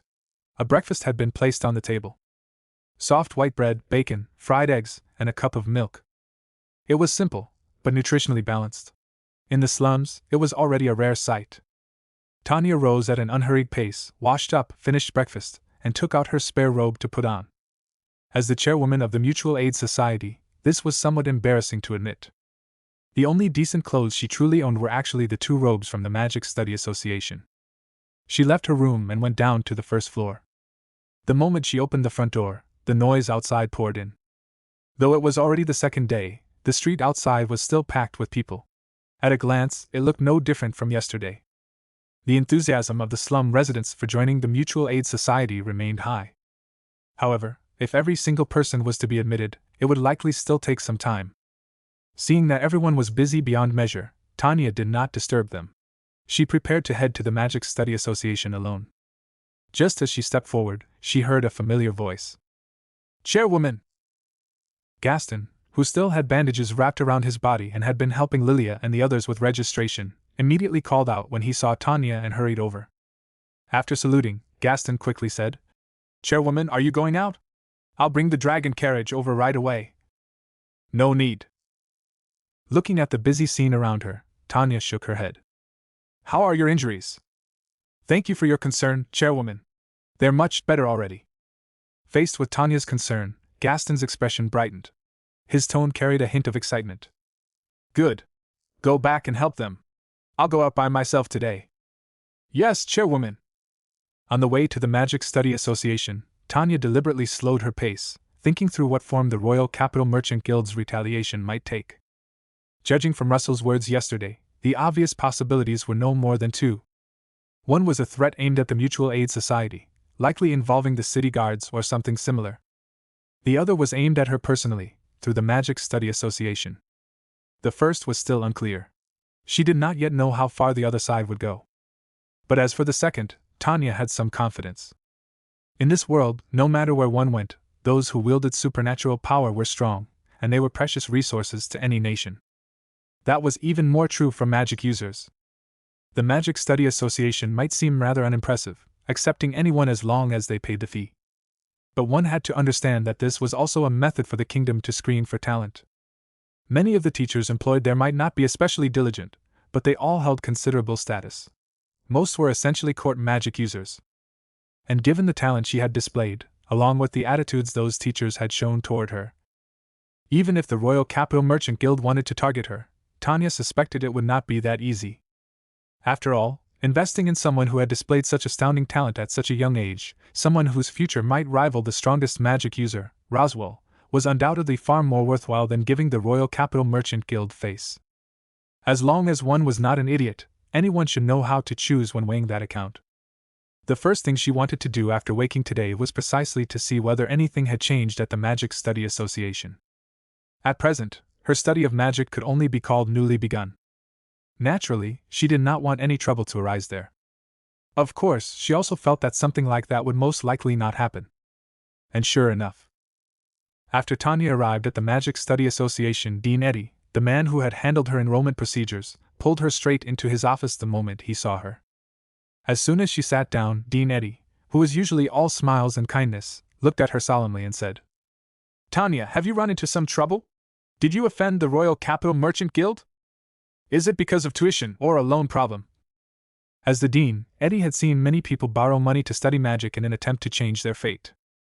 Unfortunately, gambling was still gambling, even when one was gambling with one's own life. And in gambling, losses far outnumbered victories. Quite a few people had been unable to repay their debts, and their lives had become even harder in the end. Based on his understanding of Tanya, her family should not be particularly wealthy. After all, the clothes she had worn when she first came had been very ordinary. Later, she had acquired a dragon carriage, but that was only the 20 gold coin sort. If he thought about it seriously, aside from borrowing money from the Royal Capital Merchant Guild, he really could not imagine how someone of her background could have offended them. No, Dean. Tanya quietly shook her head. It is not an economic dispute. Then how did you provoke the Royal Capital Merchant Guild? Eddie could not make sense of it. He rubbed his head and muttered, then continued. Yesterday, people from the Royal Capital Merchant Guild came here. They asked whether you were studying at the association and wanted us to expel you. But I refused them. You do not need to worry. The Royal Capital Merchant Guild may be powerful and wealthy, but it cannot threaten us here. Still, if there is some conflict between you and the Royal Capital Merchant Guild, it would be better to resolve it early. Dragging it out is not a good thing. And the Royal Capital Merchant Guild is indeed no ordinary organization. If you have some trouble, why not tell me? This old man still has some ability. Looking at Dean Eddie's concerned expression, Tanya's face showed a polite trace of gratitude. Thank you, Dean. However, I fear this trouble will not be easy to resolve. Are you looking down on this old man? I do have some standing in Lagunica, you know. Seeing that Tanya seemed to be trying to decline, Dean Eddie glared at her with puffed cheeks and bristling beard, pretending to be displeased. He truly was quite fond of this exceptionally gifted girl. After all, what teacher did not like a student who progressed with astonishing speed? Otherwise, he would not have been so attentive. It is not actually a very big matter, Tanya said calmly. I merely happened to get rid of the organization that handled the Royal Capital Merchant Guild's dirty work. Join here to read ahead. In Star Rail, Ultra Beast Armored, have I caught equilibrium? L. Chapter 80. Umamusum, but I only have 5 years left to live, Chapter 178. Zenless Zone 0, I'm a doctor, not a bang-boo, Chapter 155. Ben Tennyson wants to join the Justice League, 126. Tide Moon, Redemption beginning with the Holy Grail War, Chapter 110. Yu-Gi-Oh! Transmigrated into the White Dragon Girl, Chapter 200. Is this chat group even serious? Chapter 110. I, Lord Ravager, utterly loyal. Chapter 230. Can playing games save the world? 65. Crossover anime multiverse, The Demon Hunter of an Unnatural World 77. From Junkman to Wasteland 66. Weekly refresh of Overpowered 31. I'm grinding proficiency like 46. From Kiana, Lord Ravager, Onwa 200. Honkai, is this still the previous 42? Elf, my starter Pokemon is Ink 65. Warhammer, my Primarch is Remy 180. From Demon Slayer to Grand S Volume 2/5. The way the Umamusum look at 68. Umamusum, but my cheat power 230. Naruto, Weaving the Future, B65. Zenless Zone 0, but Cayman R76. Multiverse Crossover, The Perf 66. My Cyber Psycho Girlfriend 65. Umamusum, The Dark Trainer 220. Umamusum, A Calamity Born FR 154. I, A Reincarnation Loop Player Volume 4/30. The Violent Girl Group is Beat 120. Umamusum, The Horse Girl Who's 67. Umamusum, From Beginner 135. Becoming a Horse Girl, I will 85.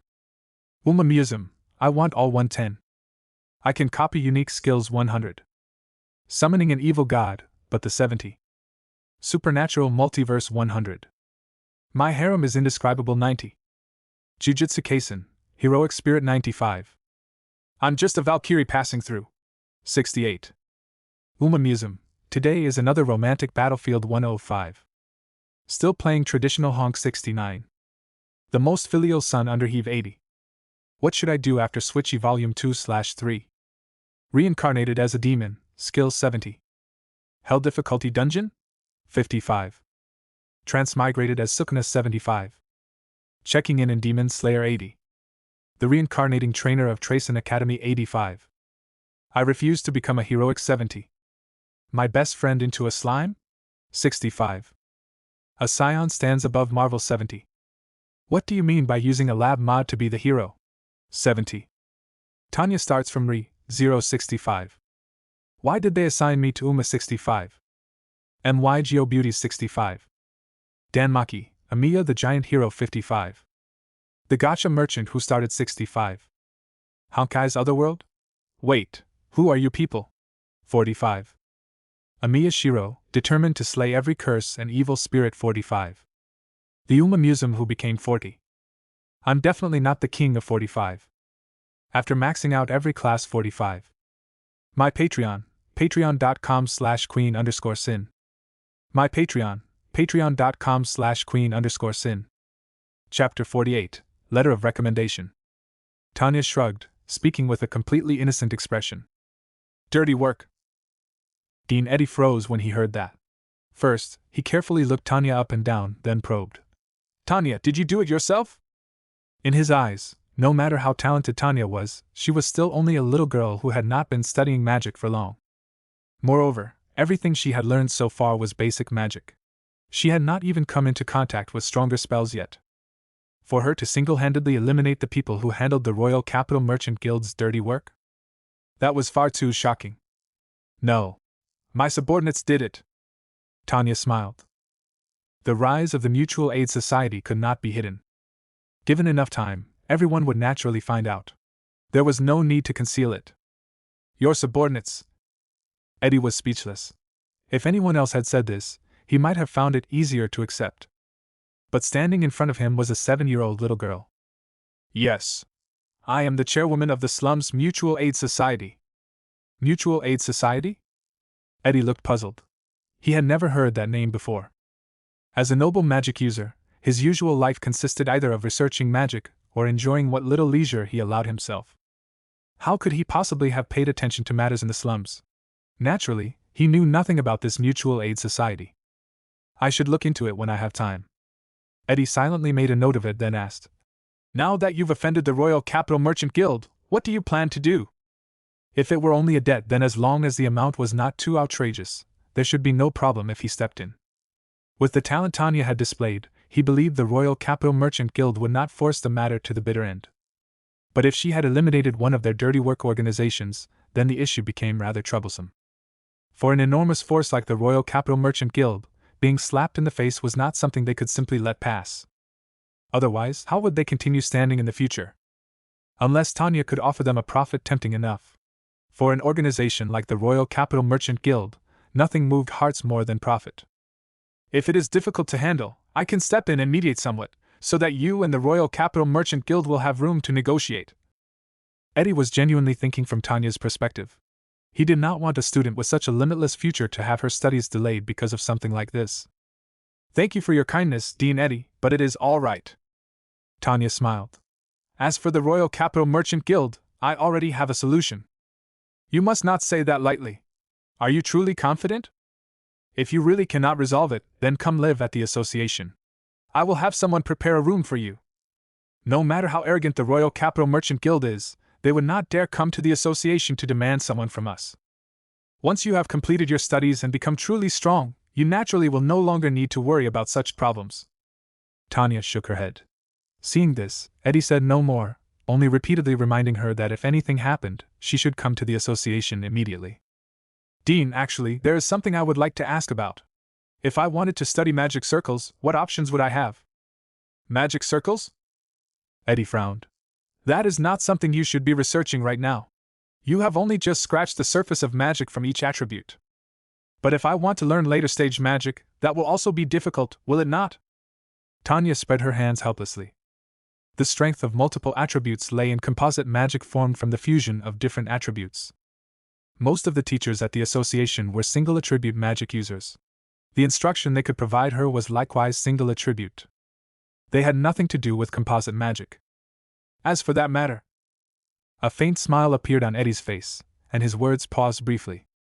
In fact, I was just about to discuss it with you today. You should already understand that the association's teachers are essentially all single attribute users. Studying here, you can learn some single attribute magic. But if you wish to advance and learn composite magic, there is only one person suitable to be your teacher. Tanya blinked. A faint guess rose in her heart. That person is the current court chief magic user, Count Roswell.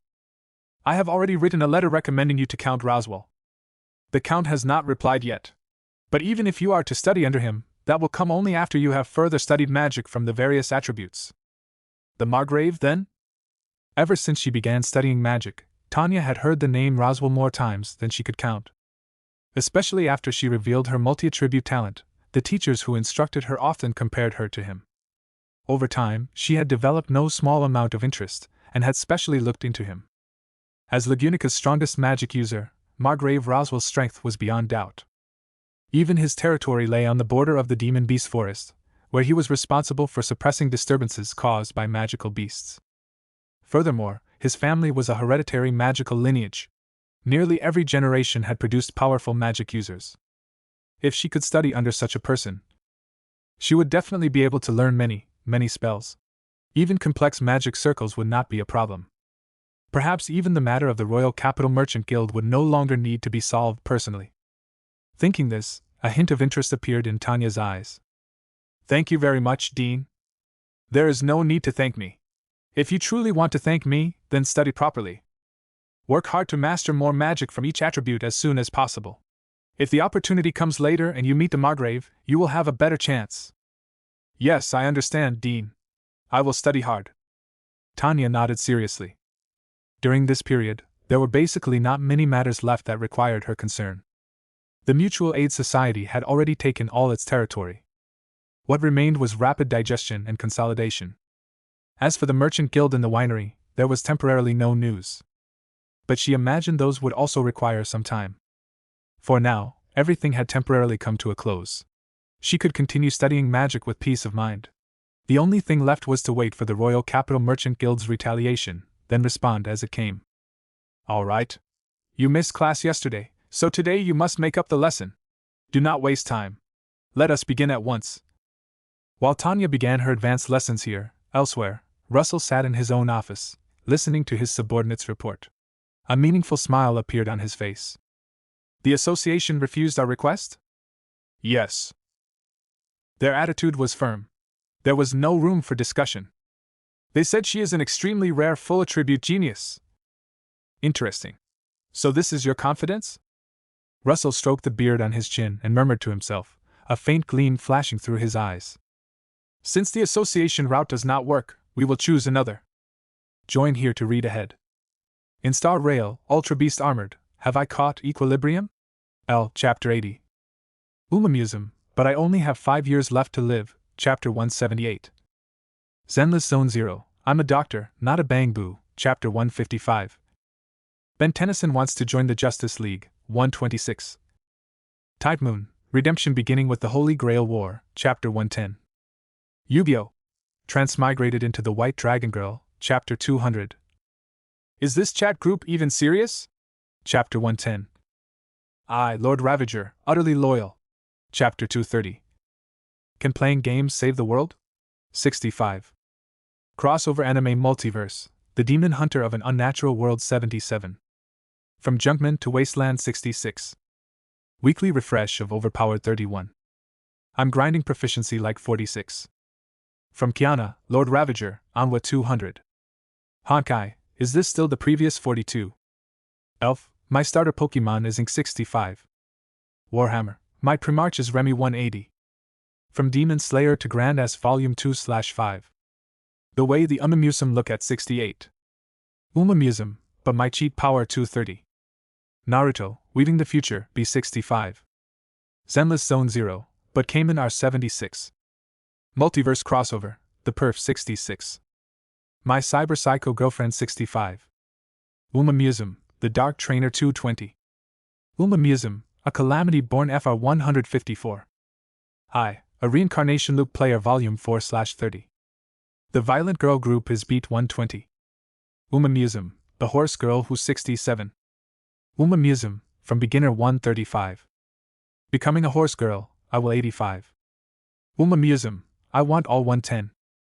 I can copy unique skills 100.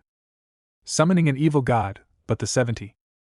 Supernatural Multiverse 100. My harem is indescribable 90.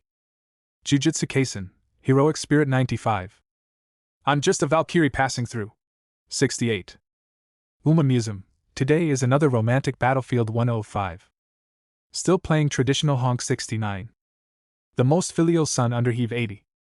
What should I do after Switchy Volume 2/3? Reincarnated as a demon, skill 70. Hell difficulty dungeon? 55. Transmigrated as Sukuna 75. Checking in Demon Slayer 80. The reincarnating trainer of Tracen Academy 85. I refuse to become a heroic 70. My best friend into a slime? 65. A scion stands above Marvel 70. What do you mean by using a lab mod to be the hero? 70. Tanya starts from Re-065. Why did they assign me to Uma 65? MY Beauty 65. Danmaki, Amiya the Giant Hero 55. The Gacha Merchant who started 65. Honkai's Otherworld? Wait, who are you people? 45. Amiya Shiro, determined to slay every curse and evil spirit 45. The Uma Museum who became 40. I'm definitely not the king of 45. After maxing out every class 45. My Patreon, patreon.com/queen_sin. My Patreon, patreon.com/queen_sin. Chapter 49, Trouble from the City Guard Outpost. Go contact the guards. The slums have been making no small amount of noise lately. Let them go investigate properly. Understood. The subordinate hurried away to make arrangements. The corners of Russell's mouth lifted slightly. How will you respond this time? At the same time, in an elegant and luxurious manner. A full attribute genius? Seated in a high-backed chair, a man dressed in exquisite formal wear, his face painted with ridiculous clown makeup, looked at the letter in his hand and spoke in an odd tone. That is rather rare. Beside him stood a cute girl in a pink maid uniform, with a round little face. Her expression remained blank, and she showed no intention of responding to his words. Had Dean Eddy, who taught Tanya, seen him, he would immediately have recognized this strangely made-up man as Lagunica's strongest magic user, Margrave Roswell. Roswell pondered for a moment, then suddenly laughed. But if that is all, it is not quite enough. Wouldn't you agree, Rem? Roswell reached out and gently placed his hand on a little blue head, lightly rubbing it. The blue-haired girl, who looked exactly like the pink-haired maid, blinked. Her expression was somewhat dazed. Rem does not understand. Roswell did not seem to have expected an answer from the girl. The corners of his mouth simply curved upward as he fell into thought. After studying for the entire day, Tanya returned from the Magic Study Association to the small building. Today's lesson had been Advanced Fire Attribute Magic. Ice spikes, ice spears, ice pillars, and the like. Although these spells were Tanya's first time encountering them, she picked them up rather quickly. However, since she had only just begun learning them, her execution was still quite rough. She would need to practice for a while. After these were done, there were still the flame-type spells to learn. It would still take quite some time before she finished learning all the advanced spells built on the basic spells. The moment she returned to the slums, someone immediately came up to meet her. Chairwoman! The speaker was a young child. Tanya had some impression of him. He was one of the members of Felt's thief squad. You are Charles? Tanya searched her memory. Yes. Chairwoman! Seeing that Tanya remembered his name, the child called Charles grew visibly excited. But he quickly snapped back to the situation at hand. Chairwoman, this is bad. A lot of guards just went to headquarters. Guards? Tanya narrowed her eyes slightly and said no more. This was definitely another act of retaliation from the Royal Capital Merchant Guild. Come! We are going back. The two returned to the headquarters building. As soon as they reached the courtyard, just as Charles had said, several armored guards were standing there. The armor these guards wore was the same full-body armor Old Man Ram had once kept in his loot warehouse. Putting aside everything else, just standing there in it was quite intimidating. Chairwoman!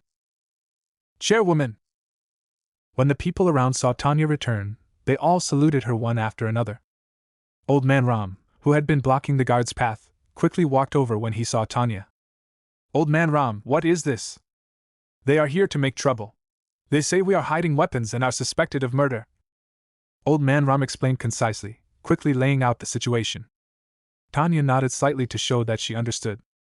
You are the leader of this mutual aid society? At that moment, the guard at the front lifted his visor, revealing a cold face as he spoke in a deep voice. I am. Tanya's tone was neither warm nor cold. Come with us to the city guard outpost. You are suspected of disturbing public order, organizing multiple people to plan unlawful activity, hiding weapons. Tanya had only said one word before the man rapidly rattled off a whole list of charges against her, piling no shortage of heavy accusations on her head. These things had clearly been commonplace in the slums before this. Yet now, every one of them had become a crime in these people's mouths. Listening to the guard in front of her, Tanya showed no trace of panic. On the contrary, a smile appeared on her face. When the guard noticed the smile on this little girl's face, it was as though he had been mocked. Anger surfaced on his face. But before he could speak, Tanya said, "Sir Guard, do you know how many people disappear in the slums every day?" The guard's face turned cold, and he snapped. "What do you mean by that?" "Nothing much. I merely found it worth lamenting. The slums are too large. Sometimes when people die, even their corpses cannot be found. Nor can the murderer." Tanya spoke with a bright smile, but the meaning hidden in her words made the air faintly chilling. There was a vague note of threat in them. "Are you threatening us?" the guard said angrily, though as he spoke, he did not forget to observe the surroundings.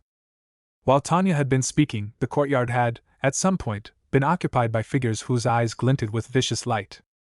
These people formed an encirclement, and were steadily compressing the space around them. Gulp! Once the leading guard noticed the situation, his expression could not help but change. As guards, their year-round training naturally made them more skilled than the people of the slums, to say nothing of the armor and weapons they carried. But right now, the densely packed figures around them made him feel as though he were naked, even while wearing armor. There was no sense of security at all. "You dare raise a hand against the kingdom's guards? Do you still have any respect for the law of the kingdom?" The guard spoke with outward fierceness but inward weakness. Tanya's smile only grew brighter. "There is no need for you gentlemen to be nervous. I have no intention of doing anything. Everyone has simply never seen guards before, so they are curious. Besides, I am a law-abiding citizen. How could I possibly do anything illegal?" As she spoke, Tanya extended her hand. The corners of her mouth pulled into a cold smile. "Sir Guard, I will cooperate with you. Let us go, then. To the city guard outpost." Seeing Tanya cooperate, the guard's expression eased slightly. But in the next second, Tanya spoke blandly again. "However, before leaving, I still need to give my friends a few instructions. They are all rather concerned about my safety. Most of them cannot read, nor have they studied much. They also tend to act very rashly. If anything dangerous were to happen to me, they might become very angry and do something reckless. For example, accidentally hurting some cherished family member or friend of a certain someone.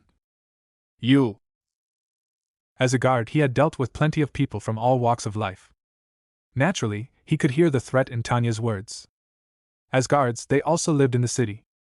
If the other side truly wanted to harm his family and friends, it would absolutely not be difficult. Thinking of this, the guard's face flushed red. Clearly, he was furious. "What do you think, Sir Guard? Join here to read ahead. In Star Rail, Ultra Beast Armored, have I caught equilibrium? L. Chapter 80. Umamusum, but I only have 5 years left to live, Chapter 178. Zenless Zone 0, I'm a doctor, not a bang-boo, Chapter 155. Ben Tennyson wants to join the Justice League, 126. Type Moon, Redemption beginning with the Holy Grail War, Chapter 110. Yu-Gi-Oh! Transmigrated into the White Dragon Girl, Chapter 200. Is this chat group even serious? Chapter 110.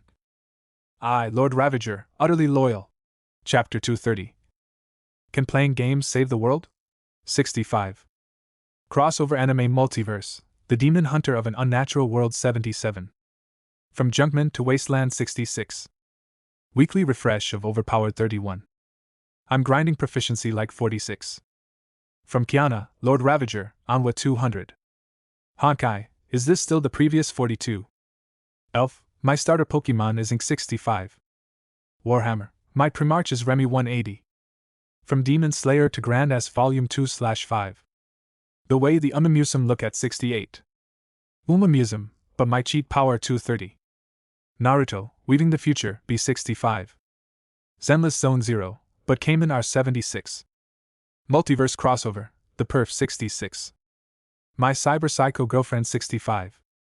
Umamusum, The Dark Trainer 220. Umamusum, a Calamity Born FR 154. I, a Reincarnation Loop Player Volume 4/30.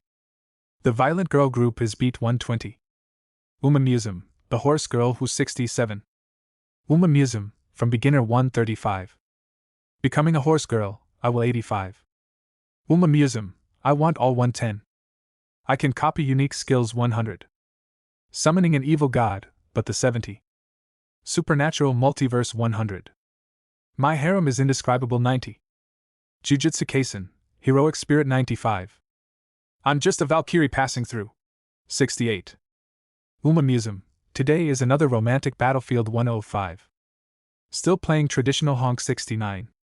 The most filial son under heave 80. What should I do after Switchy Volume 2/3? Reincarnated as a demon, skill 70. Hell difficulty dungeon? 55. Transmigrated as Sukuna 75. Checking in Demon Slayer 80. The reincarnating trainer of Tracen Academy 85. I refuse to become a heroic 70. My best friend into a slime? 65. A scion stands above Marvel 70. What do you mean by using a lab mod to be the hero? 70. Tanya starts from Re-065. Why did they assign me to Uma 65? MYGO Beauty 65. Danmaki, Amiya the Giant Hero 55. The Gacha Merchant who started 65. Honkai's Otherworld? Wait, who are you people? 45. Amiya Shiro, determined to slay every curse and evil spirit 45. The Museum who became 40. I'm definitely not the king of 45. After maxing out every class 45. My Patreon, patreon.com/queen_sin. My Patreon, patreon.com/queen_sin. Chapter 50. Gentlemen, you wouldn't want your families to. He was clearly only facing a little girl a few years old. No matter where she was, she should have been an absolute weakling. Yet now, facing Tanya, the guard felt a sense of helplessness rising in his heart. He understood perfectly well that if he dared say, no, here, there was absolutely no chance he would walk out of this filthy slum alive. The thought filled him with bitter frustration. Of course, he also knew that if the other side truly did such a thing, they would definitely be punished. But what meaning would that have for him? By then, he would already be dead. One tall figure and one short figure stood opposed like that. Their difference in build meant nothing at this moment. On the contrary, in the guard's eyes, the petite Tanya seemed to grow towering and immense, so immense that it filled him with despair. I understand. The guard's voice was hoarse. Even though resentment still lingered in his heart, there was nothing he could do now. Places like the slums were not somewhere they usually came. The only reason they had come today was because of orders from above. He only earned that tiny amount of money each month. Why would he risk his life for this? He was just a guard, not one of those knights with something wrong in their heads. We will not make things difficult for you. But this is also an order from above, so... Since Sir Guard has thought it through, we are not unreasonable people either. As she spoke, Tanya smiled at him. Please wait a moment. I need to say a few things to my family and friends. Oh, and after talking for so long, I still do not know your names, sirs. The other side did not particularly want to tell her their names, but when one was under another's roof, one had no choice but to lower one's head. Lancy. X.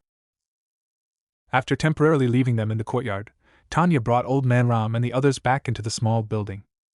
What are you planning to do? Just go with them? Once they returned inside, Old Man Ram looked at Tanya with tightly furrowed brows, concern clear in his voice.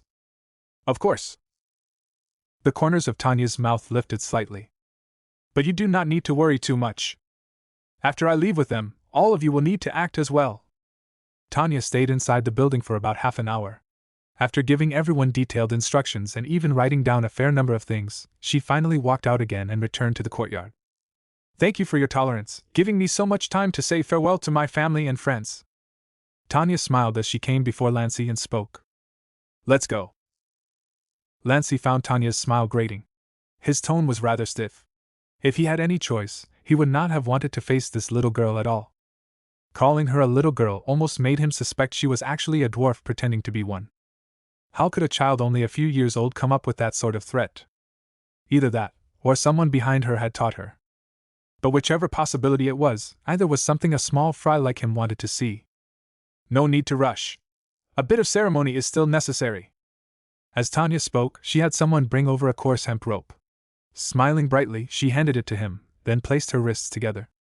Sir Lancy, you wouldn't want anyone to say you failed to do your job, would you? A short while later.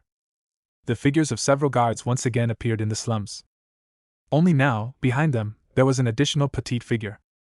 That figure was, of course, Tanya. However, right now she looked completely different from usual. Ordinarily, even when Tanya walked through the slums, she was always clean and spotless. She was like a flower blooming from the mud, delicate and dazzling. No matter where she went, she was especially eye-catching, like the most unique scenery in the area. But now, her hands were tied, and she was being dragged through the filthy, chaotic slums. The shoes on her feet were dirted by rotten mud, and the hem of her clothes was grimy as well. Even her usually fair little face was dotted with flecks of mud. Her golden hair was disheveled, and her whole person looked especially haggard. When Lancey heard the sound of someone falling behind him for what seemed to be the third time, he looked at the slack rope in his hand, and the corner of his mouth twitched. Ever since they had walked out of that small courtyard, this little girl had begun her performance. The so-called bindings were not even tied tightly. She could have slipped her hands out at any time. He had not pulled hard on the rope either. In fact, it was so loose it almost sagged to the ground. And yet this little girl insisted on acting as though she had suffered endless torment. She staggered as she walked, even putting on the appearance that she had fallen because of him. She deliberately chose muddy stretches of road, making herself look even more miserable. Even worse, she was obviously putting on a show. She walked at an agonizingly slow pace, drawing quite a crowd of onlookers. Lancey also keenly noticed that among the watching crowds on both sides of the street, there were people constantly weaving through them, angrily saying something to the passers-by. Wherever these people went, the expressions of the nearby bystanders turned indignant right after. Those gazes stabbed at his back like needles. If looks could kill, Lancey suspected that even wearing armor would not be enough for them to make it out of the slums alive. That armor would probably be melted into molten iron by those scorching stares. Originally, he had thought this trip to the slums would be a cushy assignment. He could show his face before his superior and maybe even squeeze out some benefits. However, this so-called cushy assignment was, in truth, a bottomless whirlpool. The moment one got involved, one would be dragged into that unfathomable vortex, and endless trouble would come looking for them. But matters had already reached this point. He could only steel himself and continue. After all, everything happening now only proved the truth of what this little girl had said earlier. She really did possess the power to threaten his family and friends. He was only out here trying to earn a living. There was no need to drag his family into this too. Thinking of that, Lancey kept his face taut, tugged on the rope, and pretended to snarl fiercely at the surrounding crowd. "What are you looking at, you gutter-dwelling lowlifes? Your eyes disgust me, you filthy mongrels!" His scolding only made the rage in the eyes of the people around the street burn even hotter. Tanya looked at everything before her, utterly calm and sighed. Yet on her face, a pained expression appeared. Trembling, she climbed up from the muddy ground, then forced the corners of her mouth into a strained smile as she looked toward the people nearby. And so, stopping and starting, they continued. Normally, it might have taken only half an hour to walk straight out of the slums. But under Tanya's signal, they practically toured the entire slum district under the pretext of parading her through the streets. Join here to read ahead. In Star Rail, Ultra Beast Armored, Have I Caught Equilibrium? L. Chapter 80. Umamusum, But I Only Have 5 Years Left to Live, Chapter 178.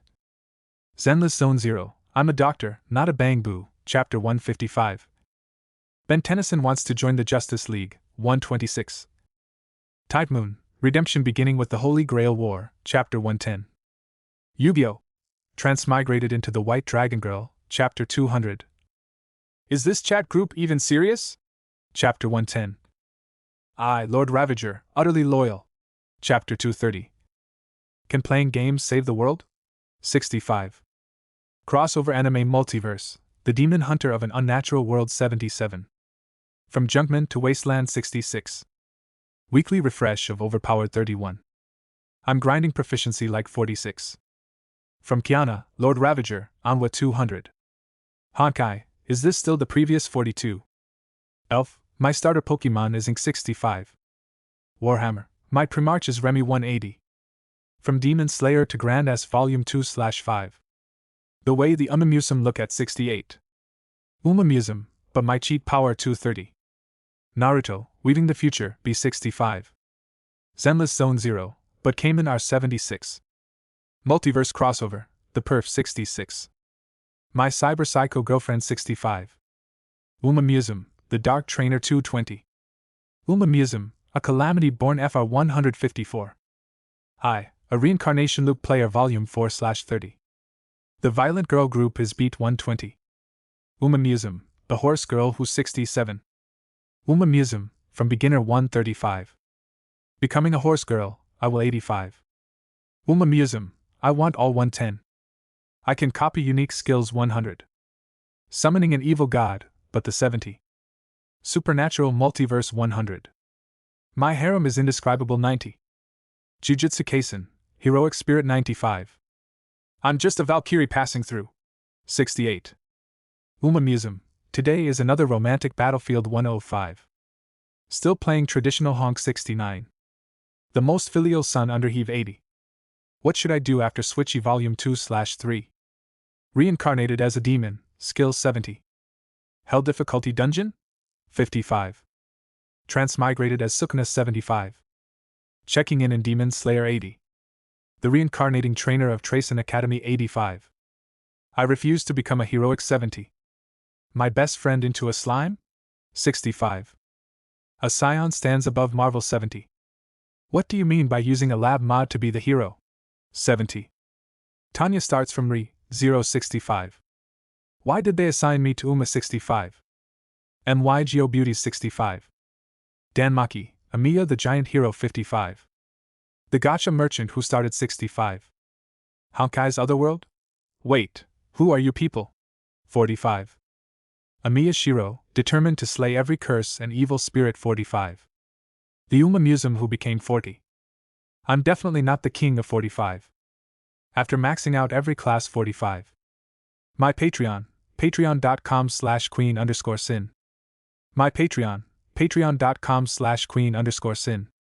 Chapter 51, It's time to ring the bell. By the time Tanya was brought back to the city guard outpost and locked inside an empty cell, it was already afternoon.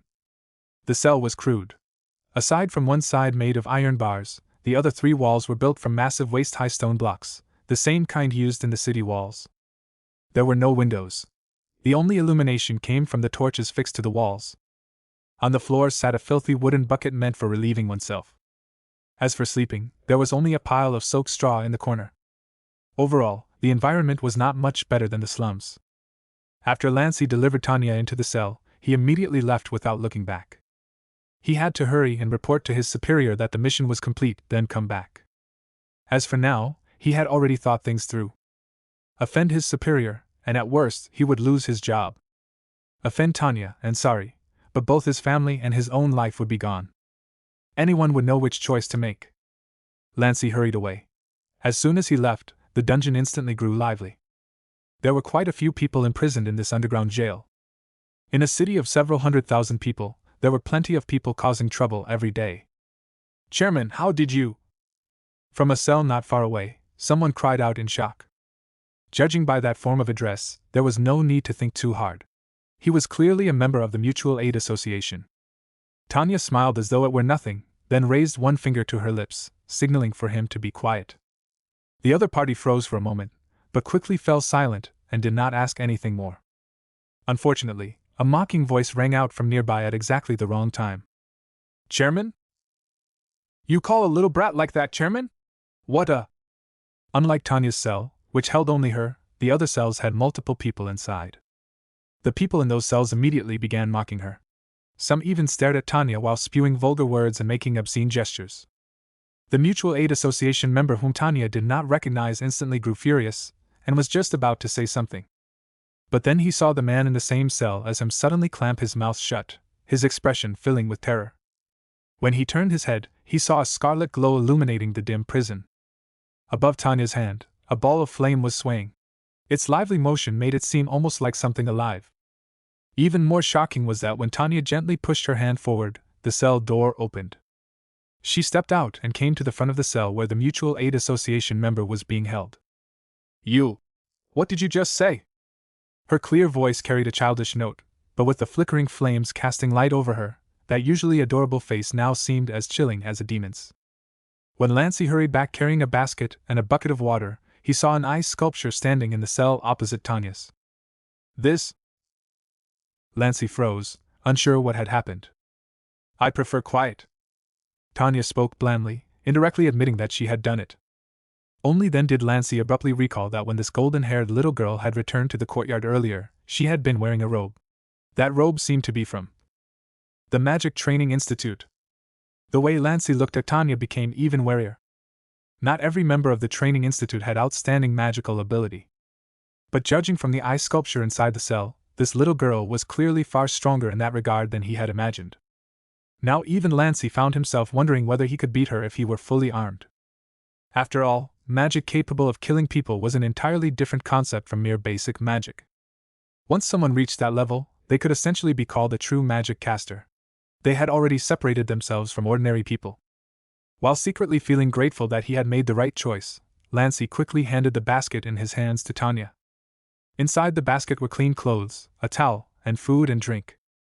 Tanya leisurely took out the towel, wetted it in the bucket filled with clean water, and began wiping the mud from her body.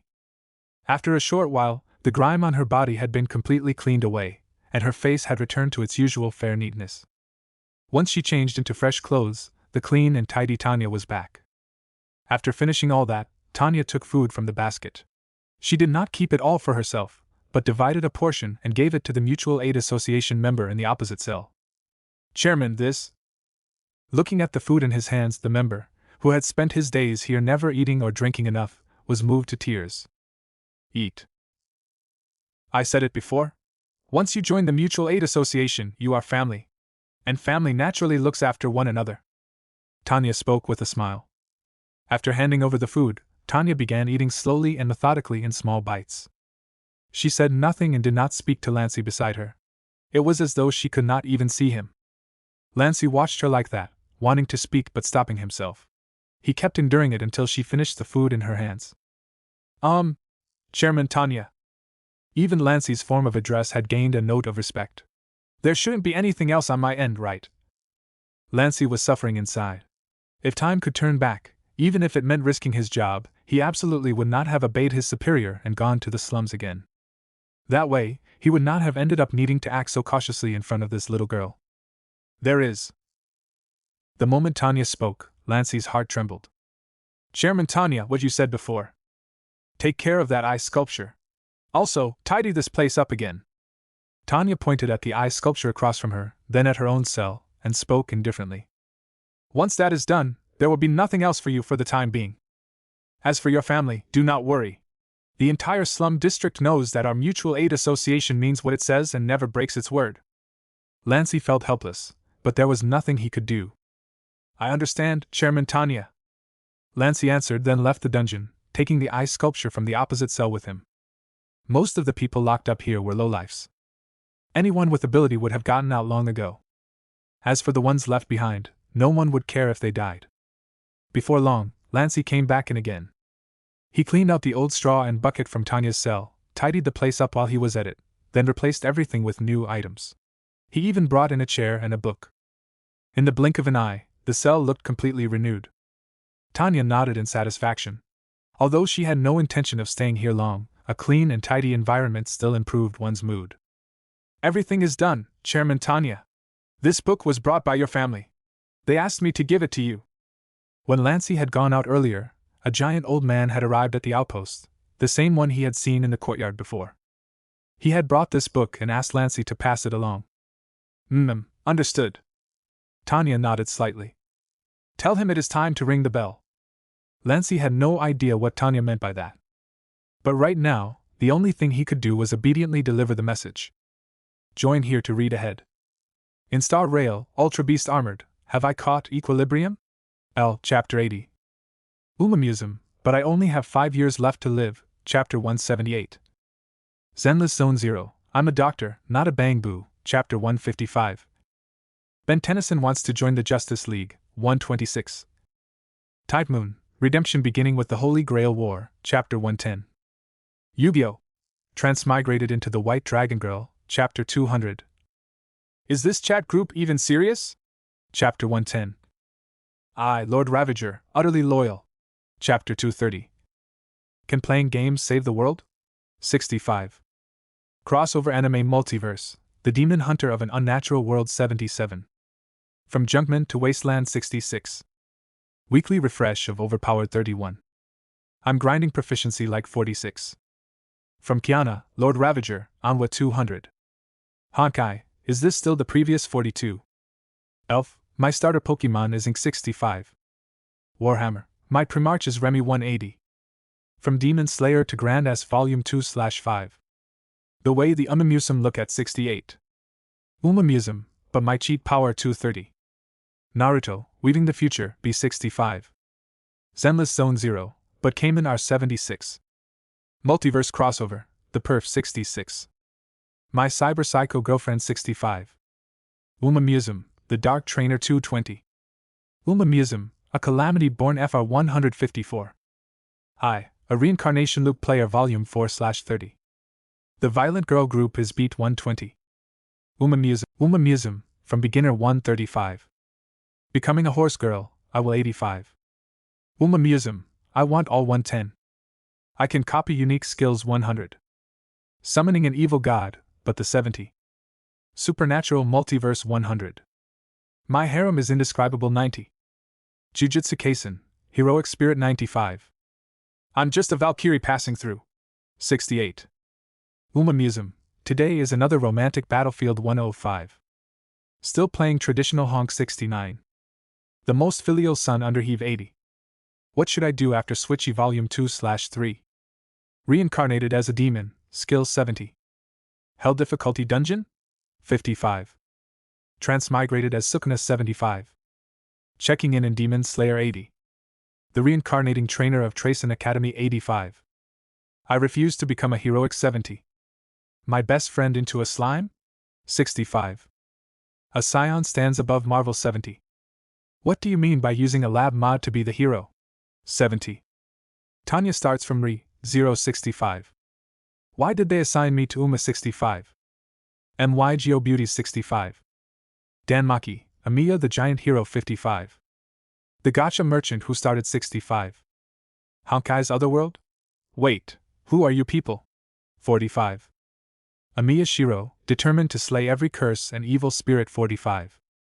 The Umamusum who became 40. I'm definitely not the king of 45. After maxing out every class 45. My Patreon, patreon.com/queen_sin. My Patreon, patreon.com/queen_sin. Chapter 52, Stirring Up Public Opinion. Only by doing so could he protect both his own life and his family's. Outside the city guard outpost, Old Man Ram was waiting. Before long, Lancey came out. He walked up to Old Man Ram and said in a low voice, "It's time to ring the bell."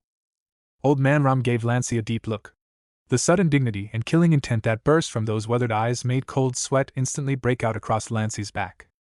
Fortunately, Ram said nothing. He simply turned and left. Watching that towering figure disappear into the distance, Lancey let out a breath of relief. But then, as though he had thought of something, his expression grew even heavier. He had a feeling that he was about to witness some kind of upheaval. After leaving the city guard outpost near the slum district, Old Man Ram had only just returned to the slums when a group of men with murderous auras gathered around him. At their head was Gaston, clad in armor and gripping a weapon. "Old Man Ram, how is the chairman? Is she all right?" Old Man Ram looked at Gaston and the other's attire. His brows lifted, and an imposing pressure naturally rose from him. But then, as if remembering something, his expression eased slightly, and he said in a deep voice, "She's fine. No need to worry. More importantly, what are all of you dressed like this for? Have you forgotten what your chairman told you before she left? If you ruin the plan, she'll make sure you suffer when she comes back." Hearing Old Man Ram's words, Gaston and the others immediately relaxed. The murderous air around Gaston also faded a great deal. He gave Old Man Ram a simple, honest grin and said, "We were worried about the chairman. We thought that if something happened, we might as well charge straight into the city guard outpost and rescue her." "Idiot!" Old Man Ram slapped Gaston on the helmet, making his head ring. "You really think that after training for such a short time, you can already match regular troops? Even if it's only the guards at the city guard outpost, they've trained longer than you and have better equipment. Don't get carried away just because you dealt with a few ordinary people. You aren't even a match for the city guard yet, let alone the kingdom's army, the royal knights, or the royal guard. If you really did something like attacking a city guard outpost, that would be outright treason. You'd be dragging everyone down with you." Old Man Ram seemed particularly familiar with Laginika's military structure, He laid everything out clearly as he scolded them. The men looked at one another, and they all realized they had been thinking far too simply. After all, they had grown up in the slums. They had only begun learning to read recently, and they had barely read any books. They had no idea what many things that seemed trivial to them truly meant. Perhaps in their eyes, attacking a city guard outpost was no different from attacking another gang. Aside from the people directly involved, no one else would care. "We understand, old man Ram. We won't act rashly. We'll do as the chairman said." Gaston had been among the earliest to join, and the reason he had not been eliminated by now was not only because he dared to fight and trained hard. It was also because he was obedient enough. His actions just now had only been born of excessive worry. "Good that you understand. Then put down those things in your hands and hurry up. Carry out the original plan. The longer this drags on, the more danger your chairman will be in." "Yes." The group quickly dispersed and began executing the plan. Old Man Ram watched them leave, a helpless, bitter smile appearing on his face. "This feeling really does seem familiar." He shook his head, composed himself, and quickly left as well. After all, there was plenty to do. City guard outpost. Dungeon. Tanya sat quietly on a chair, calmly reading the book in her hands. Her expression was serene. She looked nothing like someone imprisoned. Instead, she seemed as leisurely as though she were on vacation. The entire dungeon was completely silent. After seeing with their own eyes how Tanya moved in and out of her cell as casually as if this place were her own home, how the guard treated her like an honored guest, and how no one had reacted even after she killed someone, everyone in the dungeon was filled with fear toward this golden-haired little girl. Especially since she was a magic caster who possessed magical power. In such an atmosphere, feeling the fearful gazes of the others, the Mutual Aid Association member who had been arrested could not help puffing out his chest and letting out a small, proud hum. As for Tanya, she was thinking about how far the situation had developed. At the same time, she was checking whether there were any loopholes she had overlooked in this entire matter. Taking control of the slum district, gathering all its laborers under her command, and using that to earn enormous wealth, this was something she had decided long ago. She had also begun designing the plan long ago. Although the appearance of the executioners and the Royal Capital Commerce Guild had disrupted the schedule and forced the whole plan forward much earlier than intended, at least she had prepared contingencies in advance. She was not entirely unprepared.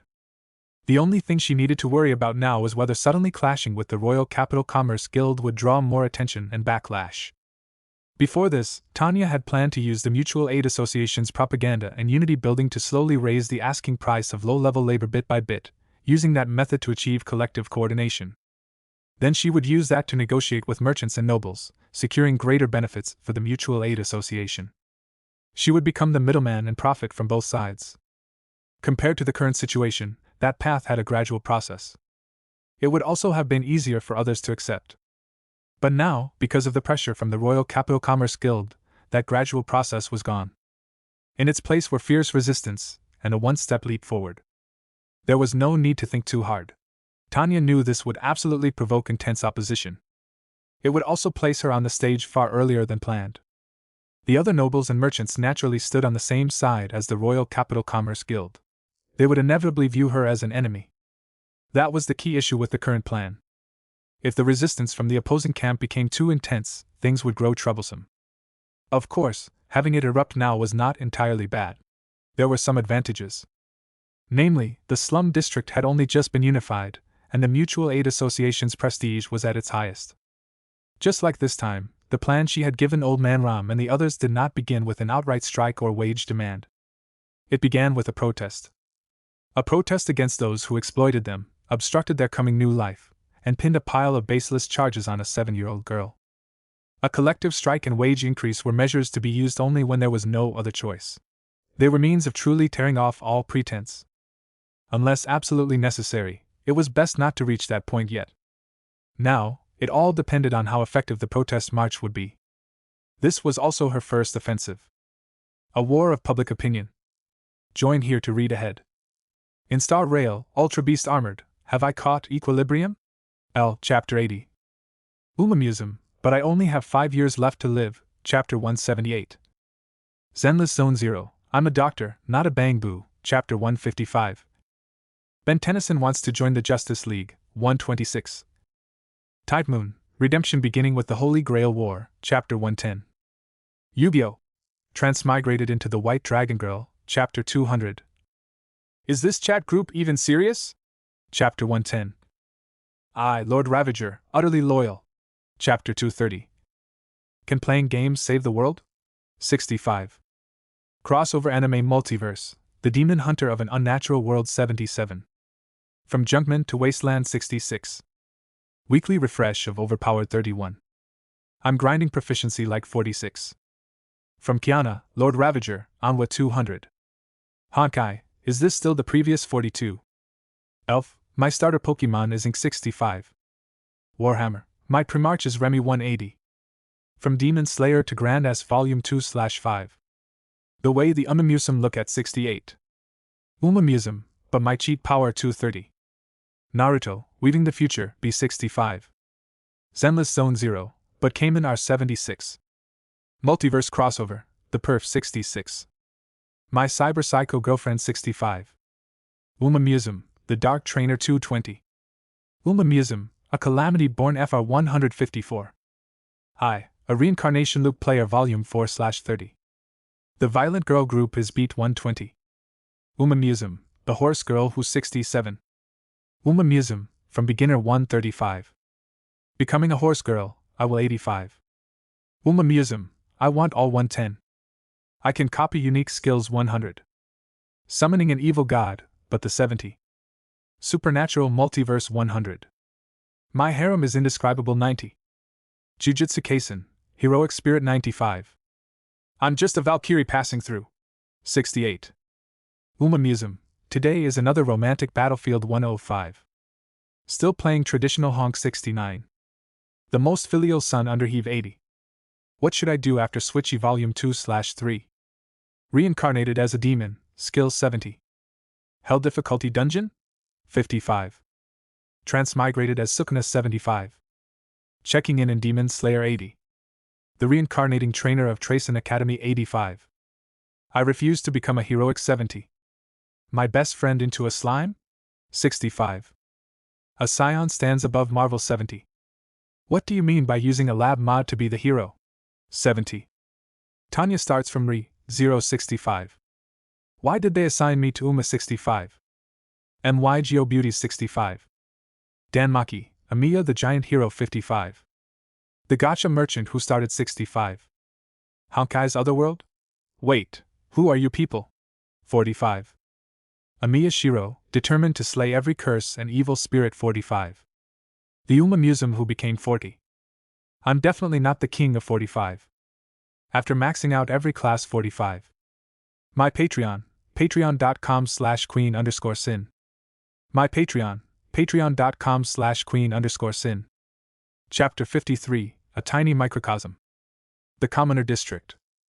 Today was another day no different from any other. The people who lived here had worked all day, and when evening finally came, they could at last take a little rest. They would share dinner with their families, then accompany their children on walks through the lively streets. That was how it should have been. But as the sun sank westward and the blood-red sunset dyed the city in orange light, a commotion began to spread like waves before a tsunami. One after another, people in worn-out clothes, their bodies thin and gaunt, stepped into the streets. Seen individually, they did not appear all that different from the residents of the Commoner District. But once they gathered together, their identity became unmistakable. They were people from the slums. In this kingdom that had signed a covenant with the dragon, deep grudges existed between demi-humans and humans. Yet within any race, the conflicts between classes were often even greater. In the royal capital, whether one was demi-human or human, everyone shared one common understanding. The slum district was the poorest, lowest, most wretched place of all. And now, those lowly people had gathered, sweeping toward them like rotten black floodwater. A street vendor at the side of the road was about to curse them for disturbing his business. But when he saw those faces, each one burning with anger and indignation, he swallowed every bit of dissatisfaction he had.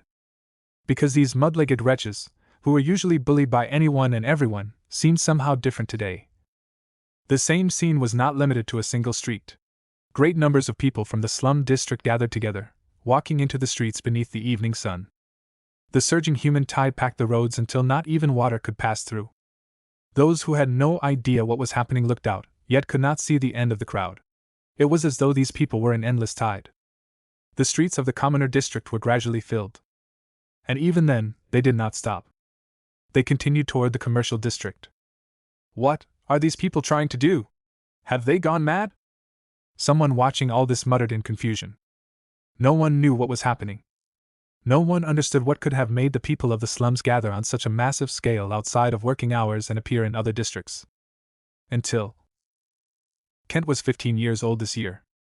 He was a beggar who lived in the slums. Before this, he had lived in Broken Bone Alley, territory controlled by the Rotten Bone Gang. Every morning, he and other children of similar age would be driven out by the Rotten Bone Gang and sent into the streets outside the slums to beg. Every day, not only did he have to hand over everything he earned, he also had to meet a fixed quota. Otherwise, he would get no food and would suffer a vicious beating. Day after day. Year after year. Amid that life, Kent became numb and muddle-headed. He had no dreams, no future. He simply lived one day at a time. Every day, he dragged his crippled body along the ground, crawling as he begged passers-by to show him a little kindness. Rain or snow, he never stopped. He could never eat enough. He could never dress warmly. He was often beaten, frozen, and injured. Among the beggars of the slum district, Kent, whose legs had been broken when he was young so he could be used for begging, counted as an old veteran of the trade. There were not many in the entire slum district with more seniority than him. Precisely because of that, he had seen far too many companions die because of a rainstorm, or a winter, or a minor illness. The only reason he had survived until now was luck. Just when he had grown completely numb to this hopeless life, one day, he heard people in the slums talking about an organization called the Mutual Aid Association. At first, he thought it was just another gang like the Rotten Bone Gang. But as he learned from people's conversations, he realized it was nothing like what he had imagined. This Mutual Aid Association did not bully its members. It even had dedicated people who protected them. Even beggars like them were not discriminated against. The association would not take all their earnings either, it would leave them with plenty. On top of that, he heard that anyone willing could attend lessons at night, where people would teach them to read and teach them what pleasant things to say while begging so they could earn more money. To Kent, hearing such things for the first time, it was almost impossible to believe. How could there be a gang like that in this world? It sounded so charitable it was hard to believe. From that day onward, Kent began paying attention to information about the Mutual Aid Association. Even though the Mutual Aid Association was not far from them, as a beggar under watch, he could not leave too far. Fortunately, he met many others in the same trade and learned quite a bit from them. The more he learned, the more Kent yearned for it. If he could join the Mutual Aid Association too, perhaps his life would no longer be like this.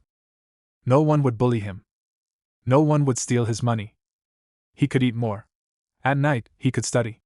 Perhaps one day, he might even save enough money to buy a book he liked. With that fantasy in his heart, Kent prayed silently, praying that one day he too could join. And then, amid that yearning on that night, the future he had hoped for, the life he had longed for, suddenly descended upon him. The Rotten Bone Gang, which he had hated to the bone yet been powerless to resist, could not fight back at all before the group with red bands tied around their arms. What left the deepest impression on him, however, was the golden-haired little girl leading them. Her features were refined in a way he had never seen in the slums. She looked as if she did not belong there at all. Yet that very same exquisitely beautiful little girl was so powerful that his soul trembled. Anyone who stood in her way was cut down as easily as rotten wood. And the commanding dignity with which she issued orders left a deep brand on his heart. Only later did Kent learn that she was the chairman of the Mutual Aid Association. A rarely seen genius. In existence, people like them could only look up to their entire lives. After that day, Kent joined the Mutual Aid Association. It was exactly like what he had once heard. No one bullied him. Every day, people patrolled the streets to protect them. Even the money he earned from begging was only partially collected. At night, those who wished to learn were taught to read. They were taught how to say pleasant words, and how to keep themselves warmer beneath ragged clothes. Faced with this life that he had once only experienced in dreams, Kent was deeply satisfied. This was what he had dreamed of. Originally, he had thought he would freeze to death in some winter. Join here to read ahead. In Star Rail, Ultra Beast Armored, Have I Caught Equilibrium? L. Chapter 80. Umamusum, but I only have 5 years left to live, Chapter 178. Zenless Zone 0, I'm a doctor, not a bang boo, Chapter 155. Ben Tennyson wants to join the Justice League, 126. Tide Moon, Redemption beginning with the Holy Grail War, Chapter 110. Yu-Gi-Oh! Transmigrated into the White Dragon Girl, Chapter 200. Is this chat group even serious? Chapter 110. I, Lord Ravager, utterly loyal. Chapter 230.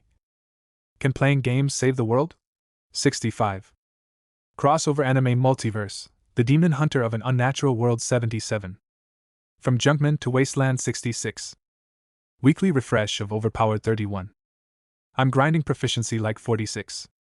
From Kiana, Lord Ravager, Anwa 200. Honkai, is this still the previous 42? Elf, my starter Pokemon is Ink 65. Warhammer, my Primarch is Remy 180. From Demon Slayer to Grand S Volume 2/5. The way the Umamusum look at 68. Umamusum, but my cheat power 230. Naruto, Weaving the Future, B65. Zenless Zone 0, but Cayman R76. Multiverse Crossover, The Perf 66. My Cyber Psycho Girlfriend 65. Umamusum, The Dark Trainer 220. Umamusum, a Calamity Born FR 154. I, a Reincarnation Loop Player Volume 4/30. The Violent Girl Group is Beat 120. Umamusum, The Horse Girl Who's 67. Umamusum, from Beginner 135. Becoming a Horse Girl, I will 85. Umamusum, I want all 110.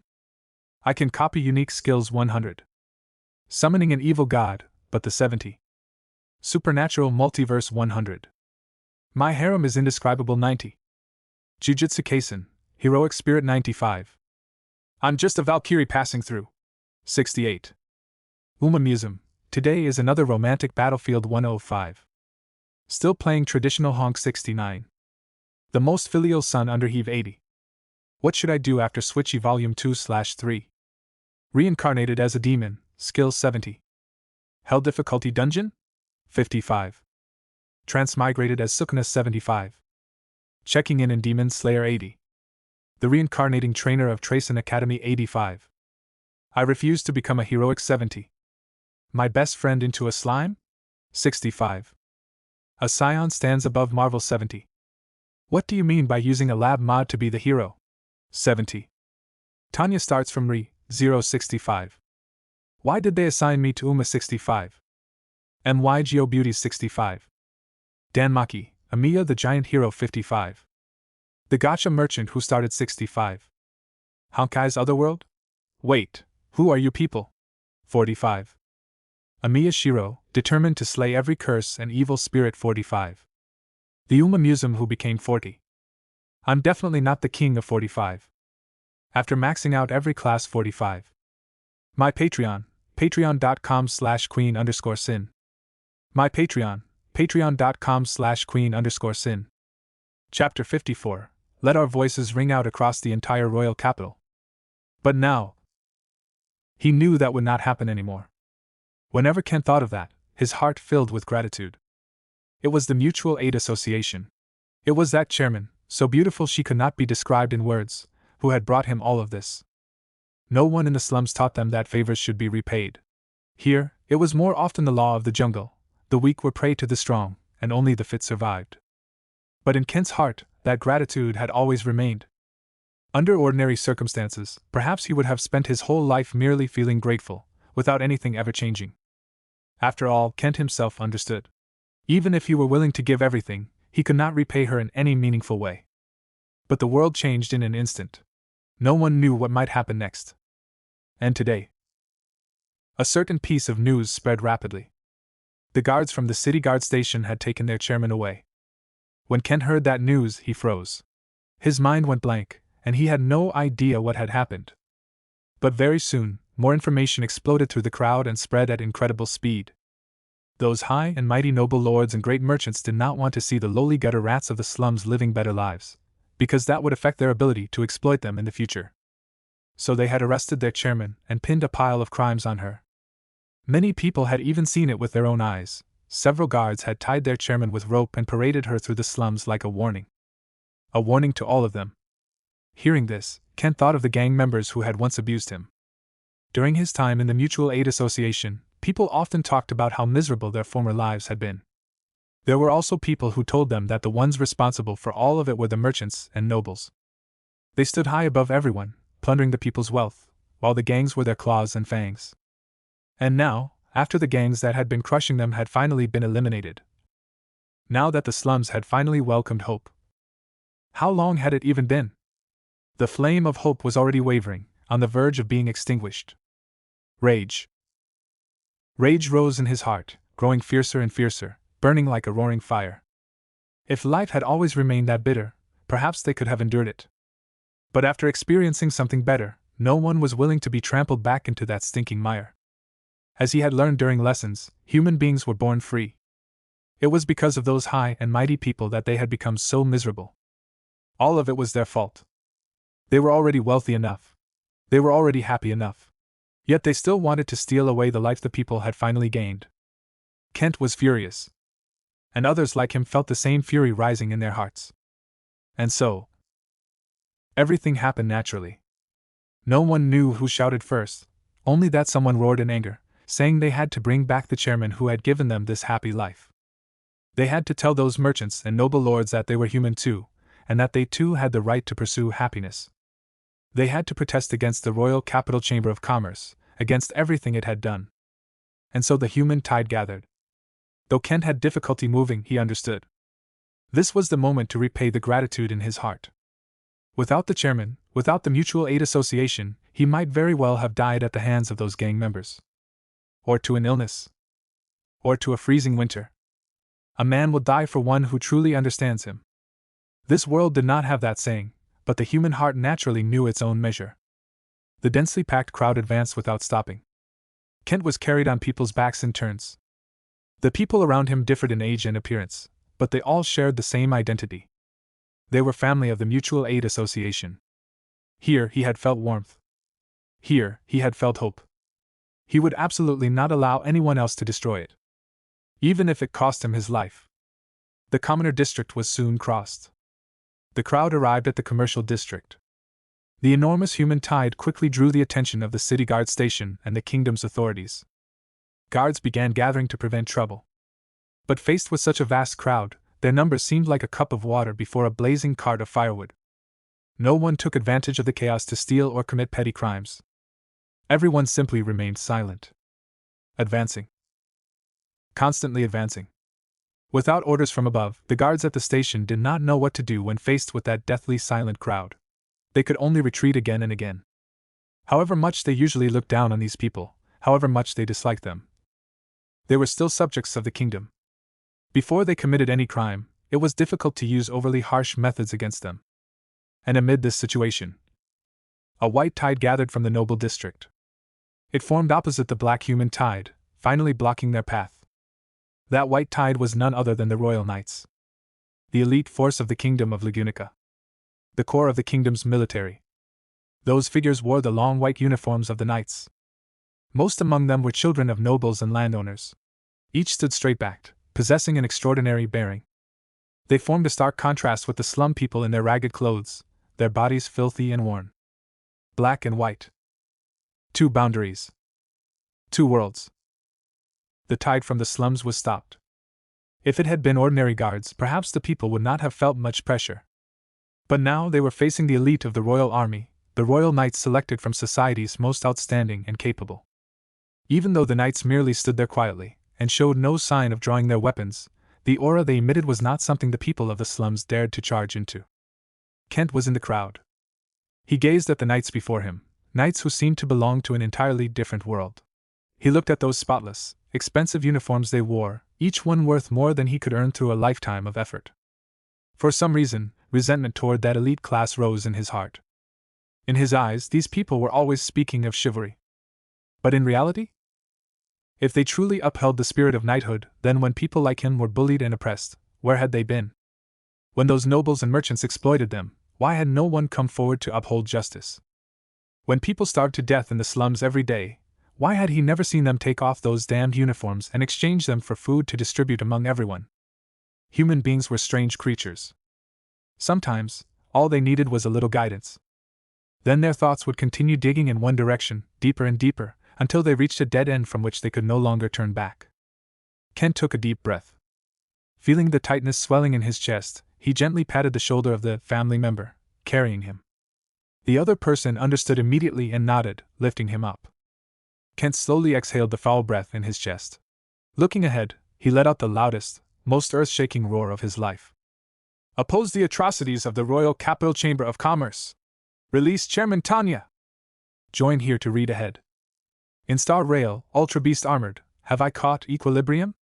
L. Chapter 80. Umamusum, but I only have 5 years left to live, Chapter 178. Zenless Zone 0, I'm a doctor, not a bang-boo, Chapter 155.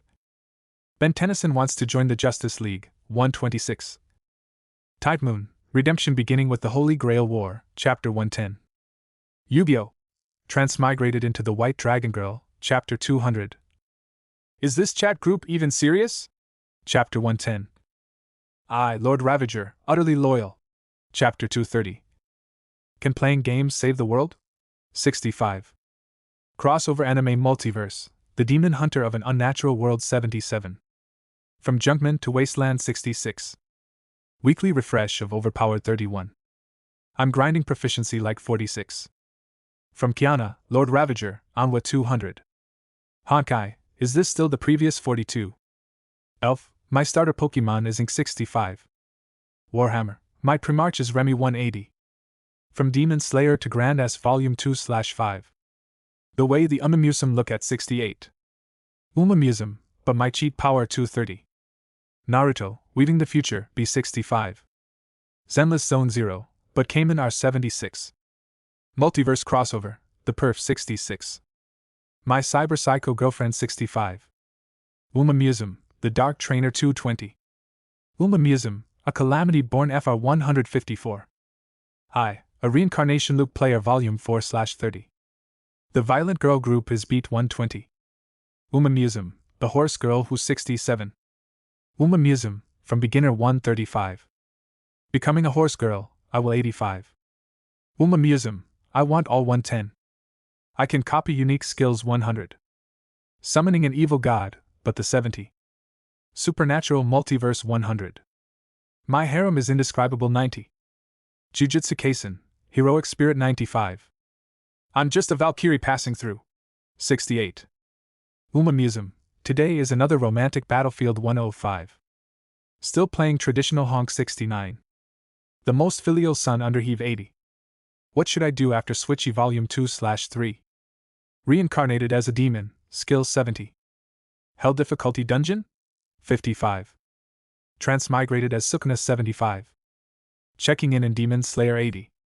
The reincarnating trainer of Tracen Academy 85. I refuse to become a heroic 70. My best friend into a slime? 65. A scion stands above Marvel 70. What do you mean by using a lab mod to be the hero? 70.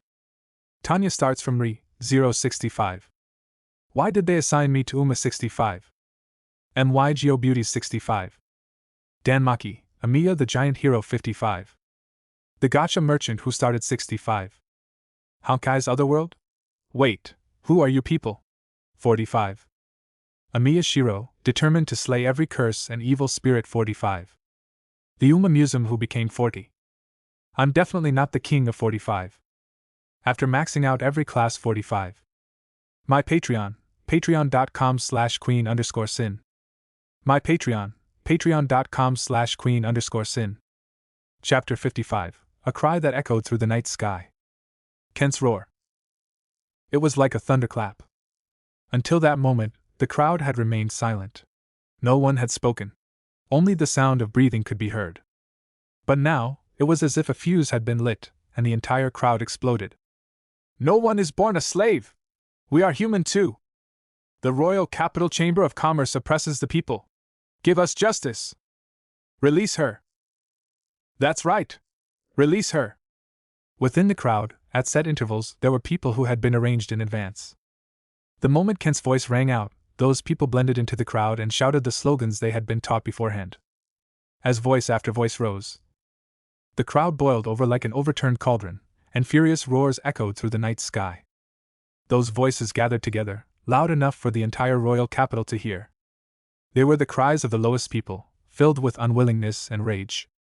Soon, those chaotic shouts finally converged into two words. Release her! Faced with this sight, even the kingdom's most elite royal knights were momentarily at a loss.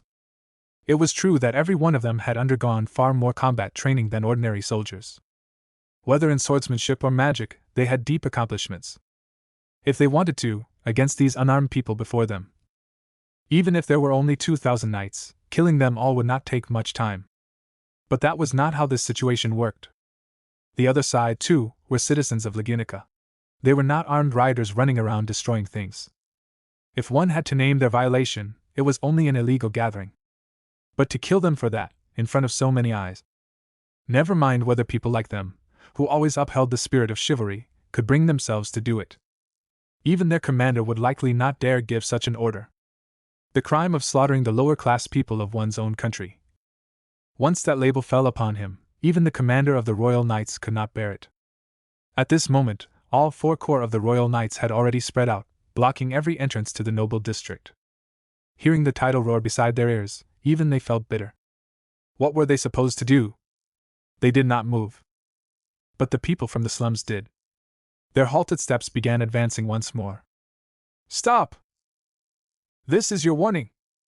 Under kingdom law, if you continue forward, your actions will be regarded as a riot, and you will be dealt with as rioters. The commander of the First Corps felt a deep headache as he looked at the furious crowd pressing forward, shouting endlessly yet showing no intent to attack. He was someone who had lived through the demi-human war. He had spent more than half his life in the military. He had encountered powerful swordsmen, powerful magic users, spirit arts users.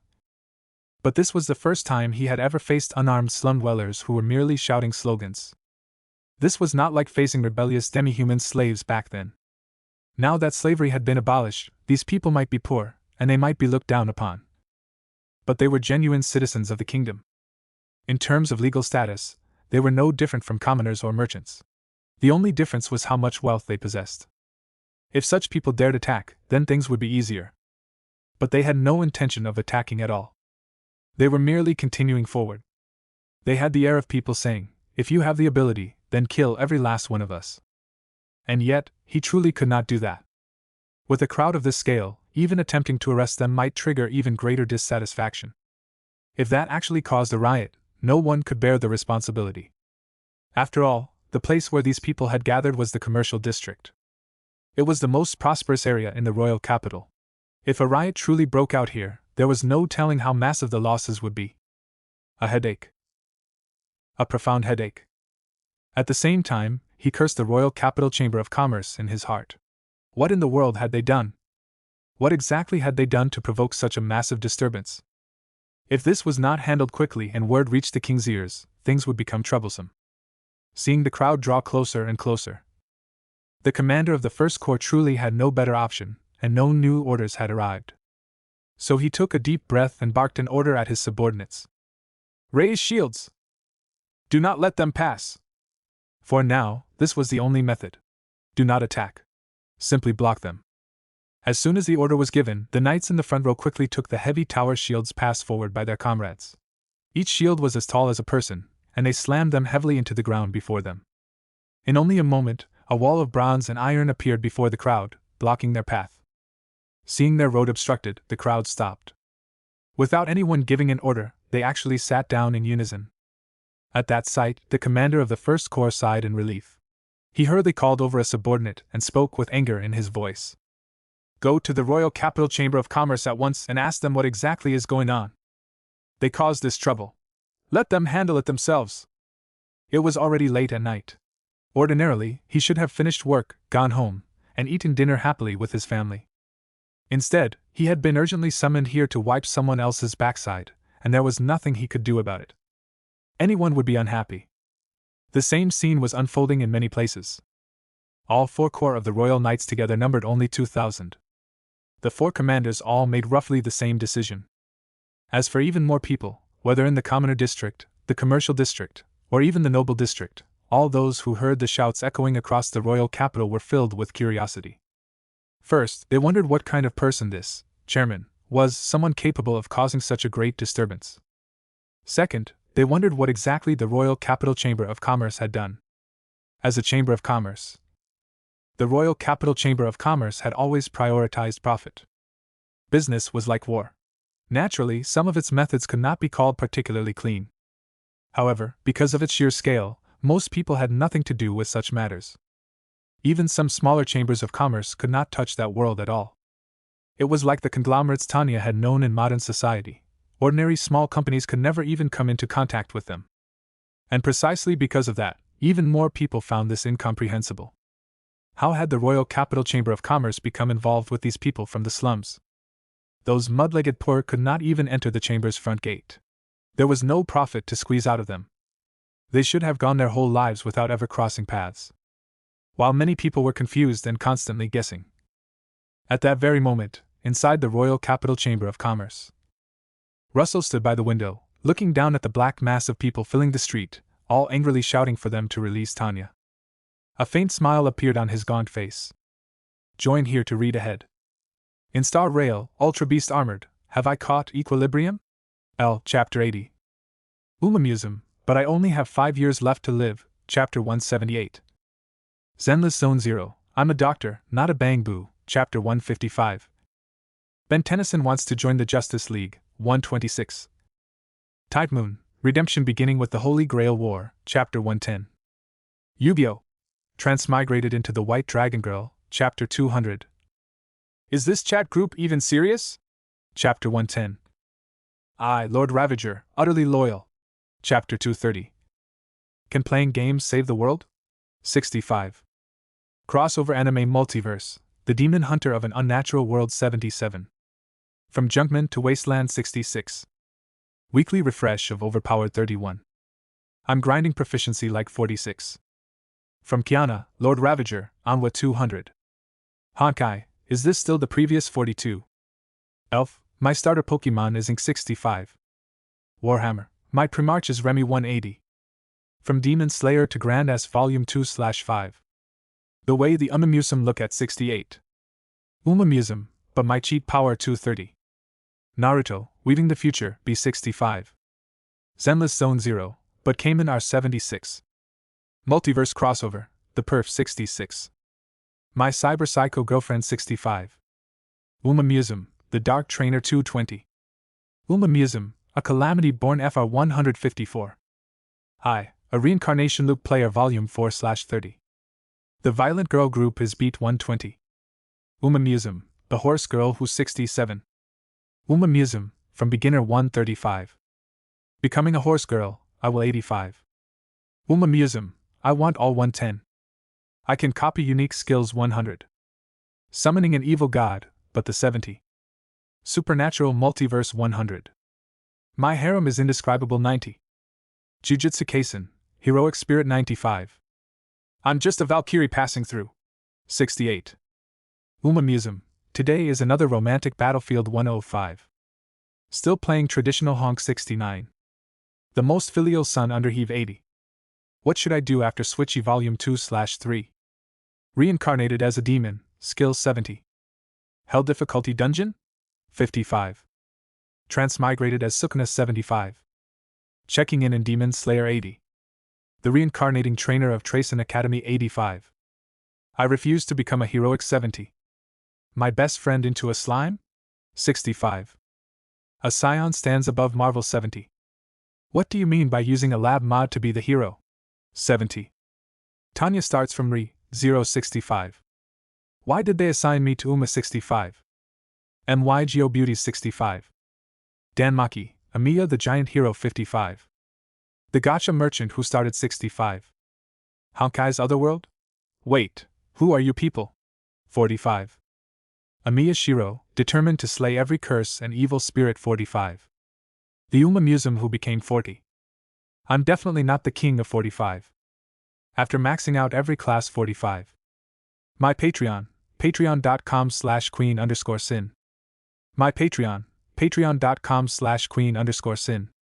Chapter 56, Borrowing the Tiger's Skin. This truly is rather unexpected. I never imagined that one careless move would let me witness such an interesting spectacle. My lord, here are the materials you requested. A figure behind him spoke with deep respect and handed over a stack of documents. Russell turned around, drained the red wine in his glass, took the documents, and leisurely sat down with one leg crossed over the other as he began flipping through them. His subordinate stood silently to the side, waiting for Russell to finish reading. A short while later, Russell raised his head from the documents, a faint glint flashing through his eyes. I thought I had already given her enough attention. It seems I still underestimated her. To think there truly exists someone in this world clever to such a degree. At only 7 years old, she has accomplished something most people could never achieve in a lifetime. Russell stroked his chin, and the smile on his face grew brighter. Whether this is due to a divine protection or not, there is no denying that she is a genius. No wonder she had such confidence when she made that wager with me. However, Russell's gaze fell upon the crowd filling the street. If this is all she has, it is still not quite enough. As soon as Russell finished speaking, the subordinate beside him suddenly said, My lord, just now, many people came asking for information. They wanted to know exactly what was going on. The commanders of all 4 corps of the Royal Knights have also sent word, demanding that we resolve this matter as quickly as possible. They also said what? Russell chuckled softly, his expression calm. They said that if we do not, they will personally come over and ask us exactly what is going on. When the subordinate said, ask, he deliberately emphasized the word. It seems they do not want to work overtime. Honestly, for knights, they have no spirit of dedication at all. Russell shook his head. However, it is indeed time to handle this. There are far too many people here. If they affect traffic, the losses will not be small. If this continues, it will also be troublesome once the higher-ups begin asking questions. At that point, Russell lightly clapped his hands. Still, one must perform a little more to match my value. As he said that, Russell's eyes curved faintly with amusement, and he began giving instructions to his subordinate. The city guard outpost. As before, Tanya sat quietly in the jail cell, reading a book. Even though she could clearly hear the shouts coming from outside, her face showed little change. She remained perfectly composed. At that moment, a burst of footsteps suddenly approached. It was Lanchi. Chairman Tanya. The way Lanchi looked at Tanya had grown even more reverent. Had he not personally participated in this whole series of events, he never would have imagined that so many people outside had gathered together because of the little girl before him. Now the entire royal capital had been shaken by the gathering of the slum dwellers. That kind of power was almost unimaginable. The crowd has been blocked by the royal knights near the noble district. For the moment, there has been no further movement. Tanya nodded slightly, but her eyes remained on the book in her hands. She gave no other reaction. Seeing this, Lanchi hesitated for a moment, then finally asked uncertainly, Chairman Tanya, are we simply going to let the crowd remain outside like this? This has already caused quite a stir. If it continues... Sure. Tanya raised a finger, signaling for Lanchi to quiet down. This is only a small appetizer. The main course has not even begun yet. What is the rush? Since the Royal Capital Chamber of Commerce had forced her to overturn the table ahead of schedule, she naturally had to settle the matter in one stroke. Otherwise, it would become difficult to achieve her ideal results later. Right now, Tanya was doing only one thing. Waiting. Waiting. Waiting for the first person to appear before her. Lanchi did not understand, but he did not dare ask any more questions. All he could do was nod and temporarily withdraw. By now, he no longer had even the slightest thought or courage to oppose Tanya. He had only one thought left: serve her obediently. This was not something a small figure like him could afford to get involved in. As long as he and his family were safe, he could already thank the heavens. Some more time passed. The crowd outside continued to hold on. And Tanya, sitting inside the jail cell, finally welcomed the person she had been waiting for. Headmaster Eddie. Looking at the old man who appeared before her in a hurry, Tanya's face showed a faint smile. This moment was precisely why she had waited in the jail cell. I came over as soon as I received the news. I just did not expect there to be so many people on the road. The dragon carriage could not move at all. The white-haired old man was panting slightly as he spoke. Fortunately, seeing that Tanya's cell was clean and tidy, and that she did not seem to have suffered much, he finally felt relieved. You child, sigh. Eddie originally wanted to say something else, but when he thought of the scene outside, the words that reached his mouth were swallowed back down. Let us not talk about that for now. Come, let us leave first. Do you want to return home, or come with me to the Magic Research Society? To the Magic Research Society. Tanya smiled brightly as she spoke, holding her book as she hopped down from the chair. The city guard outpost obviously could not restrain her. With the Mutual Aid Association behind her, she did not need to worry about her safety either. The reason she had still instructed the others to notify the Magic Research Society was purely to borrow its authority. If she relied solely on the Mutual Aid Association to launch a strike, to the upper classes, that would absolutely be something they did not want to see. It was a challenge to authority. But if the Magic Research Society was dragged into it, with everything Tanya had displayed so far, her own value would be revealed even further. The fact that Eddie had appeared here was proof of that value, and proof that he was willing to let her borrow this layer of authority. With this tiger skin draped over her shoulders, even the last flaw in launching the strike would disappear. After all, in this world where supernatural power existed, class struggle was not determined by numbers alone.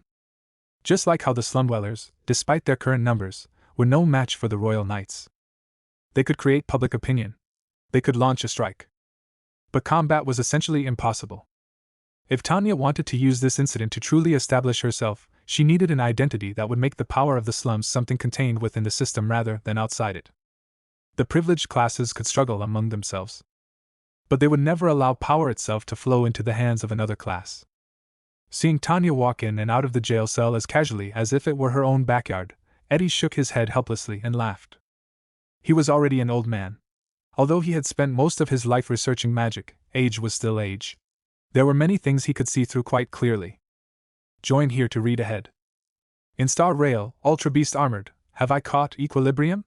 L. Chapter 80. Umamusum, But I Only Have 5 Years Left to Live, Chapter 178.